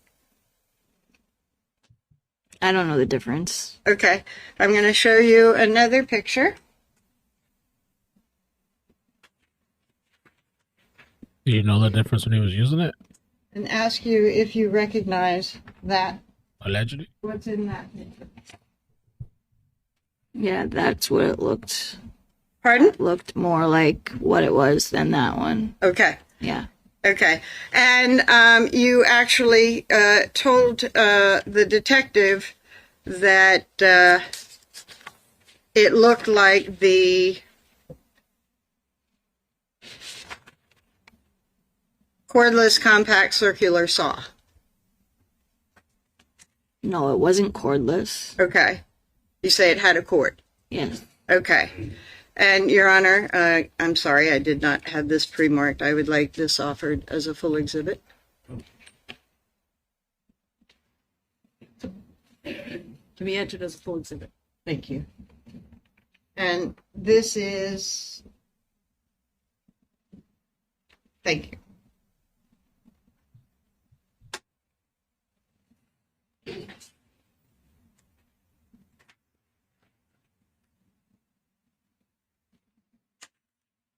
And do you remember the detective saying out loud that, did it look like the cordless compact circular saw? And you said, yeah.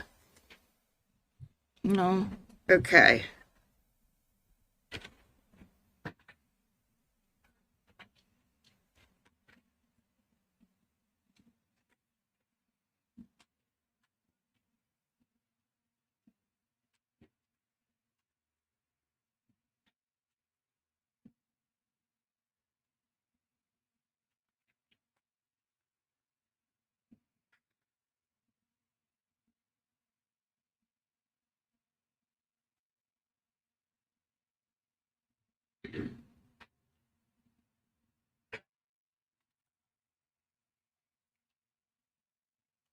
Got a copy of Defendant's Exhibit E for ID.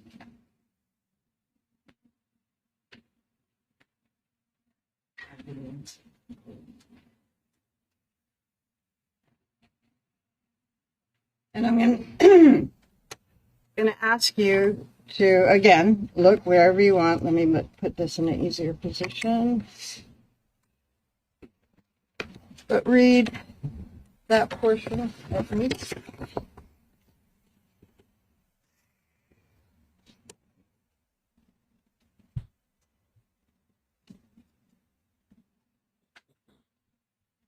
Oh yeah, definitely. Adam's got to be watching this for sure.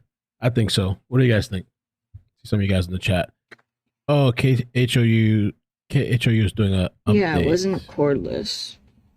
That's well. Okay.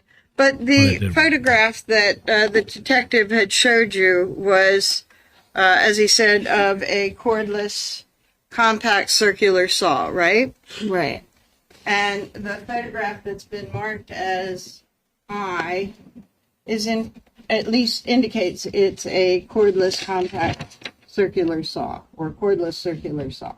Yeah, that's what it says, but it wasn't cordless, the one that was in the house, the apartment. But that was the one that it looked like?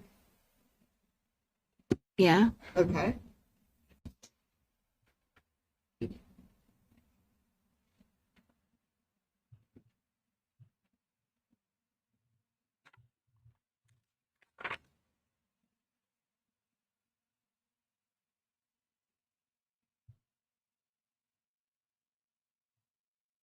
And then Detective Dunleavy showed you another photograph and asked if that perhaps looked like the tool under the sink. That one? No, a different one. I don't know. Do you recall him showing you a picture of a miter saw? I don't even know what that is. Okay. We'll get there. Okay. So, earlier in direct, you were given a picture of a power tool, right? Yeah. And you had signed that photograph, right? Right. Or, I'm sorry, initialed it, right? Yeah. Do you know when you initialed it? No. Pardon? No. Was it recent or a long time ago? I know I did some recent and I did some a long time ago, so I don't remember. You signed some photographs recently and signed some a long time ago? Yeah. Okay. I'm going to show you. And I keep saying sign, and I'm misstating. You initialed, right? Yeah. Okay. I'm going to show you what's been marked as States Exhibit 63. For identification or full? It's been in as full. That was recent. This you Yes. signed recently. Yes. In one of those prep sessions? Yes. And back in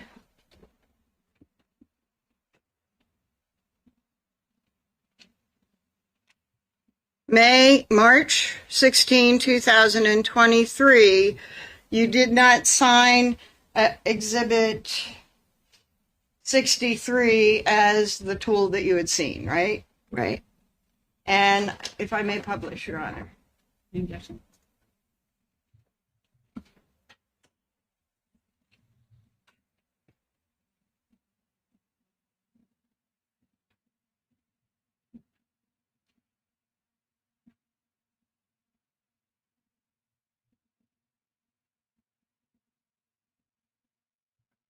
And the name of the type of saw on that photograph that you recently signed was M18 Fuel 18-volt lithium-ion brushless cordless size grinder with paddle switch tool only. Yes.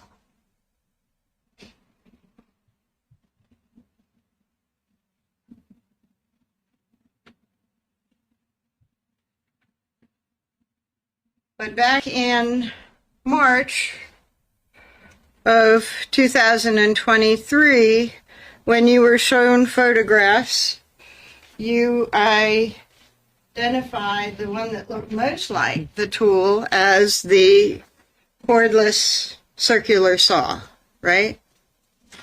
I'll show you Defendant's Exhibit I. I don't get what you're trying to say. This cordless circular saw photograph was the one that you identified most like the tool that was under the counter. Yes. Okay. If I may, Your Honor? Yep.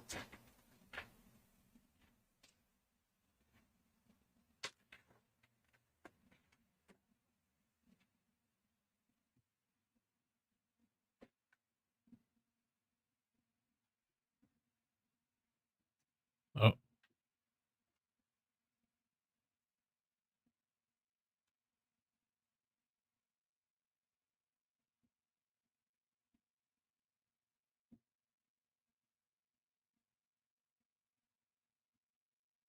So how was it that you came to initial a grinder with paddle photograph? What happened? What was the exchange where you initialed it? Because my mom had a similar tool just like that one. Adam asked to take it, and I said, no, you're not taking it. It's my mother's. Okay. And he wanted to take it, and I don't remember if he took it or not because he would have did it behind my back. Okay. And there were never any new tools in the apartment, right? Not that I knew of. And you didn't see any new tools around the time that you're talking about the things that you and Adam did in the shower. Right, but he also brought lime and whatever else into the apartment, and I had no idea. Okay. And you also talked to the prosecutor about tools in your prep session, right? Right.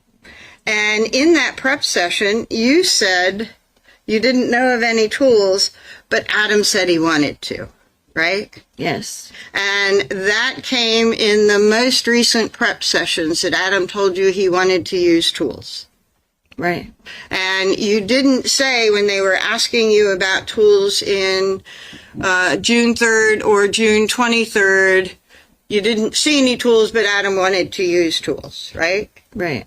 And you didn't say in March 16 of 2023 that you didn't see tools. There was an old thing that looked kind of like the circular saw, but Adam said he wanted to use tools, right? And when you're prepping for your testimony here, I think that you said your parole hearing was coming up in May. I don't know about my hearing. I know my minimum is in May. Okay, and so you are hoping for a parole hearing and to get out in May, right? Yeah. But it's not guaranteed, right? No. Okay. And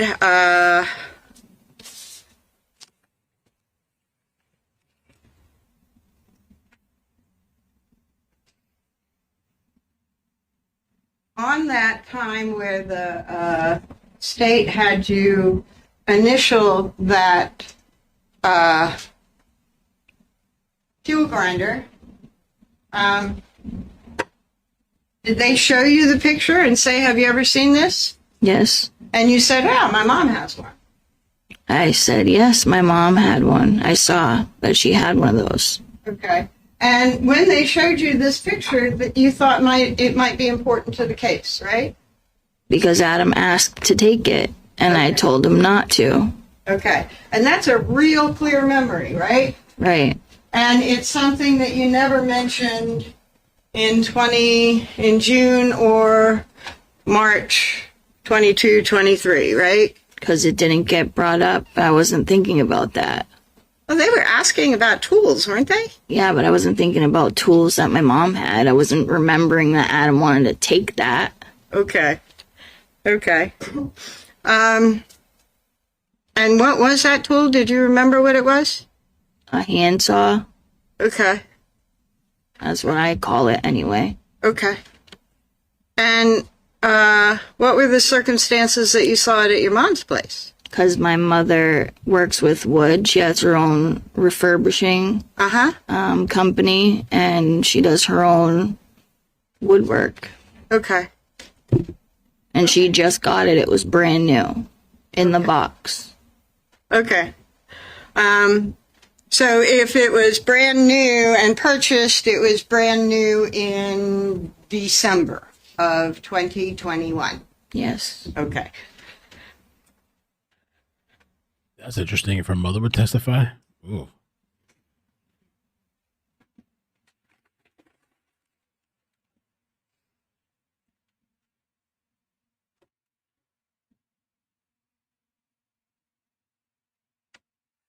The police showed you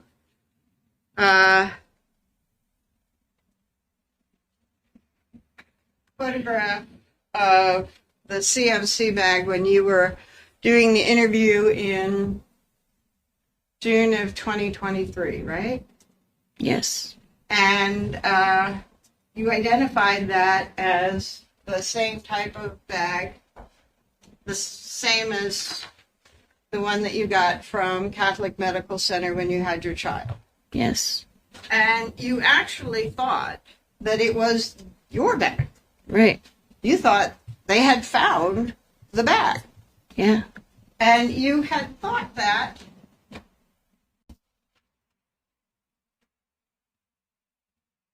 because you recognized this little spot in the photograph.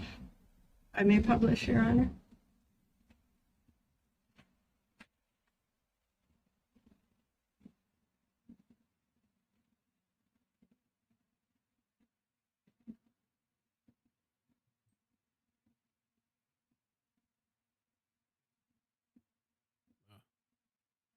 The CMC bag.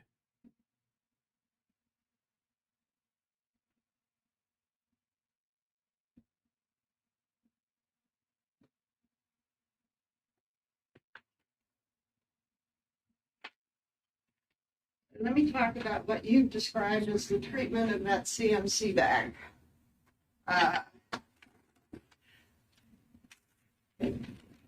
You say that Harmony's body was taken down from the ceiling at Fit and put into the shower at Fit. Yes.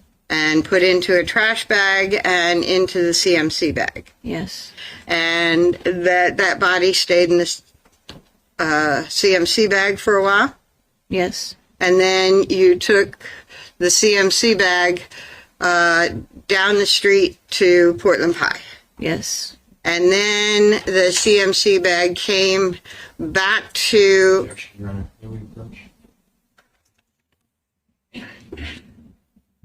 She's going step by step by step by step and showing them the bag and everything.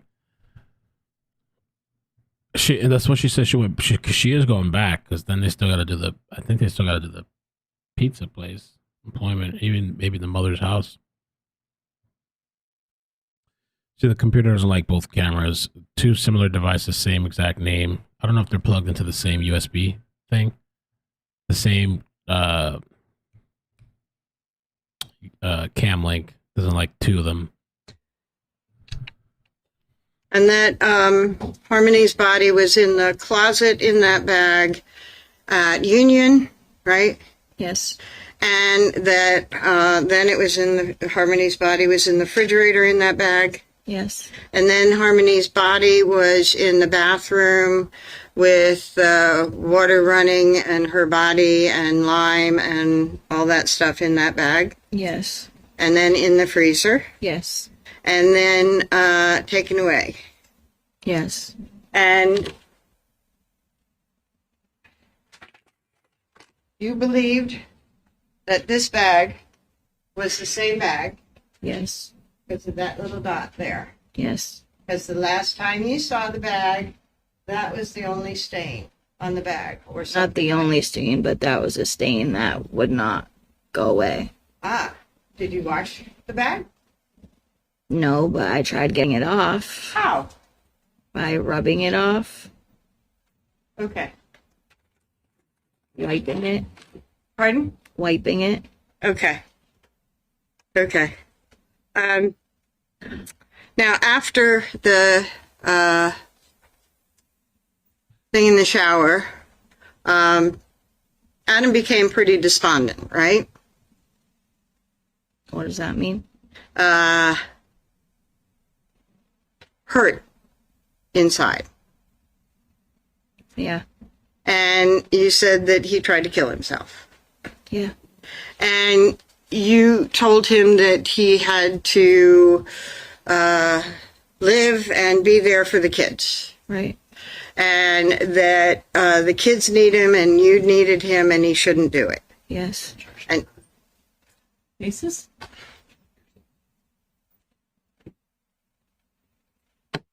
without if I may rephrase, Your Honor. Or you may rephrase. The question is withdrawn. The objection is sustained. Without saying exactly what you said, you tried to talk about your lives together to give him something to live for. Yes. Okay. And the main focus of that was the kids. Yes. Okay.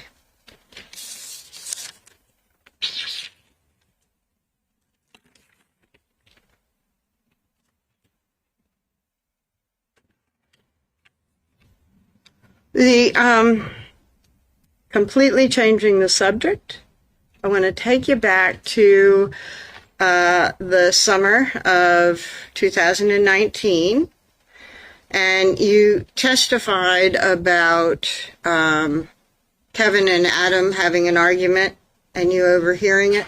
Yes. And the argument was about Kevin Montgomery's failure to pay bills that he had promised to pay, right? Part of it, yeah. Okay. You all were kind of left in the lurch because those bills weren't paid, right? Yes. I may have a moment, Your Honor.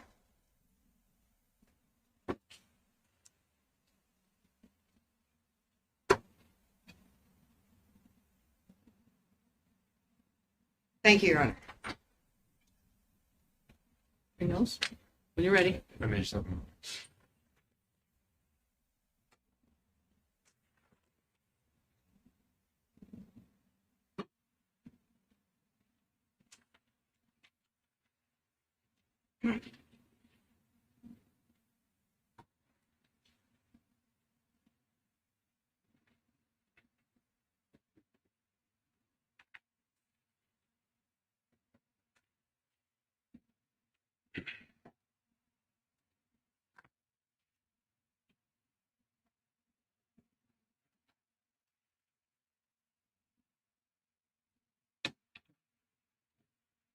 Attorney Knowles, I need you to have the microphone there, so I don't know if you. Thank you.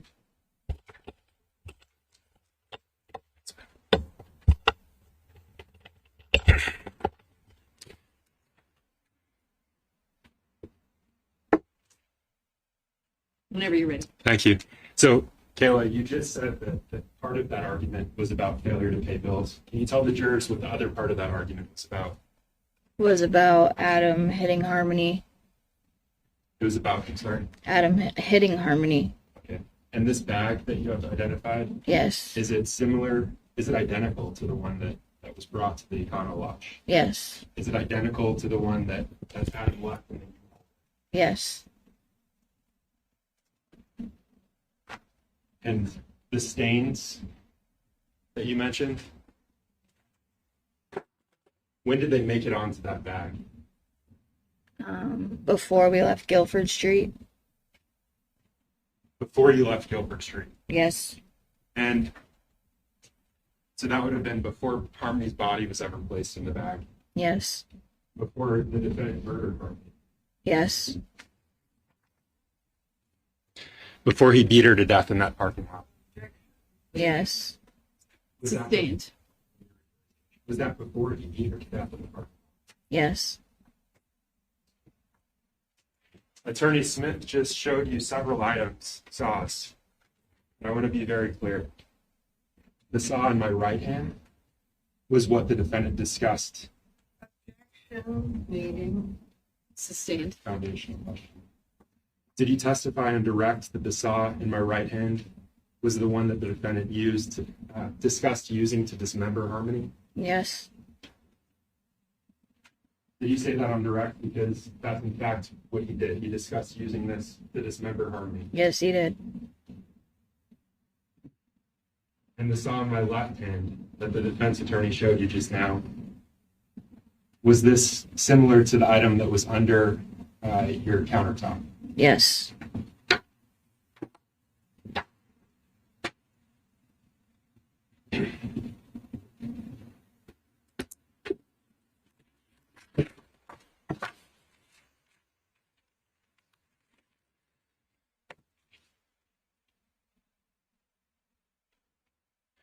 Attorney Smith asked you, she asked you about if that's when the defendant was losing it. What does losing it mean to you? Was that when he was hitting you? Was that something else? Everything. He was abusive. He, in all ways, physical, emotional, and mentally.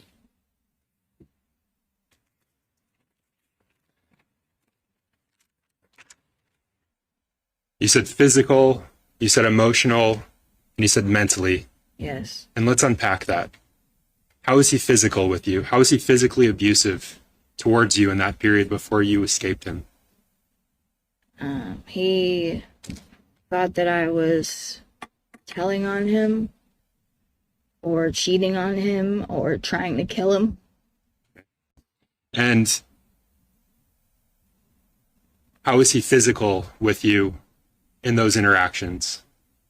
He wanted me to tell him who I was cheating on him with or if I was working with the cops, and I kept saying that I didn't, and he kept hitting me anyway. And then I started telling him that I did, even though I wasn't, and he still kept hitting me anyway. And let's talk about that. Why would you tell him that you were doing these things, working with the police, why would you tell him that, even though you weren't at the time? So that I wouldn't get hit. Did he still hit you? Yes. You said that he was emotionally abusive to you. Tell the jurors about that. Because he'd go back and forth with telling me to tell him that I was working with the cops, and he would accuse me of sleeping with the guy downstairs, sleeping with all these different people, that I came out of the window one night. I couldn't take care of the kids. He wouldn't let me do anything without him being there. You said that he was mentally abusive to you. Can you tell the jurors how? By asking me if I was working with the cops and making sure that I stuck with the story that he brought me to work and dropped me off and was bringing Harmony to her mom. And can you tell us who came up with that story? He did, Adam. And you stuck to it. Yeah. You stuck to it even though you knew you weren't working at the time. I'll rephrase. Did you stick to it even though you knew you weren't working at the time? Yes. Attorney Smith asked you about Adam being pure evil. Did you think that Adam was pure evil? When he would start going crazy, yeah. And you mentioned the evil eyes. When he looked at you in that moment. Evil eyes. Is that what you said? Yeah. And was that right after he'd beaten Harmony? Yeah, it just got worse. Were there also good times with the defendant in that period? Yeah. But it was mostly bad. And in those bad times, were you hoping for the good times? Yeah.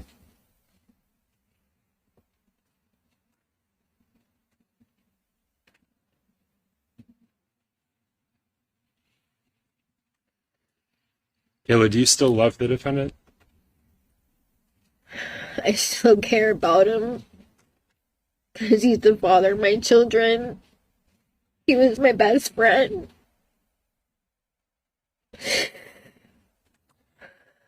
It's been hard for me to just let go. Kayla, I want to switch gears with you just a bit. You mentioned that after the defendant had beaten Harmony to death, after your car died at that intersection, after the defendant realized that Harmony was dead, that he got a duffel bag out of the trunk. And Attorney Smith asked you about him getting that duffel bag out of the trunk. And you said that the trunk would not open. Yeah. And he had to go in through the back seats. Yeah. Can you tell the jurors why the trunk wouldn't open? When the car died, nothing was electronic was working. The windows wouldn't go down. The car just stopped working. Kayla, I'm going to switch gears with you again. And I'm sorry to bounce around like this, but you talked about Mr. Badero, Anthony Badero, being a source of drugs, an occasional source of drugs. Yes. And Attorney Smith asked you about how these drugs would be purchased. Yes. And I believe the testimony that she asked you about was that sometimes you'd pay for them, sometimes he'd give them to you for free. Do you remember that line of questioning? Yes. Would Mr. Badero also accept food stamps or SNAP as a form of payment for drugs? Yes. And when you were living in the car, is that a form of payment that he accepted? Yes. Did that lead to your family having to eat baby food as a result? Yes. Who was eating baby food while you were living in that car? All of us.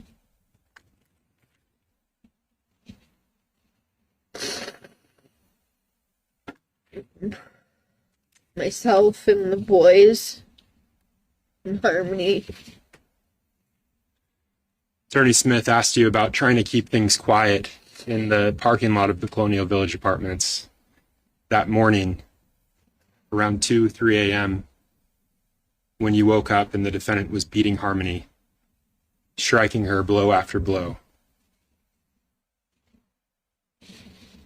And you talked about the children not screaming. Is that because at the same time he was telling them to shut the fuck up? I think that was your testimony on direct. Yes. Who was he telling to shut the fuck up? Harmony. And was that before, during, or after he was brutally beating her? Before and after.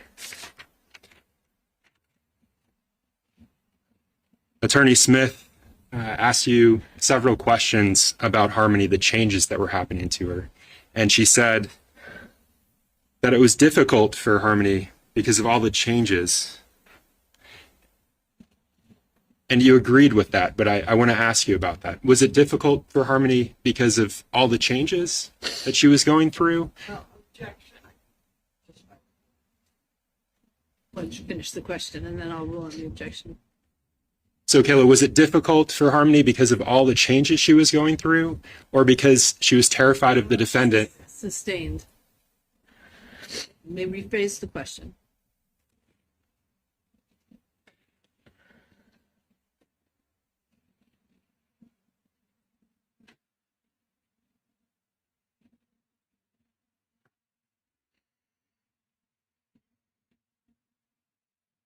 Kayla, was it difficult for Harmony because of her fear of the defendant?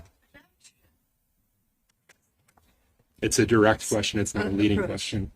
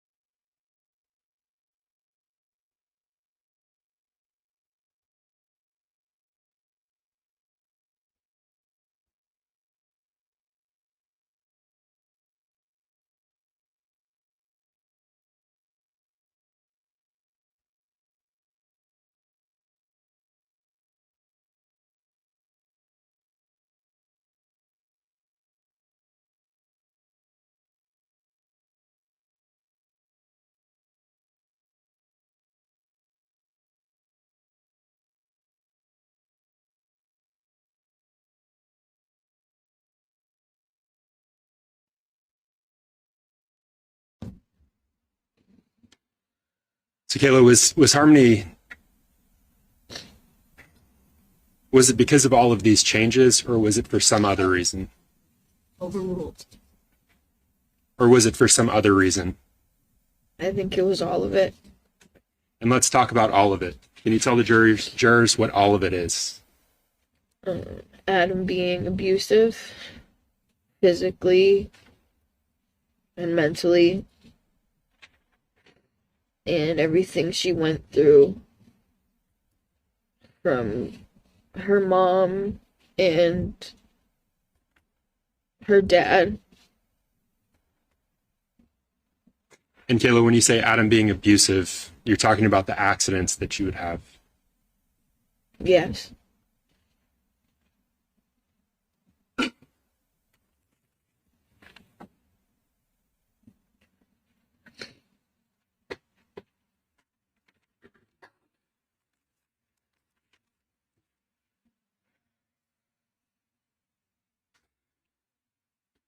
During your cross-examination, this was last week, the defense attorney said during her examination of you that Harmony died in the car with you, right?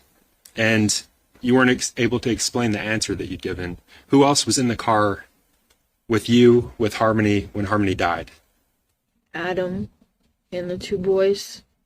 And who was striking her repeatedly right before she died? Adam. Are you aware that the defense argued in their opening that something happened to Harmony in the middle of the night, and that thing killed her before the defendant was even around? Right. So, is that true? No. Did Harmony die in the middle of the night alone with you when the defendant wasn't even there? No.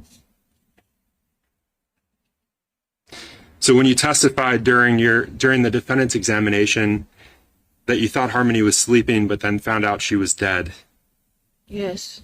was that in the middle of the night or was that the next day after your car broke down? That was the next day. That was after the methadone clinic. Yes.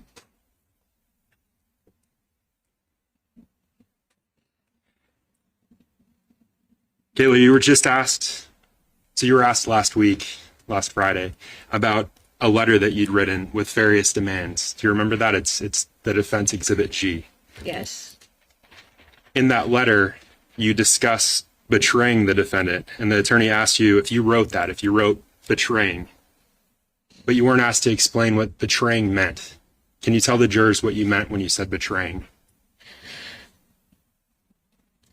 I felt like I was betraying him, Adam, by telling what happened to Harmony. And I was fighting with myself. I didn't want him to be mad at me for doing the right thing. Were you referring to the secret that you've been keeping for 2 years? Yes. Were you referring to telling the truth about him beating Harmony to death? I'll strike that question, Judge. Last week, you were asked to describe a conversation that you had with the defendant where he agreed to take the fall for Harmony's death, but you weren't asked to explain what that meant. What did you mean when you said take the fall, or when he said take the fall? That he wants me with the children. And no matter what happens, he's the one at fault. Was he taking the fall for something that you did? No. Did you beat Harmony to death? No. Was he taking the fall for what he had done? Yes.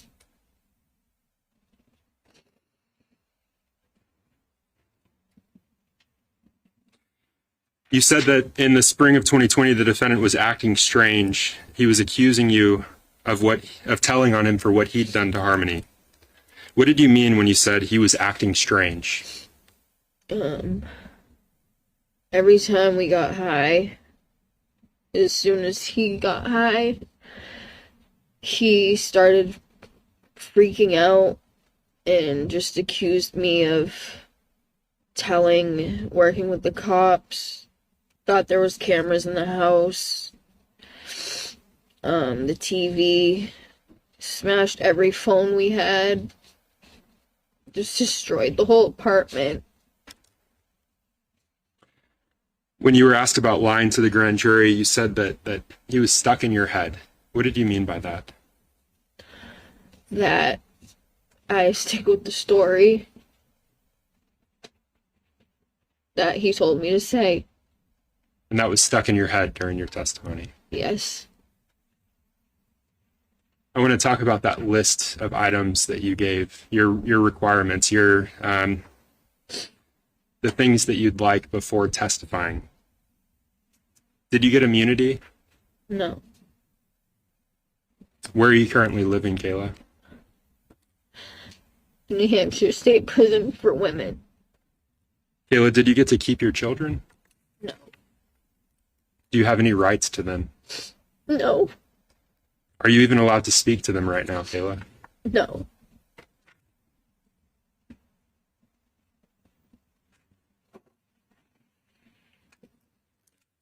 You said that after the defendant repeatedly struck Harmony, after he put the blanket over her, after she moaned, after the strange crying, moaning stopped, after he did drugs, and after the car died, you thought that Harmony was asleep under that blanket.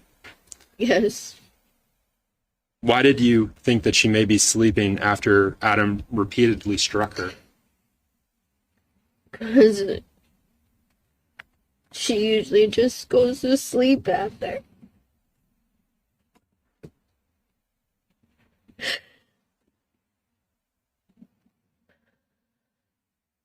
Kayla, why stay with someone?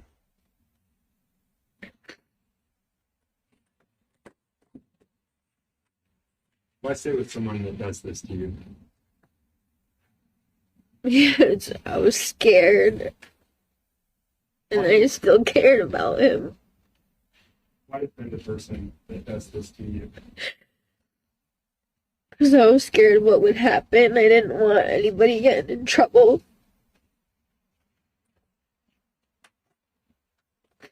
Why stay with someone? Why stay with someone that does what you did to a helpless girl like that?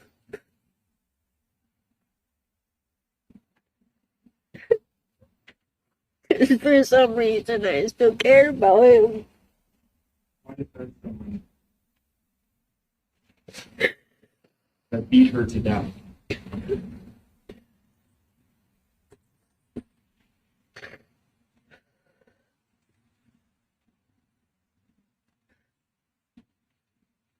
I don't know. I was scared.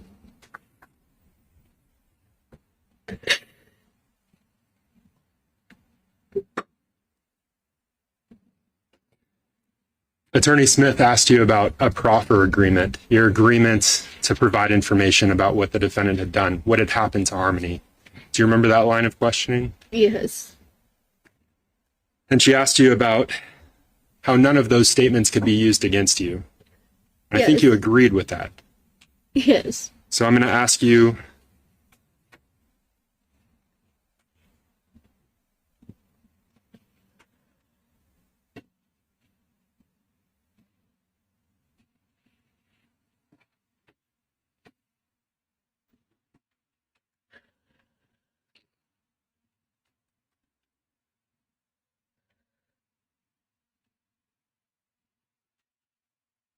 Kayla, I'm showing you what's been marked as State's Exhibit 102 for identification, and I'm just going to ask that you review that.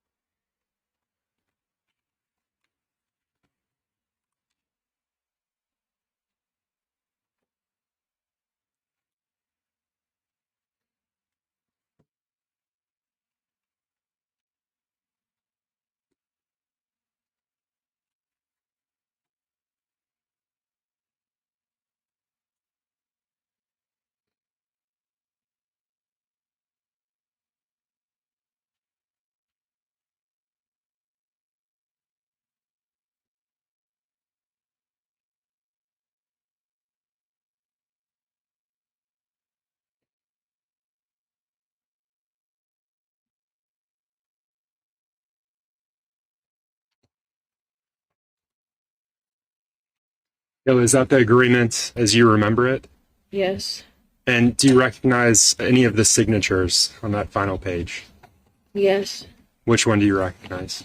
Mine and my attorney and the AG. Is that the true and correct agreement?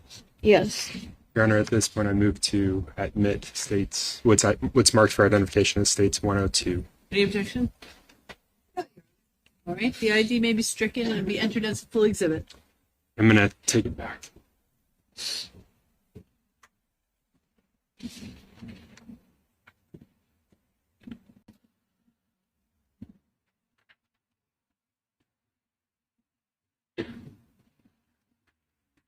Kayla, does that agreement discuss how your statements can be used against you? Yes. tell the jurors how your statements can be used against you? If I lie. Does it say what other than your statements can be used against you if you lie? I could get charged with anything. Does it discuss evidence related to Harmony, her body? Yes. Can that information also be used against you? Yes. Now, is that the information that you went to that meeting with? Yes.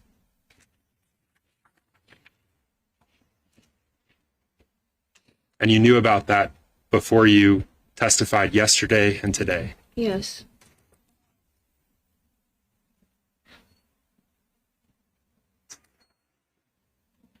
Kayla, do you remember being excuse me, do you remember being asked by the defense attorney last Friday about deciding to take an agreement with the prosecution? Yes. Do you remember Attorney Smith asking you the following questions and you providing the following answer? She said, but you knew they had you solid on the perjury charges, right? Yes. And you said right to that. You were never getting around that one. Attorney Smith asked you. You were never getting around that one. Right. And so you decided this would probably be... Overruled. And so you decided this would probably be the best you could do to get as few consequences as you can, as possible, for your actions as possible, right? Do you remember being asked those questions? Yes. Because people facing criminal charges make strategic decisions to admit to some lesser offenses to try to limit their legal exposure or get as few consequences for their legal actions as possible, right? Right. Now, the defense asked you about that legal strategy, so you think that they would be aware of it, right? Yes.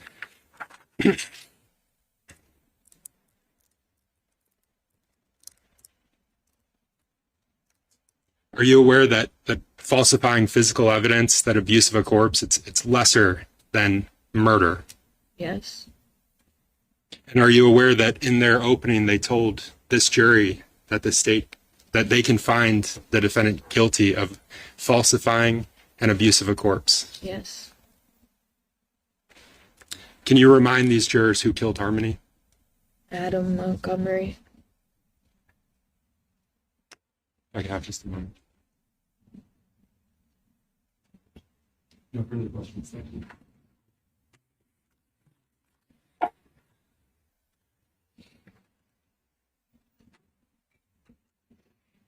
I think you testified that you were aware of what was said on openings, right? Yes. How were you aware? I'm sorry? How were you aware of what was said at openings? I was told by my lawyer. Your lawyer Told you what was said at opening. No, I'm not like here right now. Pardon? Can you rephrase the question, please? Maybe approach.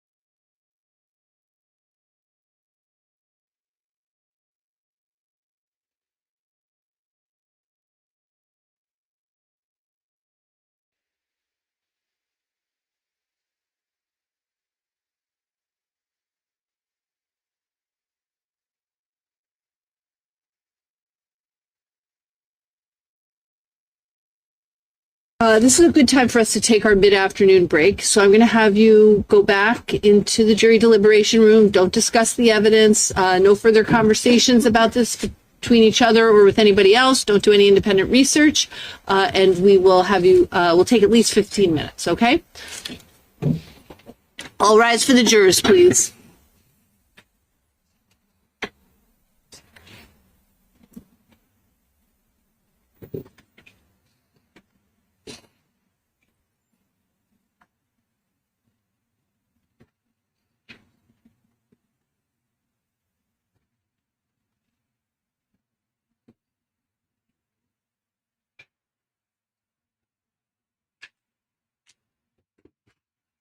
Council approach, you may be seated.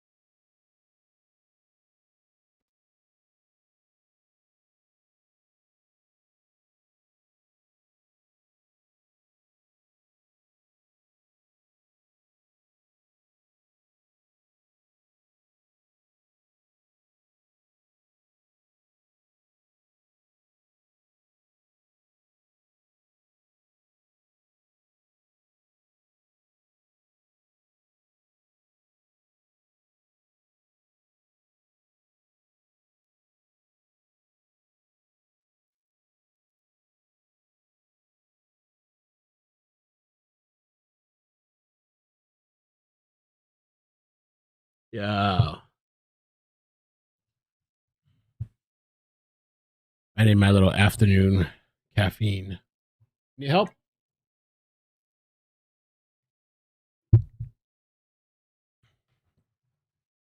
Need my caffeine buzz. Un poquito de cafeína.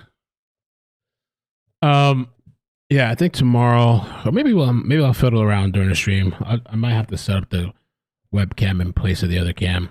The two of the same cameras with the same device hooked up to the computer don't play nice. It starts doing all these weird glitches.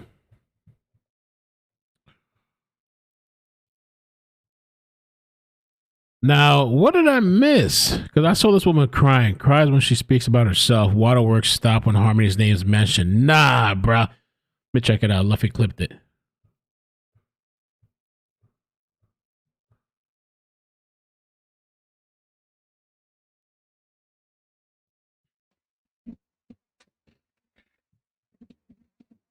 Kayla, you were just asked, so you were asked last last Friday, about a letter that you'd written with various demands. Do you remember that? It's the defense exhibit G. Yes. Well, the defense is done. In that letter, you discuss betraying the defendant, and the attorney asked you if you wrote betraying, but you weren't asked to explain what betraying meant. Can you tell the jurors what you meant when you said betraying? I felt like I was betraying him, Adam, by telling what happened to Harmony. And I was fighting with myself. I didn't want him to be mad at me for doing the right thing. Were you referring to the secret that you'd been keeping for 2 years? Yes. Were you referring to telling the truth about him beating Harmony to death? I'll strike the question, Judge. Last week, you were asked to describe a conversation that you had with the defendant where he agreed to take the fall for Harmony's death, but you weren't asked to explain what that meant. What did you mean when you said take the fall, or when he said take the fall? That he wants me with the children, and no matter what happens, he's the one at fault.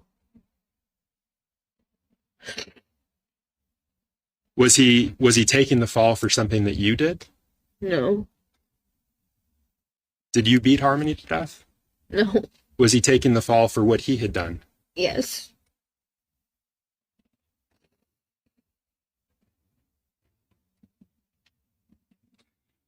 You said that in the spring of 2020, the defendant was acting strange. He was accusing you of telling on him for what he'd done to Harmony. What did you mean when you said he was acting strange? Every time we got high, as soon as he got high, he started freaking out and just accused me of working with the cops, thought there was cameras in the house, the TV, smashed every phone we had, just destroyed the whole apartment. When you were asked about lying to the grand jury, you said that he was stuck in your head. What did you mean by that? That I stick with the story that he told me to say. And that was stuck in your head during your testimony? Yes. I want to talk about that list of items that you gave, your requirements, the things that you'd like before testifying. Did you get immunity? No. Where are you currently living, Kayla? New Hampshire State Prison for Women. Kayla, did you get to keep your children? No. Do you have any rights to them? No. Are you even allowed to speak to them right now, Kayla? No.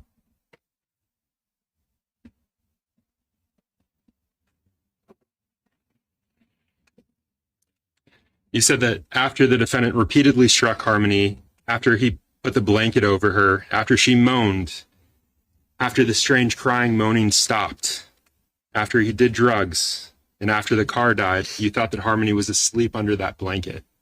Yes.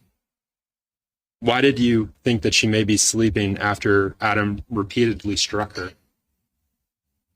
Because she usually just goes to sleep after. I don't believe it. I don't believe it. Kayla, why stay with someone?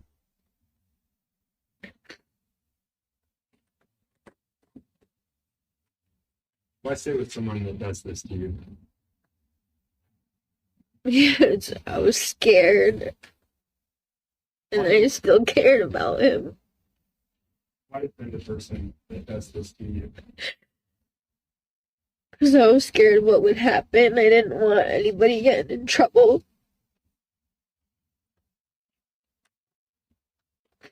Why stay with someone?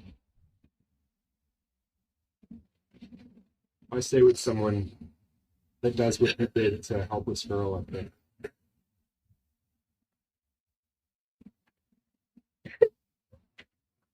For some reason, I still cared about him. Why defend someone that beat her to death?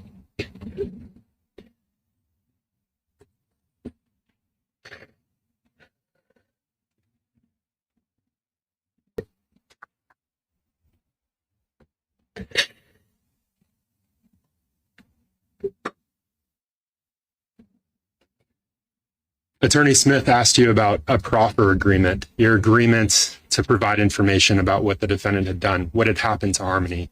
Do you remember that line of questioning? Yes.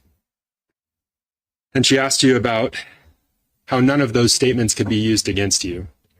I think you agreed with that. Yes. So I'm going to ask you,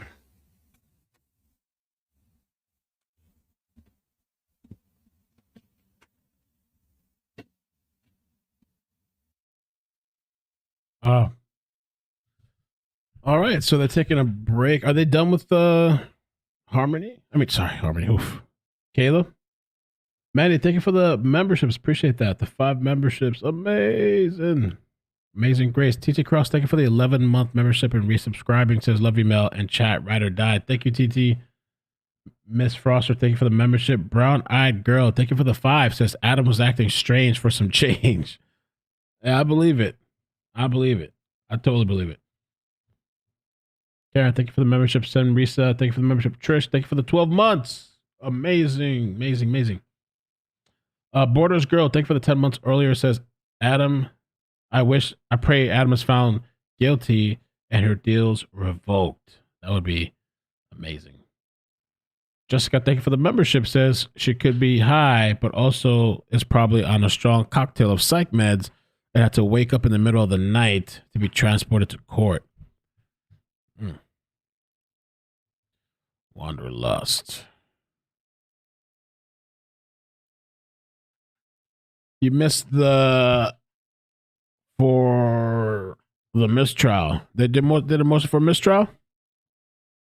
They're going to declare a mistrial because she admitted her lawyer told her about opening statements. Oh, Mom, no.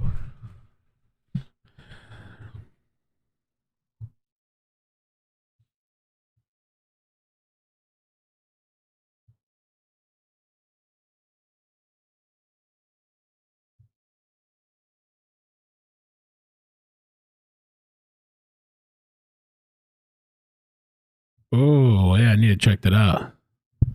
I was just sent the clip. I don't have, there's no continuing that clip that I had. I mean, I could rewind the live stream and look.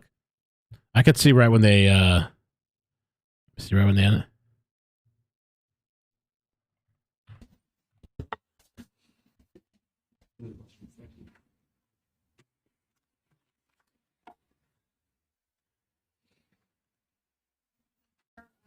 What was said on opening, right? Yes. Honest about it. How were you aware? I'm sorry? How were you aware of what was said at openings? Oh. I was told by my lawyer. Your lawyer Told you what we said at opening. I'm not like here right now. Pardon? Can you rephrase the question, please? You a liar. That rephrased the question. I don't remember. Bullshit's not going to save you your entire life or the courtroom. Oh, now you want the approach. You want to be safeguarded. Lord almighty. Oh. Oh, boy. That's what happened? Oh. That's what happens when you're bringing a skeezer. Questions about this into this is a good time for us to take our mid-afternoon break. Yeah, so I'm going to have you go back into the jury deliberation room. Don't discuss the evidence. No further comment. And we will. As for the jurors, please.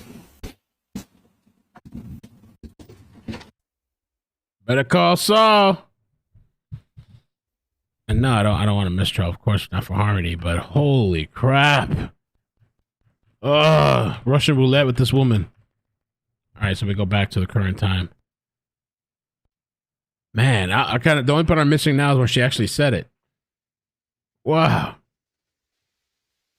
Yeah, I know. Every time I walk away, it's something always happens. I'm here at 5 hours, nothing. I get up, man, now come back. When the drugs wear off. Oh my God.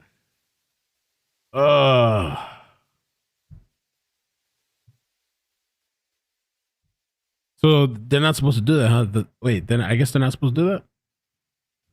Ugh.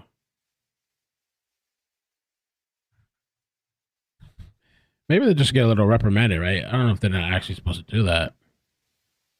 Let me see. There's this guy I was following on Twitter that had what's this guy saying?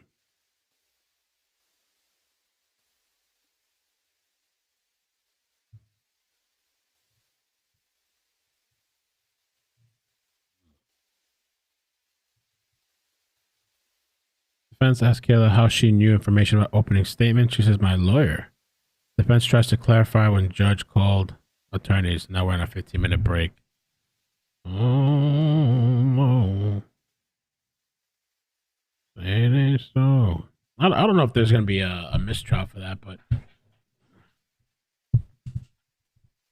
I don't know. Maybe they're not supposed to do that.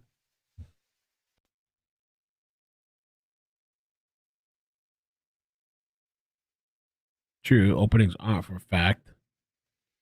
Bieber. She's not supposed to hear anything in the trial until she's on the stand. They do that. They do that. And then it depends on like the courtroom. So some of them they'll allow the witnesses to stay and watch whatever. Some of them don't want them watching. Or it depends if they're going to recall them.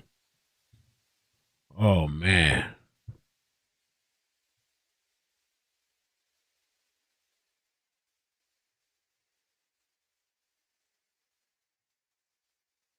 So it's not a big deal. Defense asked how she used statements about her opening statement. She says, my lawyer.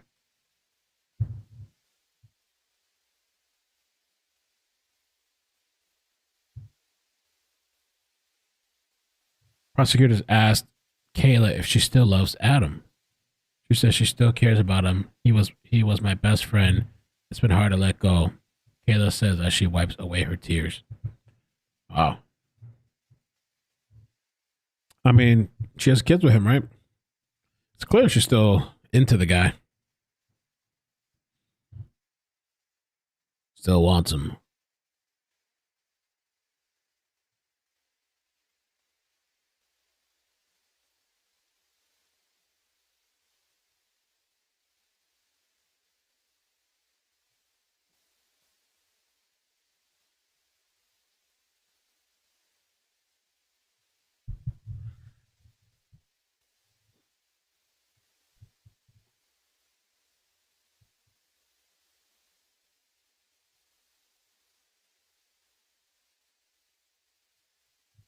Amazing cat Kindle.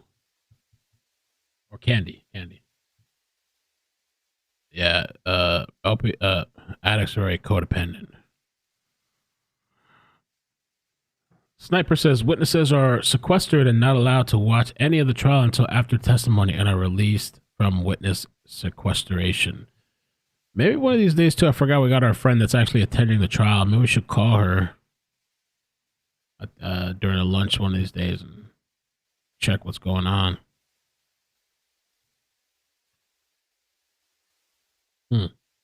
By the way, at the end of this live stream, I'm going to be redirecting people to a partner that I'm working with, Advertising Weekly. I got to promote their channel on and off. Just redirecting. They're dropping a video, I think Wednesday, on Jadakiss. How Jadakiss is disrupting the coffee industry. So it's a really short video. It's dropping.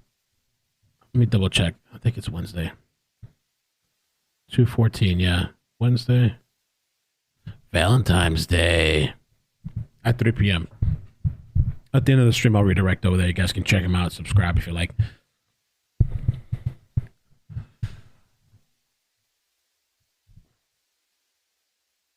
Yeah, we talked about it earlier today, Susan. The shooting. It's apparently, they're saying allegedly a trans person that wrote Free Palestine on their gun. And it's not apparently the parent of that child. It's maybe, I think, is her ex's child that's an offender, allegedly. Some crazy messed up stuff. I didn't even know that Jadakiss got into the coffee business. Yeah, Jadakiss. Mm-hmm.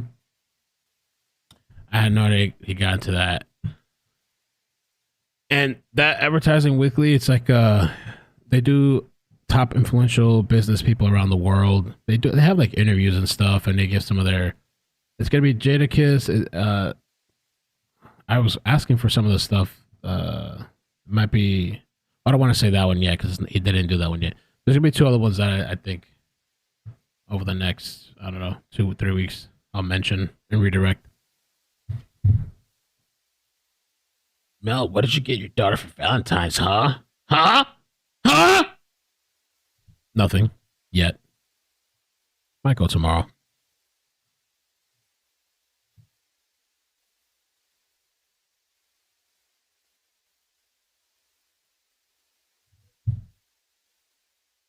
Dude, fast forward, you're still behind? It says live right now. Look, it says live. It's cropped out. Or maybe he's talking to somebody in the chat, though. We're live right now. We're live. Just waiting. Bloop, bloop, bloop.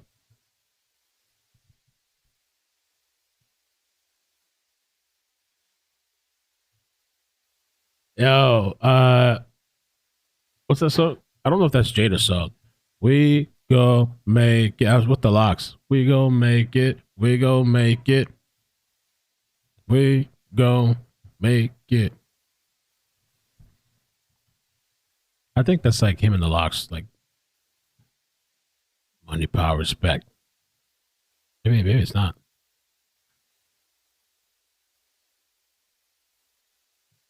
Jadakiss. I don't know what I'm gonna do. As far as Valentine's, I don't know. Like I've gotten her things over the years. You know, I have some posts on my Instagram. Picked up like flowers or whatever. I don't know exactly what, but I'll probably get something little something cute. I don't know. I didn't do nothing to my girlfriend yet either. I guess I gotta do something. Those holidays, I do it just to do it, but it's like they like these people just they lock you into like societal, like you have to do something on this day or else, it's like you have to do it. And what are you getting? What are you getting? What are you getting? You got to get something. You got to do it. I know you weren't asking like that, but every time I think of that, gotta do something. Come on, what are we doing? Huh? You didn't ask me to be your Valentine's yet.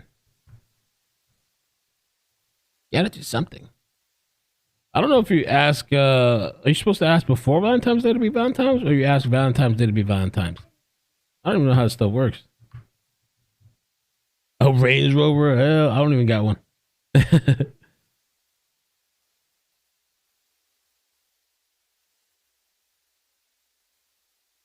Oh, chic.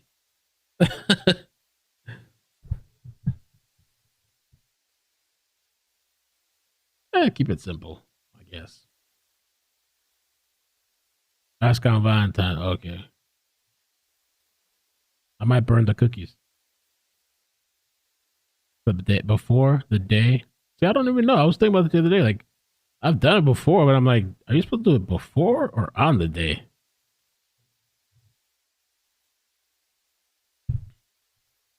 Oh, Maddie's. Yeah, I feel bad for the guy whoever has to. She's a salmon, lobster, steak, shrimp type of girl. Crab legs.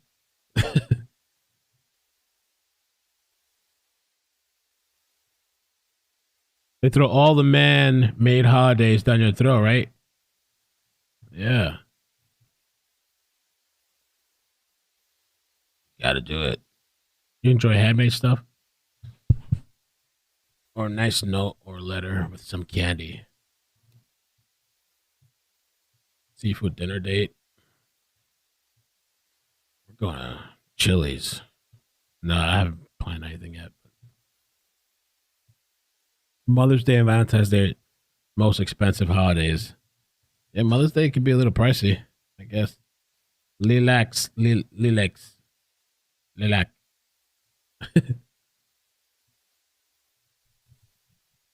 I saw Pizza Hut sending out breakup pizzas. No way.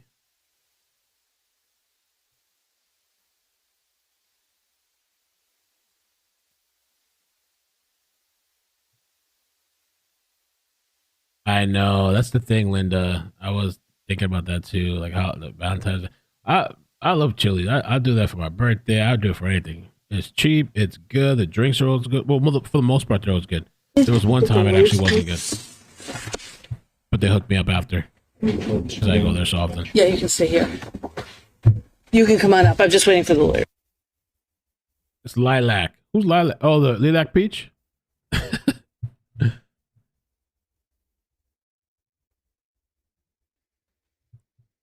I don't see lilac in here though, right?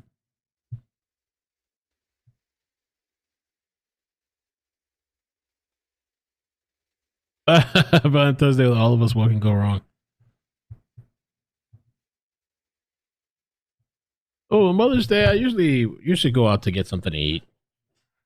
You just do like a breakfast or something, like with the family. It's not even really about the where or what or spending. It's really just hanging out, catching up, having a mimosa. We usually Mother's Day is like we do a mimosa and some nice breakfast. I love breakfast, and everybody just hangs out and like has a good time. And maybe like a spa thing or something, maybe a little massage thing or something like that. She already in the house, McDonald's. Right? Gotta do all this fancy shit, man.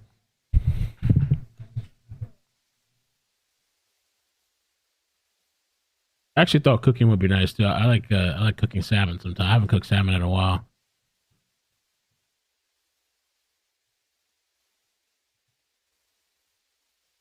Ooh, Joe Osteen Oh yeah, no, Joe Osteen. I have no idea what I'm gonna do.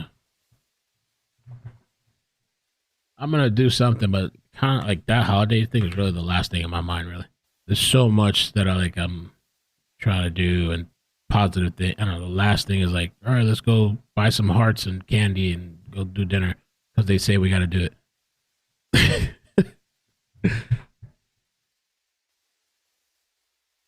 I'll do it just whatever society wants it, but it's like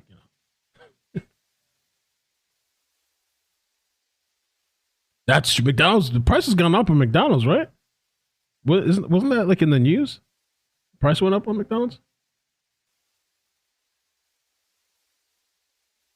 I forgot what yeah.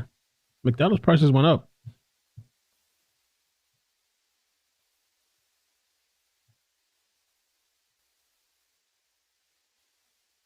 Culver's expensive too.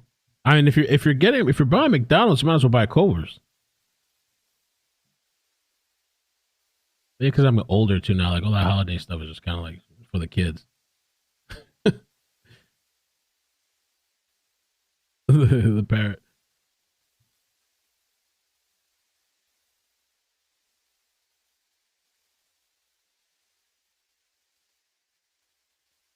I'm more excited about Shrove Thursday, Pancake Day. Ooh, the Valentine's Day.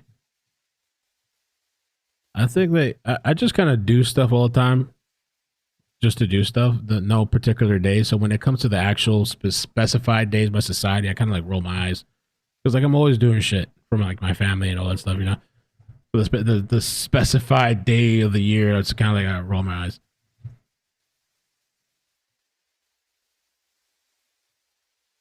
I mean, it's cute though. It's cute, I guess, right? For the ladies. I'm trying to come back in case she's watching. We come back on it. Chick-fil-A is dope, man. The Chick-fil-A salad is really good. I like Chick-fil-A breakfast. I like their sausage, egg, and cheese, or that little scramble bowl. I like the egg and the hash brown and like the pieces of sausage in there. You can get extra egg or whatever. That breakfast is dope. The McRib is back. I never had that. I'm afraid. Is it good? I don't know if I should try that.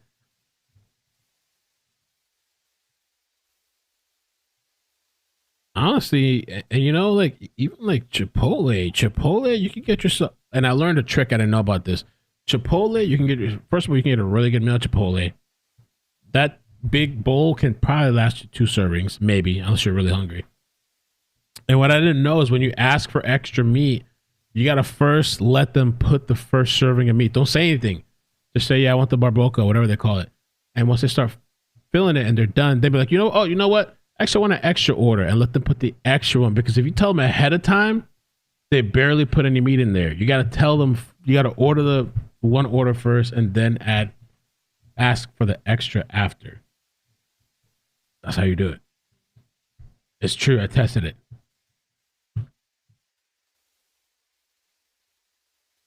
Oh, because it's St. Valentine.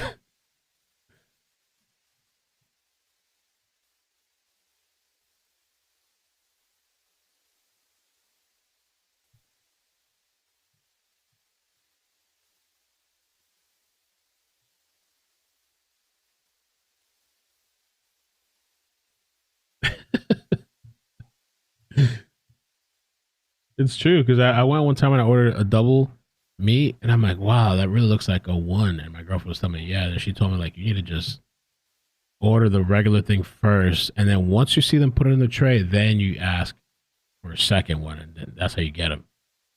Yeah.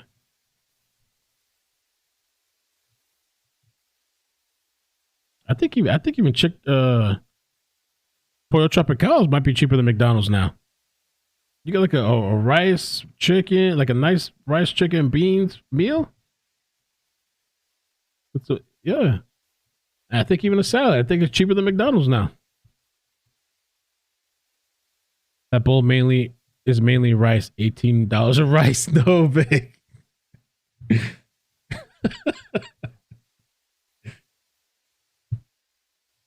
I get the rice, the pinto beans, the meat.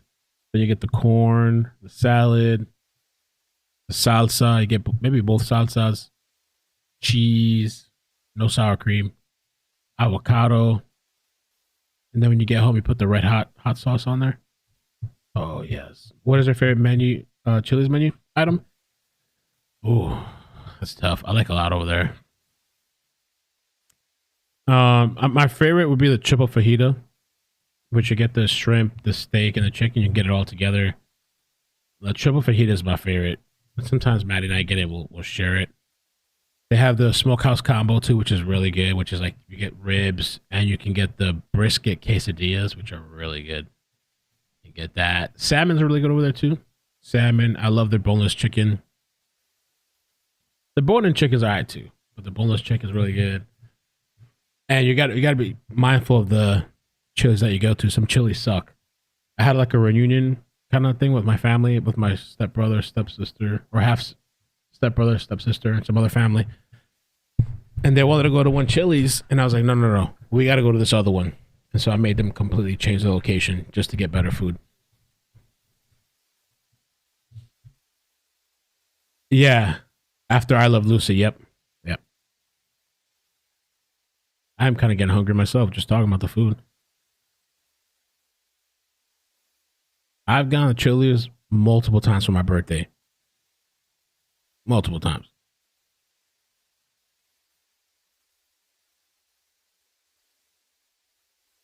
I'm surprised they didn't come back. I wonder if they're having a problem in the court with what just happened. It's been past 15, right? Chili's in Asheville sucks. Oh, the press conference. I paused it. I don't know if we should watch it now or we're gonna end up pausing as they come back.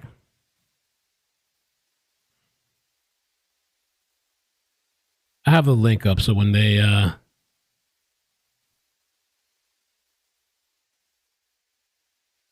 it was actually a short press. Oh, let me see, how long was it? It was about 5 minutes. I think it was 5 minutes and they cut it off. 6 minutes.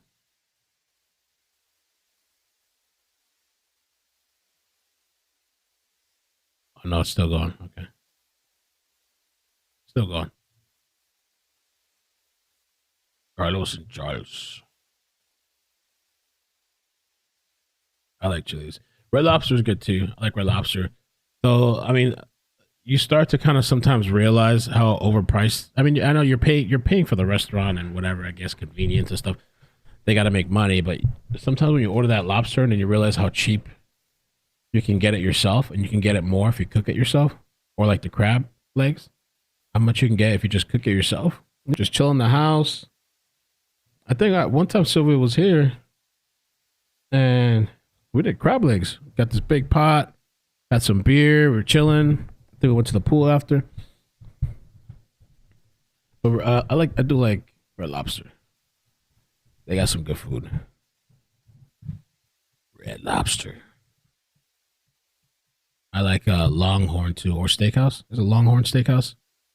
You get that lobster, you get with the steak and the baked potato. Oh man. Oh. I've never been to Texas Roadhouse, I don't think. I'm pretty sure I haven't. I heard that's good.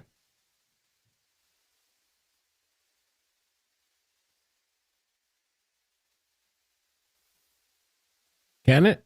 Crab legs can make you big. Food at home equals leftovers.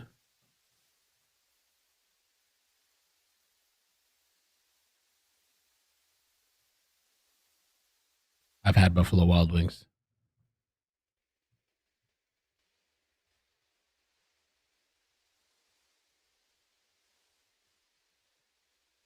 Oh, the blooming onions. I haven't tried those over there.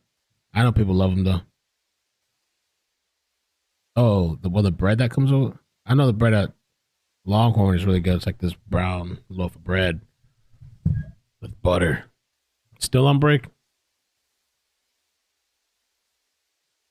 Really? I think this what stops me from eating so many crabs is just having to crack the legs all the time. It's nice once in a while, but I don't want to have to work that much every time. I haven't never been to Cactus Jack's. I hear the restaurants in Texas are really good. I gotta go to Texas in time. I don't think it's been 40. Has it been 45? Well, actually, maybe because they've been on break.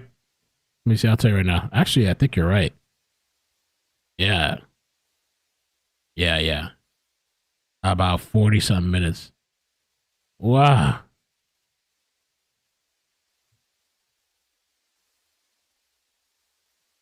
Oh, Joe's Crab Shacks in Houston. You hate seafood? Oh my gosh.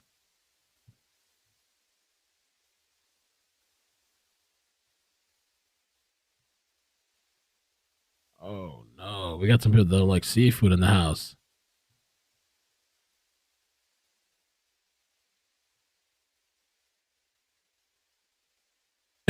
I'm not working that hard. Yeah, it's kind of a lot of work. Too much work. A lot of work for a very little like sliver of meat. No, Blackjack. No. Oh, let me see if this guy's posted anything on Twitter. The plug for the story. He hasn't said anything yet. Oh, court is back in session, but the judge just asked Kayla Montgomery's attorney to approach the bench. He was sitting in the gallery, sitting, I guess, during her testimony. Prosecution and defense are there also. Oh, so the judge just asked Kayla Montgomery's attorney to approach the bench. He was sitting in the gallery during the testimony. Oh, Oh, is this a problem? Oh man. I hope, just for the sake of the family and stuff, people getting justice, that this doesn't cause a mistrial. But honestly, the other thing too, even if it doesn't, then I don't know, can they appeal it based off of that? How serious is this situation?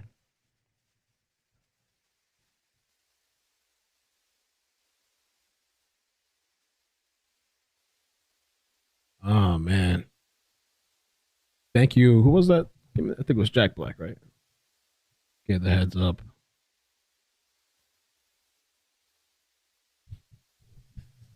I don't think I need to be wearing glasses for streaming. It's long distance, but sometimes I have to squint just to see. No, I've never done that, Jacqueline. That might be interesting to do.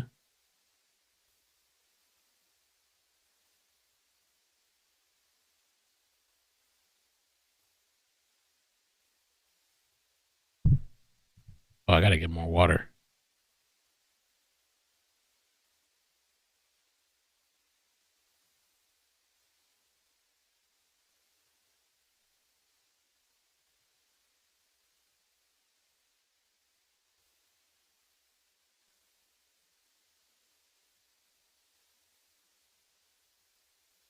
Oh, that's cute. They have birthday stuff on.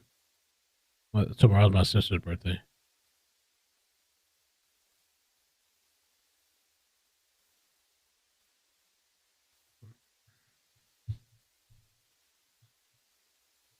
I don't really like oysters. I thought I did until I went to a restaurant, because I think I've had it before and you chuck it down. I forgot what restaurant I went to. I ate them and I was kind of not feeling it.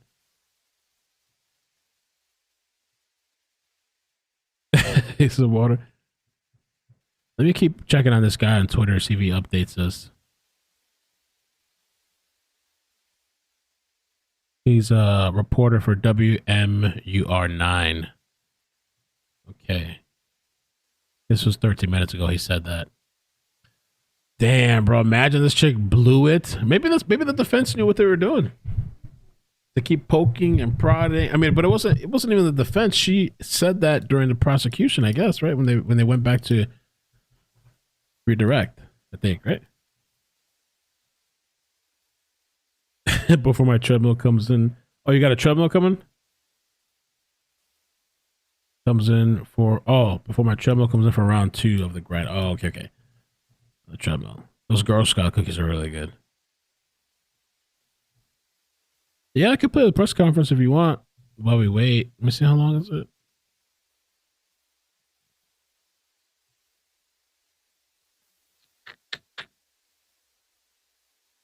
It's actually a pretty long press conference. I feel like, let me see. It's over 30 minutes long. I would just hate to have to start and stop and restart from the beginning. I think we should wait. She's technically like a half sister.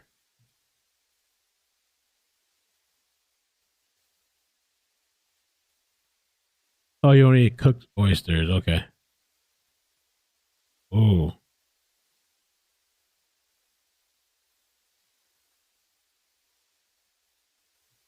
Anyone could tell her what was said.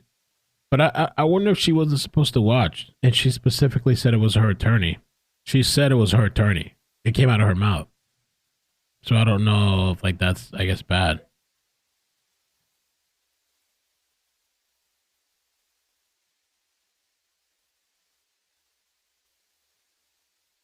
Boneless deep fried. Ooh, with cornflakes as batter? Wow, I never heard of that. That sounds interesting. Boneless chicken deep fried with cornflakes as batter. Oh. I don't know if that fits into the macros, but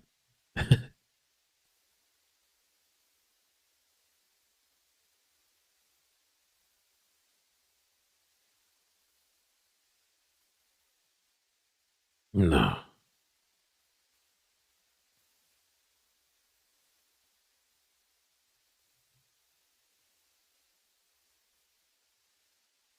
For the people that missed it, I'll read it one more time. Right before they took the break, there was a problem in court because apparently Kayla had said her attorney had told her about the opening statements. And so, I mean, they might just sit there and go through it with her and see what she knows, and maybe they'll decide it's not enough to cause a mistrial. It says court back in session, but the judge just asked Kayla Montgomery's attorney to approach the bench. He was sitting in the gallery during her testimony. Prosecution and defense were there also.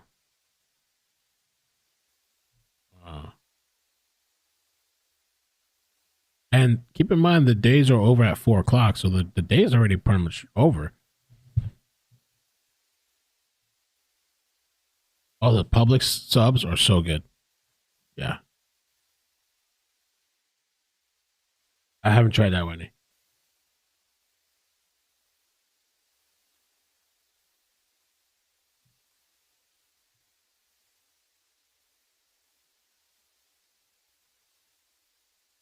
Oh no.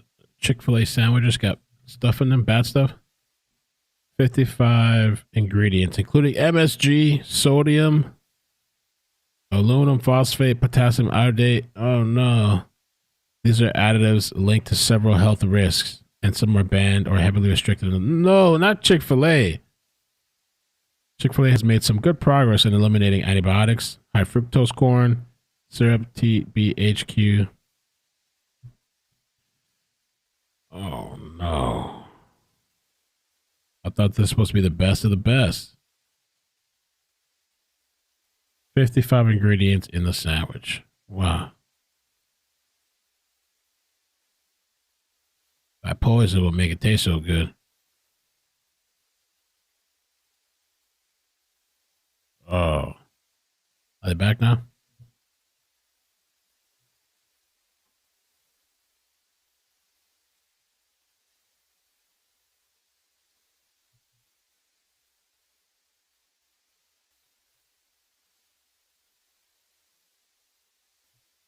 There she is. She's back.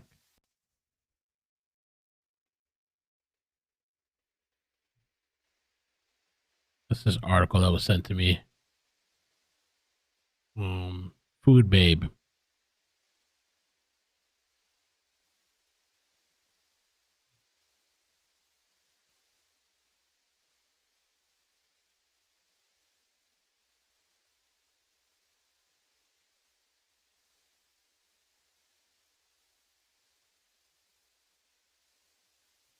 Oh, update. Chick-fil-A quietly changed their pickles recently. The new pickles do not contain artificial colors. Yellow, blue 5, and blue 1. Or polysorbate 80. New pickle ingredients. Oh. Bring in the jury. Counsel, actually, never mind. Just gonna have to...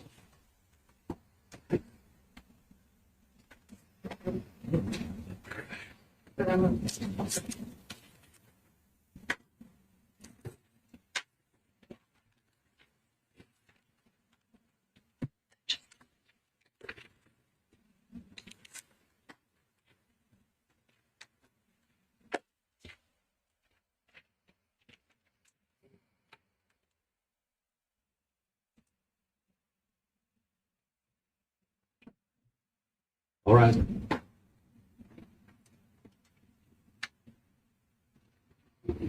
All right, let's see what happened now.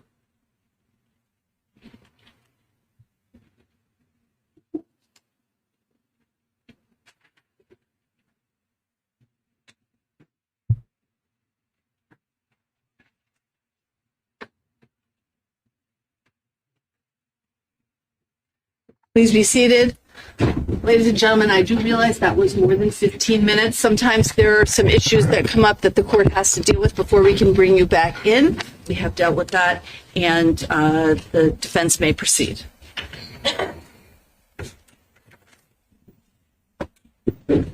When we took the break, you had indicated that you learned information about what was said in opening statements by Adam's attorneys. Yes. About the case, right? Yes. And you were, I think the state asked, were you aware that he said something happened in the night of December 6th to December 7th with you alone in the car? Yes. And he also said, were you aware that Adam was conceding that he had been involved in the manipulation, the abuse of the course charge? Yes. And the falsifying evidence charge? Yes. And you learned this the morning before you testified? Yes. And you learned this because your attorney spoke to you about it? Yes. Overruled. And learning this allowed you to prepare for the answers that you would give? Yes. And you discussed the ways that you would deal with this information? Overruled. Not really, no. Okay. You thought about this information and you knew that that was different from what you had told police and the prosecutors before? Yes. And you thought about this information and this pointed the finger at you, right? Yes. And you certainly didn't want to have the finger pointed at you, right? Right. And you wanted to think about and prepare yourself for how you would respond to those questions. Right? Yeah. Okay.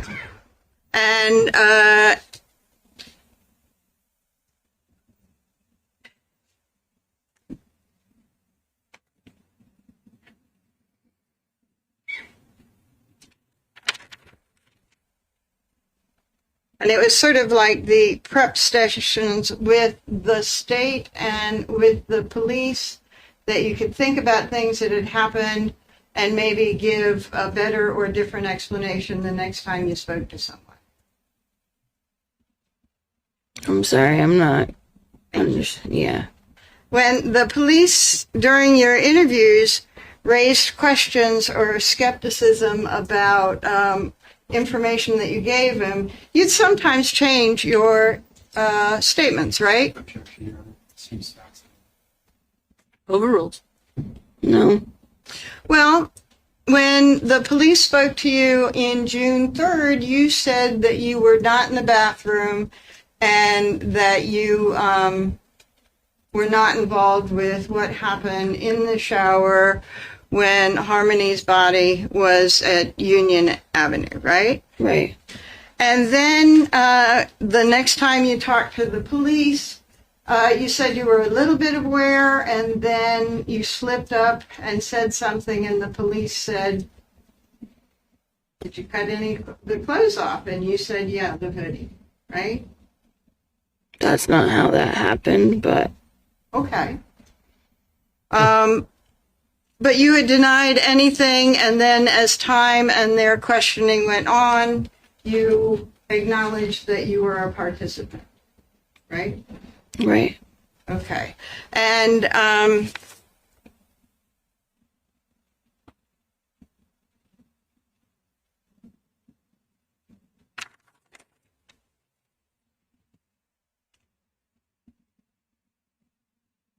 you talked on direct about Adam losing it in after Harmony's body was in the shower, right?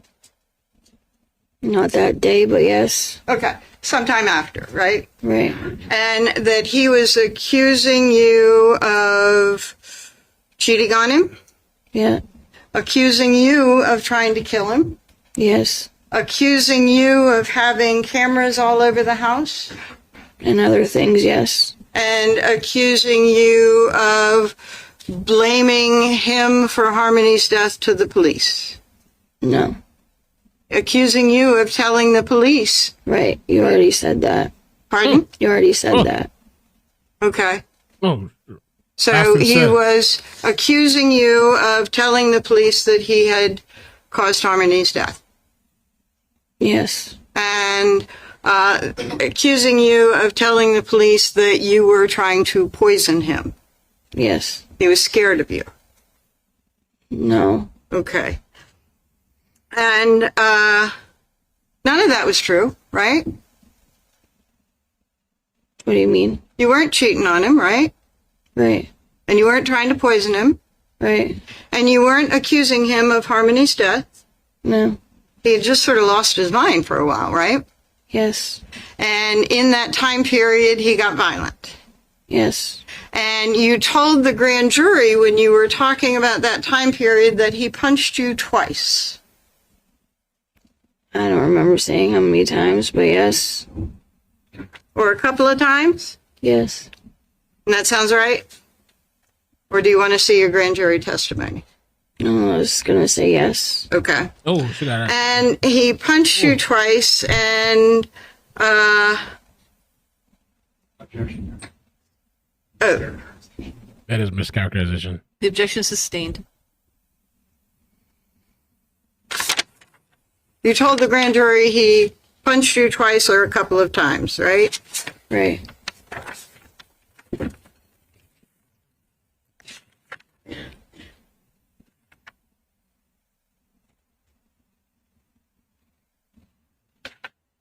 And then in March, this started to happen again, right?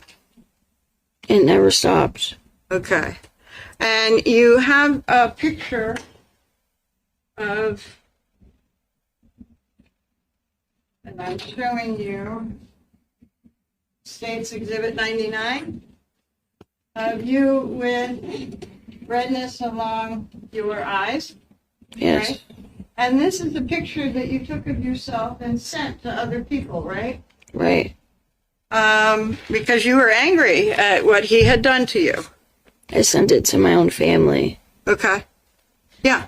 Right. And you left him, Yes. but he was the one that got arrested. Right. And you filed a restraining order on him. Yes. And went back with your mother for a while. Yes. And went to the shelter for a while. Yes. And tried to get back with Adam. Yes.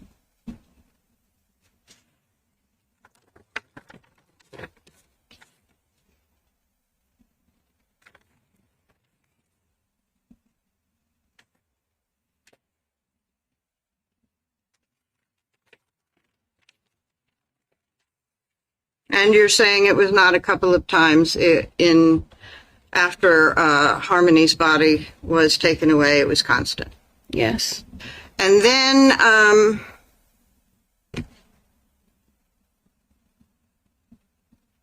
he had also, we talked about, become despondent and sort of suicidal. It happened twice, yes. Oh. She just said it happened twice. Oh. World. And you took care of your kids, right? Yes. And took care of Adam. Yes. And continued on with your life.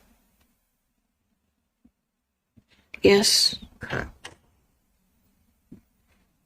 You said that the state asked you about Adam being pure evil, right? Yes. And that's what you said you saw in Adam at the time that you say that he was beating Harmony. Yes. And you're saying that a child was beaten to death beside you, looking like pure evil, and you continued on with your children and your life with Adam. Yeah, but it wasn't okay. Okay. And you did nothing about Harmony's death? No, I asked him to stop, and he didn't. Okay. I'm talking about after Harmony was died, you continued on with your life, right? Yeah, but it wasn't okay. It was abusive. Okay. And you don't like that. Abusive, right? Right. And you would not approve of abusive behavior. Well, I was taking it. Okay. When I shouldn't have. It took a while for me to just leave him. It's really hard. Okay.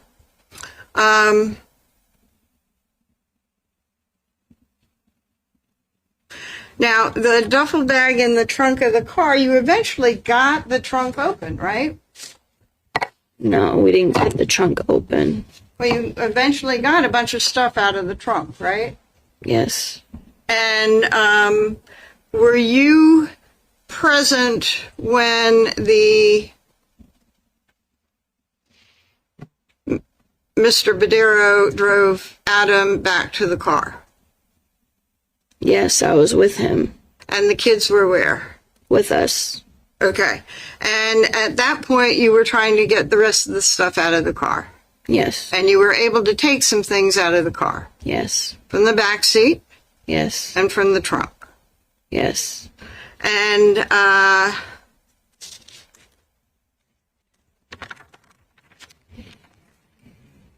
talk about the letters talking about betrayal.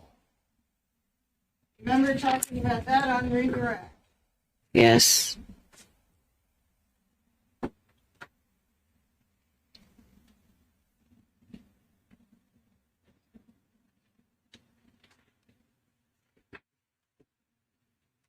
Anyway, those letters were the handwritten notes that were taken from yourself. Yes. And you are talking about betrayal of Adam because you don't want to hurt Adam. Right. But I think you said on redirect, but you had to do the right thing. Right.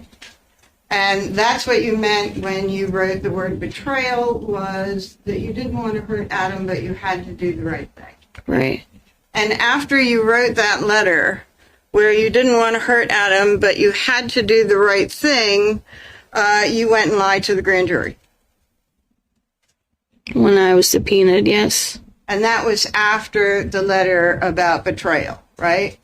A few months after, yes. And that was not doing the right thing, right? Right. Because you knew how Harmony died, right? Right. And you knew when she died, right? Right. And you knew where she died, right? Yes. And the right thing would have been to tell the grand jury that information, right? Right. And you did not do the right thing. Not yet. Okay. And then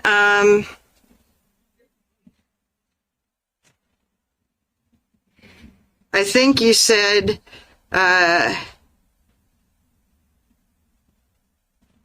Adam, and you talked about, I think you called it take the fall, because he wanted you to be with the children. Yes. So Adam agreed to take the fall for what happened to Harmony to protect you. No, not just to protect me. To protect you being there for the children. Yeah. Okay. And he said if anything happens, he would take the fall. Right. And you expected that he would do that, right? No. You didn't expect that he would do that. No. Okay. But he did, right? No. Ah, okay. Sorry. He took the fall in the sense that both of you represented to other people that he had taken Harmony to Crystal. Right. Okay. So he was allowing him to be the focus of anybody's questions, not you, right? Right. And you said that you said that Dunkin' Donuts, that you stuck with the story even though you didn't work at Dunkin' Donuts on the 30th, right? Right. And I think you said that Adam said make it sometime around Thanksgiving, right? No. The story about him going with Harmony off to Crystal. Yeah, because we got kicked out of the house, but it was just that time. Okay. And you were the one that picked the date that you would say that you were working at Dunkin' Donuts, right? I don't remember that. Okay. Well, you said that you continued with your story even though you knew you didn't work that day, right? Right. And you continued with the story because in the middle of grand jury, you learned that they had gotten the Dunkin' Donuts records, right? Yeah. And you continued with the story because you weren't prepared to say anything else. I didn't want to say the other issue of what happened. Okay. And you had been advised prior to the grand jury testimony, those ground rules were saying every time that you lie, you might get stacked charges, right? Yeah. And one thing that has been the focus of everything that you have done since being arrested is to be in as little trouble as possible, right? I'm sorry? You have said things to try and get out of trouble or keep the trouble as little as possible, right? No. No? Well, when they continued asking questions, you could have asked to see your lawyer, right? Right. But you continued with the story, right? Right. Because you didn't have another one to say. Because that's what Adam told me to say. I didn't know what else I was going to say. I just stuck with the story. Okay. So you didn't know what else to say, so you stuck with the story, right? Right. And you had talked before about betraying Adam, but weren't ready at the grand jury. Right. Okay. And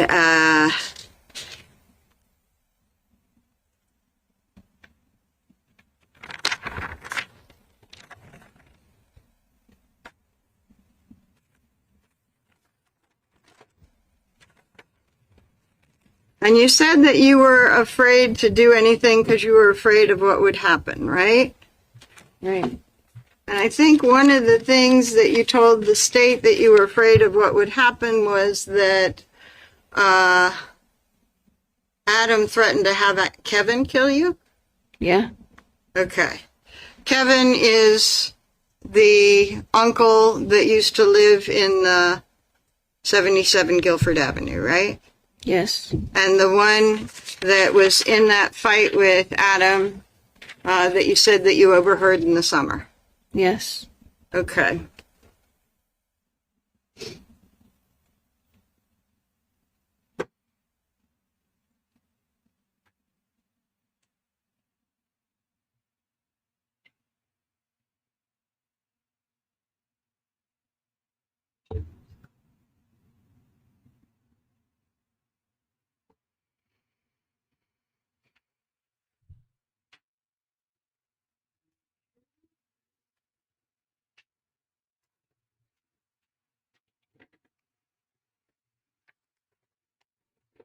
They talked to you about your cooperation agreement that you reached before talking to the police about what happened that you said happened to Harmony, right? Right. And one of the things that it said was that your statements couldn't be used against you, right? Right. And that they wanted the truth, right? Right. And you told them when you first spoke after having this agreement that you did not go into the shower at Union Avenue when Adam was manipulating the body, right? Right. Right. And that was not the truth, right? No. And You didn't get in any trouble for it, right? Right. You just changed your testimony, right? Right. Basis?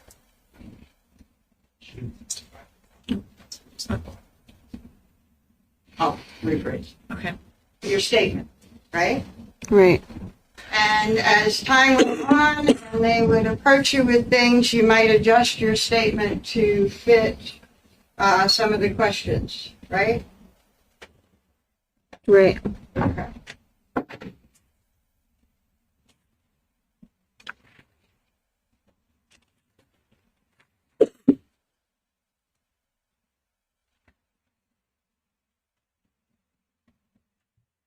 And by that agreement, you were supposed to only tell the truth, right? Right. And your story changed somewhat, right? Right. And at the grand jury, you were only supposed to tell the truth, right? Right. And you lied. Right.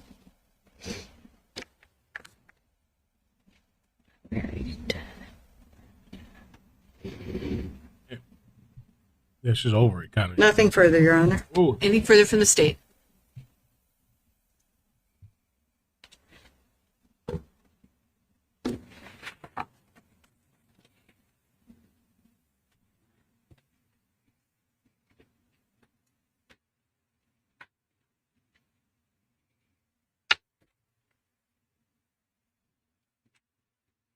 Your Honor, no further questions.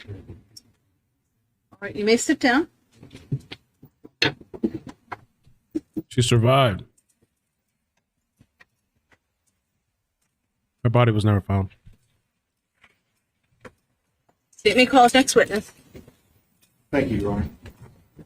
Your Honor, at this time, the state calls Ms. Courtney Garcia to the stand.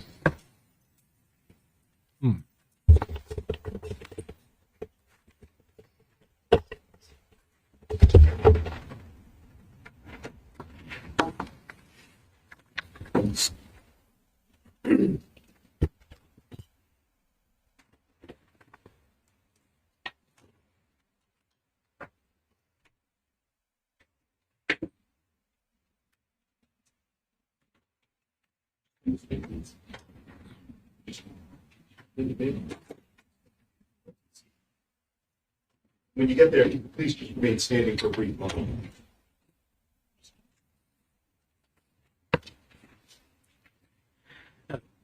Ms. Garcia, if you would please raise your right hand. Do you solemnly swear that the testimony that you will give this jury will be the truth, the whole truth, and nothing but the truth, so help you God? I do. Thank you. Please feel free to have a seat. Thank you. And feel free to pour yourself a glass of water if you'd like, for any reason. Ms. Garcia, as we're being recorded here today, would you please state your full name and spell both your first and your last name for the record? Yes, my name is Courtney Garcia, Courtney Garcia. Okay, thank you. And what city do you live in? Manchester, New Hampshire. How long have you lived here? About 5 years. And are you currently employed? Not at the moment. Okay. What kind of jobs have you had in your life? I've had some supervisor positions. I've worked as a counselor in the addiction field, restaurant jobs. Okay. And currently, right now, do you have any children? I do. Okay. How old? 13 months. It sounds like a handful. Yeah. Let me ask you, with regards to the name Adam Montgomery, have you heard that name before? Yes. All right. How do you know Adam Montgomery? He is a childhood friend of my husband, Okay. And what's your husband's name? Matthew Garcia. With regards to Adam Montgomery, have you met him in person before? I have. Okay. And also, at any point in time, were the two of you working together? Yes, he was one of my employees. Court's witness, please, Your Honor. Just a minute.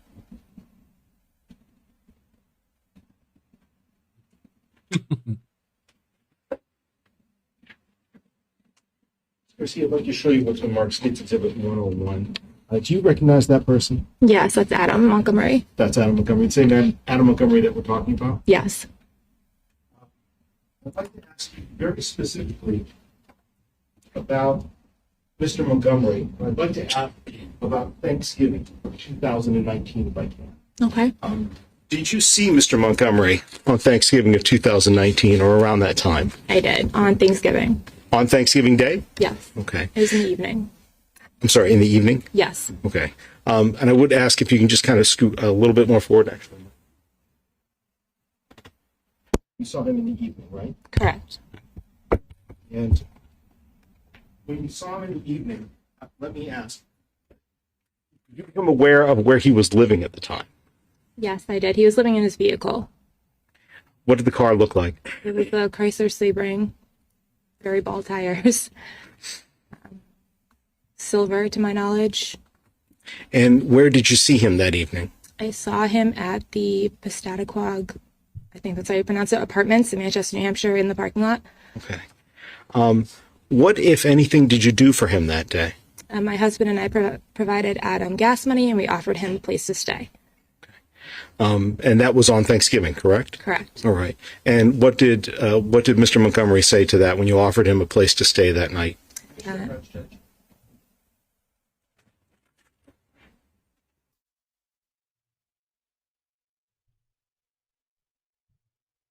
Somebody said, "Is her eyelashes employed?" Lord Almighty. Well, it's pretty much close to the end of the day here. 30 minutes, unless they're staying longer today.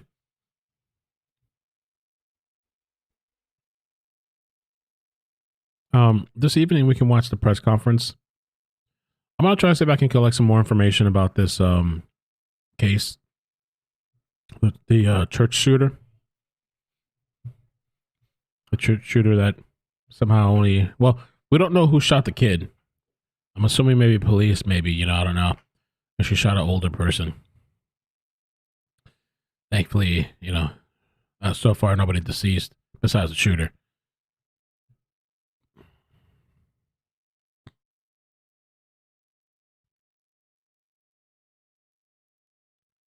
So, yeah, we'll update that. I don't know if we should do it on the main channel or the second channel. We'll see.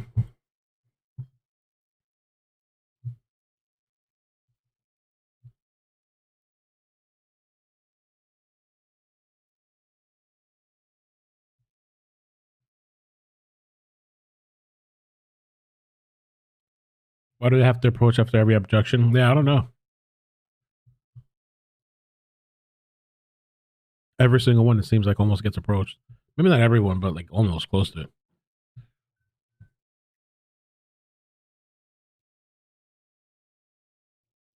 No, they said the child's not expected to live. Oh boy. Last I heard, the child was in critical condition. She brought that child with her, which is just weird.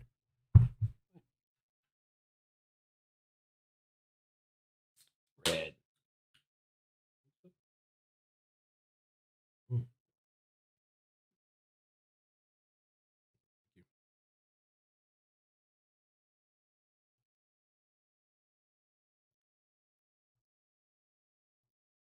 In regards to Thanksgiving and staying, what did the defendant say when you made that offer? Adam was kind of for it, but Kayla and Adam ended up not agreeing to stay at our location. Okay. And let me ask you, is that a conversation that you directly had with the defendant? Yes. And I believe a second ago you just said also Kayla. So Kayla, is that Kayla Montgomery? Yes. That particular day, did you see any other members of the family there? Yes, they had their two sons and Harmony in the back seat. Okay. And how did you see her in person in the back seat, or did you just know that she was there? I just know that all three children were there. None of the children got out of the vehicle. Okay. Did you look into the vehicle at any point to put eyes on them?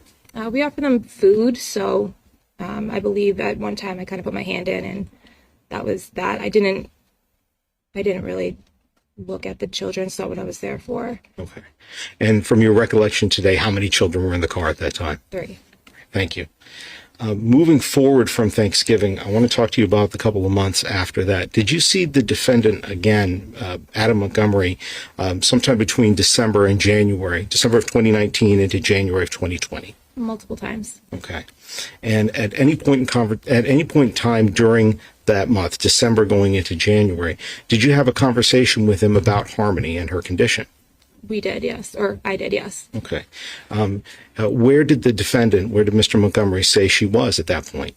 He told us that he brought Harmony back to her mother. Do you know what her mother's name is?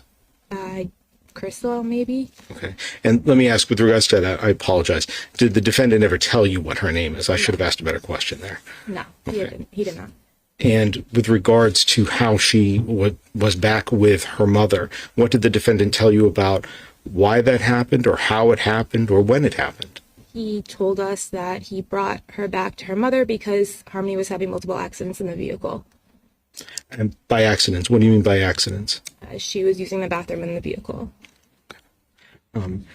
What, if anything, did the defendant say about Harmony now being with her mother as compared to Harmony being with Adam? I'm sorry, not. Sure. At any point in time, did he talk about what kind of, with regards to what Harmony was being provided for, what she could be provided for from her mother as compared to what Adam was able to offer at that time? A home. A home? Yes.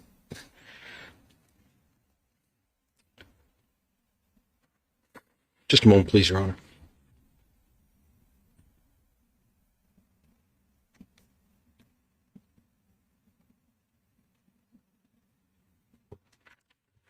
Let me ask you, Ms. Garcia, at one point, were you interviewed by officers of the Manchester Police Department about this interaction that we talked about today that you had with Adam Montgomery? Yes. Okay. And during the time that you were speaking with them, did you tell them that the defendant told you that she was better off with her mother than with him at the time? Basis? Hearsay. I'm sorry, the defendant. Yes, I'm asking whether or not she reported those as the defendant's words at that time. The objection is overruled.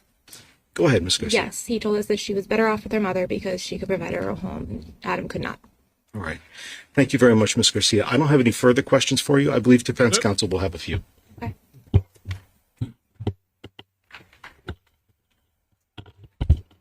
Hi, Ms. Garcia. You indicated on direct examination that a place to stay was offered for the night? Correct.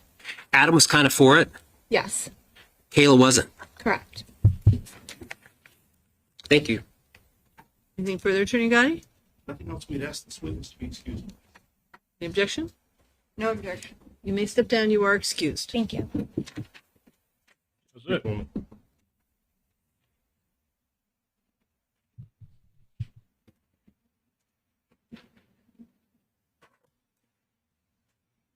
Your Honor, at this time, the state would call Ms. Kimberly Frame to the stand, please. Thank you.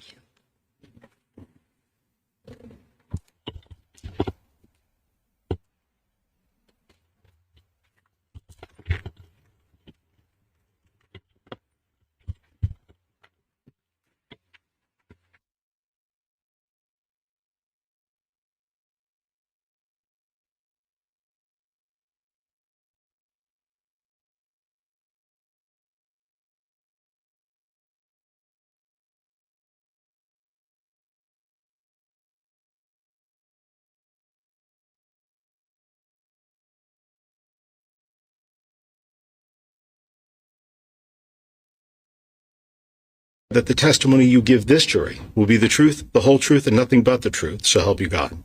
Yes. Thank you. Please feel free to have a seat. Ms. Frame, as we're being recorded here today, would you please state your first and your last name for the record and spell them out for us? Kimberly, Kimberly, Frain, Frain. Thank you, Ms. Frame. Appreciate that.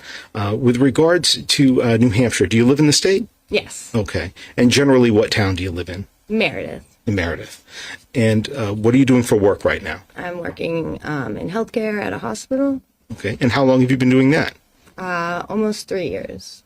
How far have you gone in school? I'm actually back in school now. Oh, what are you studying? Where? What? I'm sorry, what are you studying? It's kind of long. Healthcare administration. Okay. And how long have you been, or how long do you have to go before you get a degree? Like 3 more years. 3 more years? Yeah. All right. Pardon me. So I'm going to ask just one question at a time, so I'd ask you to please listen carefully to either my question or any other counsel's question that you get asked. And if I'm talking too quickly or if you don't understand my question, just let me know. I'll be happy to restate it, okay? Okay. All right, thanks. Prior to where you live now, did you used to live in Manchester back in 2019? Yes. All right. And do you know of somebody by the name of Adam Montgomery? Yes. Did you ever used to work at a Dunkin' Donuts on Beach Street in Manchester? Yes. How long did you work there? Like 5 years, About 5 years?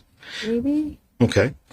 Let me ask, do you also know the name Kayla Montgomery? Yes. And what was when you, and have you met Kayla Montgomery? Yes. Right. What's the relationship between Kayla Montgomery and Adam Montgomery when you first met them? I met them at work. We worked together.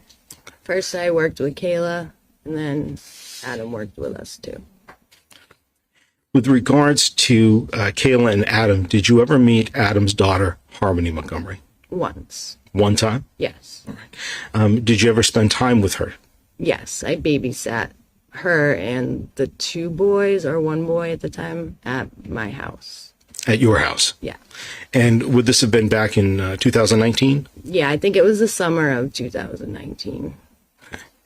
I'd like to ask some specific questions for you about Adam Montgomery, specifically about beginning in the winter of that year at the end of 2019, all right? Okay. Right.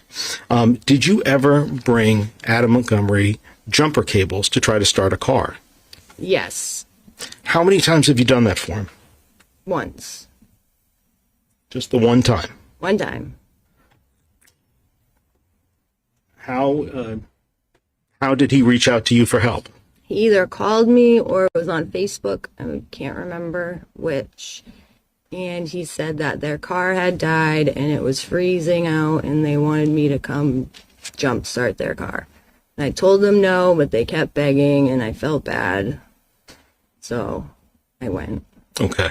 So you said maybe they messaged you or reached out on Facebook. Is that right? Did you have a Facebook account at one point that just went by the name Kimberly Frayne? Yeah. And is that the account that he might have messaged you on? Yeah.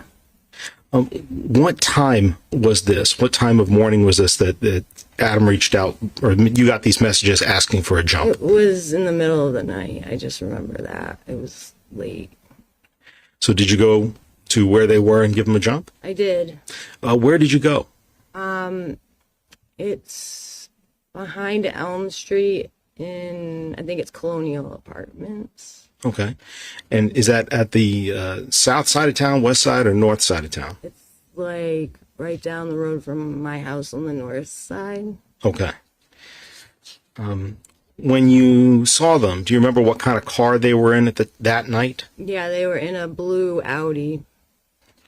Now, when you went to meet them, first of all, what was the weather like that night? It was cold. It was freezing. So when you got there, who, if anybody, got into your car? I pulled up and I don't remember the beginning, but I don't think I brought a jumper pack that my ex-husband had, and a Good Samaritan came by and him and Adam jump-started it, and Kayla jumped in my car with the 2 boys and we just blasted the heat. Keep them warm. To keep them warm? Yeah. So you said it was Kayla and the 2 boys? 2 boys. Okay. So I know you said before that you had babysat Harmony on one occasion. Was Harmony there with you? Did she get into the car as well with Kayla and the 2 boys? No. Did you see Harmony at all while you were there that night? No. And I believe you said a Good Samaritan came along. Do you remember who that is or even know who that is? No, it was just somebody in the complex saw us struggling. Okay.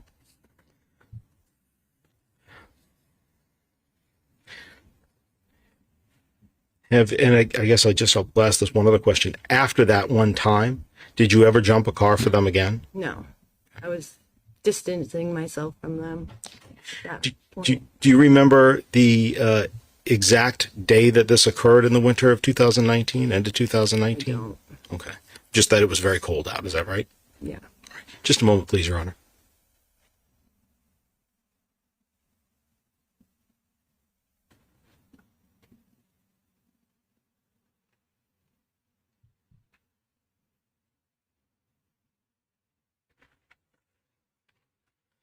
Thank you, Your Honor. And thank you, Ms. Frayne. I have one more question just for you in general. With regards to conversations that you've had with Adam Montgomery, the defendant in this case, with regards to those conversations, did you ever have a conversation with him about Harmony having bathroom accidents or wetting herself or defecating herself in her pants? I don't think so. Not him. Not him? No. Okay. With anybody else? Maybe with Kayla, but I don't remember exactly. Okay. Well, and I don't want you to guess. So if you remember, you remember. If you don't, you don't. That's okay. And so you're saying your testimony is you don't. I don't remember. All right. All right. Thank you very much for your time. I have no further questions for you. I believe defense counsel may have a few. Thank you. Counsel, you want to move? Come up. Yes, Your Honor. Go ahead. Good afternoon, and I only have a couple of questions. Okay. You recalled that whatever car that you jumped, you thought it was a blue Audi? Yeah. And you know from before that Adam used to drive a Sebring? It was a silver car. Okay. This was not the car that Adam used to drive around, right? And you remembered this way back in 2021 when the police first asked you about it, right? Yeah. And your memory, even the first time you talked about it, was a blue Sebring. Blue Audi. No, I think I might have told them I think I told them it was the silver car, but it was the Audi they were in. Okay, so you're really clear about that, huh? Yeah. So what changed when you first said the Sebring and then sort of recalled the Audi? I just couldn't remember the time frames because it was so long ago. Okay. So I understand that, but what changed your recollection of the type of car? Objection, Your Honor, has been answered at this point. Overruled. Go ahead. I'm sorry? Okay. I think you said at first you told him it was the Sebring, but then the blue Audi when they first started questioning you on it, right? Yeah. Do you know what it was that made you say that it was the blue Audi? No. Okay. Thank you. Anything further? We ask this witness to be excused. You may step down. Counsel Quick witnesses. When the end of the day comes, I'll let you know what we have in store for tonight. We're gonna do the redirect, like I said, but then I'm gonna come back later. I think at some point, so we can talk about the shooter, some new update stuff. We can go over press con. I'm not gonna wait for too long, but maybe in about 2 hours, so I can do a couple things that I need to do. We'll go over the press conference and court document stuff. Some of the connection. Apparently there's a connection.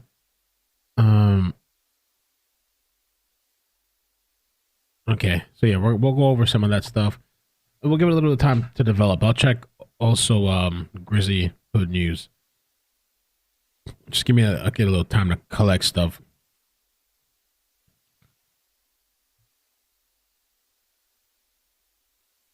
It's 10:04, and I don't want to get started with another witness and take you too long beyond 4 o'clock. So we're going to end for the day.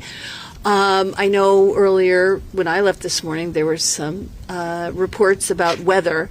I have kept an eye on it as we've taken breaks throughout the day. The reports actually look much better than was originally anticipated. And we're New Hampshireites, so we're used to weather, but it does not look like it is going to be the significant weather event that they had originally predicted. So I'm going to keep an eye on the weather throughout the night. At this point, the court will be open. We will. I have every expectation that we are going to go forward tomorrow with trial. So I'll need you here at 8:45. If anything were to change, we would let you know well before then. I know we have contact information for all of you. I'll double check to make sure that that's correct. So keep an eye out on your email or text messages, but I think it is extremely unlikely that we would not have trial tomorrow, so you should all plan accordingly. Put your boots beside the door. So 8:45 tomorrow morning. As I said, don't read anything about this. Avoid all news media regarding this case. Don't look anybody up. Don't do any independent research. And I will see you tomorrow morning for a 9 a.m. start. Thank you so much, everybody, for your attention today. All right. Thank you. Great. Can you just make sure that I'll call downstairs to Ann, make sure she has everybody's contact information. Okay. Did you call downstairs to Ann, make sure before we let them out? Okay. I just set up the stream for tomorrow morning. I'm setting up now. We'll be back. I'm gonna set it for 9, but if they start it a little bit early, I'll start it early.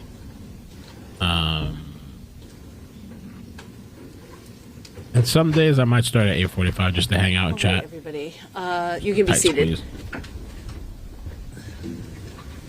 Any last minute issues we need to address?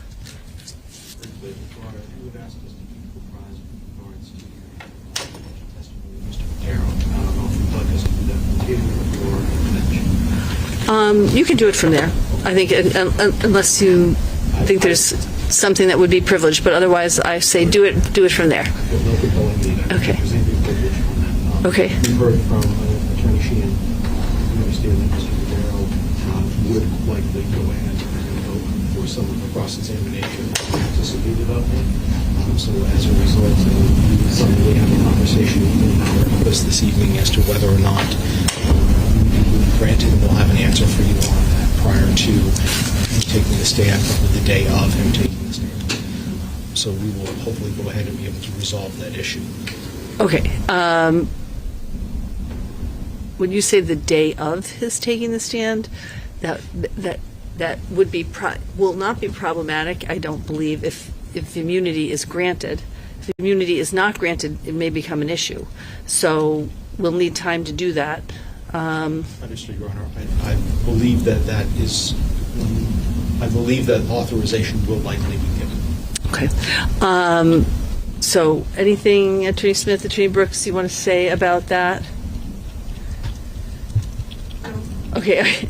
Do you agree with what I just said, which is if immunity is granted, I don't see any issue or the need for any hearing prior to his taking the stand. Obviously, as soon as immunity is granted, you will give any immunity letter to the defense right away, right? Okay. So, and if in the event that were not accurate, then I'd want to know right away because I would want to want to make sure we have time for hearing on that. With regards to that, Your Honor, I believe as a procedure, we would have to submit the letter to the court. The court would have to sign off on the order before that would happen, and then obviously both sets of counsel will have it. So I would anticipate that would happen well in advance of them testifying. Okay, good. If there's any issues there, you're going to let me know, I'm sure. So please do. Anything else from your perspective that we can accomplish today? No, Your Honor. Okay. Actually, I have every expectation that we will go forward tomorrow. Like I said, I looked at least, maybe not the last break, but at lunchtime, and it looked like 3.5 inches of snow or something like that. So I think I have every expectation that we're going to go forward tomorrow. If there were any changes, I want the best contact information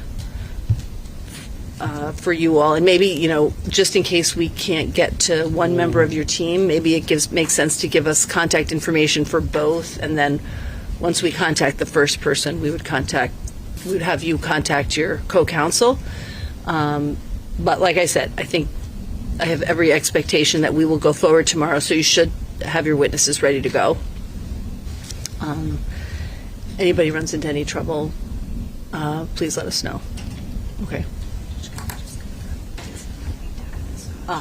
Yeah, excellent. Attorney Agati or Attorney Knowles, do you need Tabitha Scott tomorrow, or are you going to ask us for a new transport order, or what's the situation? We are not for tomorrow, Your Honor. No. Okay, so you'll keep us apprised in advance, because we've got to issue a transport order. Oh, yes. Okay.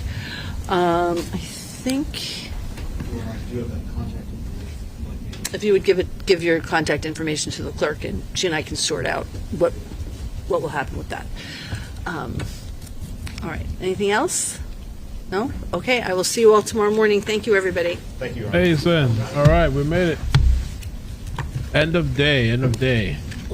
All right. You can give her this stuff. Thank you. You can give her. So yeah, we'll be back here tomorrow morning for the trial, and tomorrow morning for the trial, we're gonna do. I screwed this up. Let me fix that.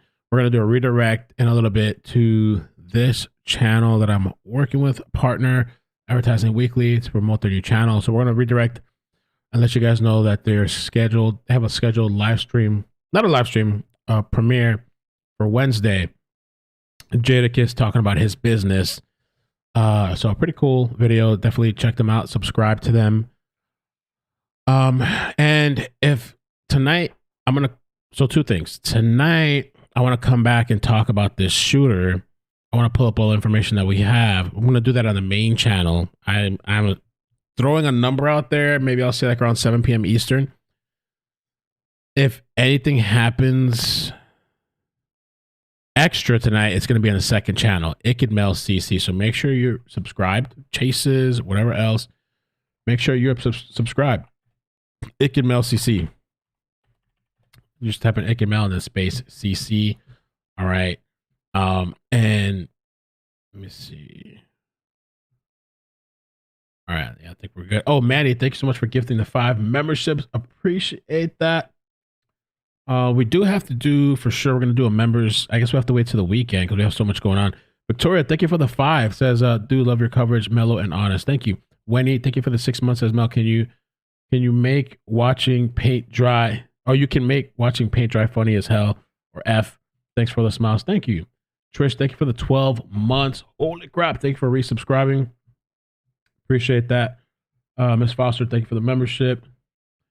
And that's it. Let me see. There might be something going on too. Well, according to Wilson. All right. So, all right. So I'm going to redirect you guys now. If you could help me out by checking out that channel, I would appreciate it. Partnering up, doing a little promo. Let me put up the channel on the screen, but I'm also going to redirect this video. I'll put their link in the description as well. This channel here, okay, redirecting, advertising 360. All right. It's dropping Wednesday. So just a little reminder, but also make sure to stay tuned because there might be something popping off. I don't know if it's going to happen or not. There could be a chase in a little bit. I don't know what's going to happen right now. So make sure you're subbed to the second channel as well. Oh, they foot build, I think. That's foot build. Might be over. Might be over then. So, all right, guys, I'll see you in a little bit. I will schedule the stream for tonight in a bit and check out Advertising Week 360. Jadakiss dropping the video. All right. Love you. Peace. Bye. Bloop.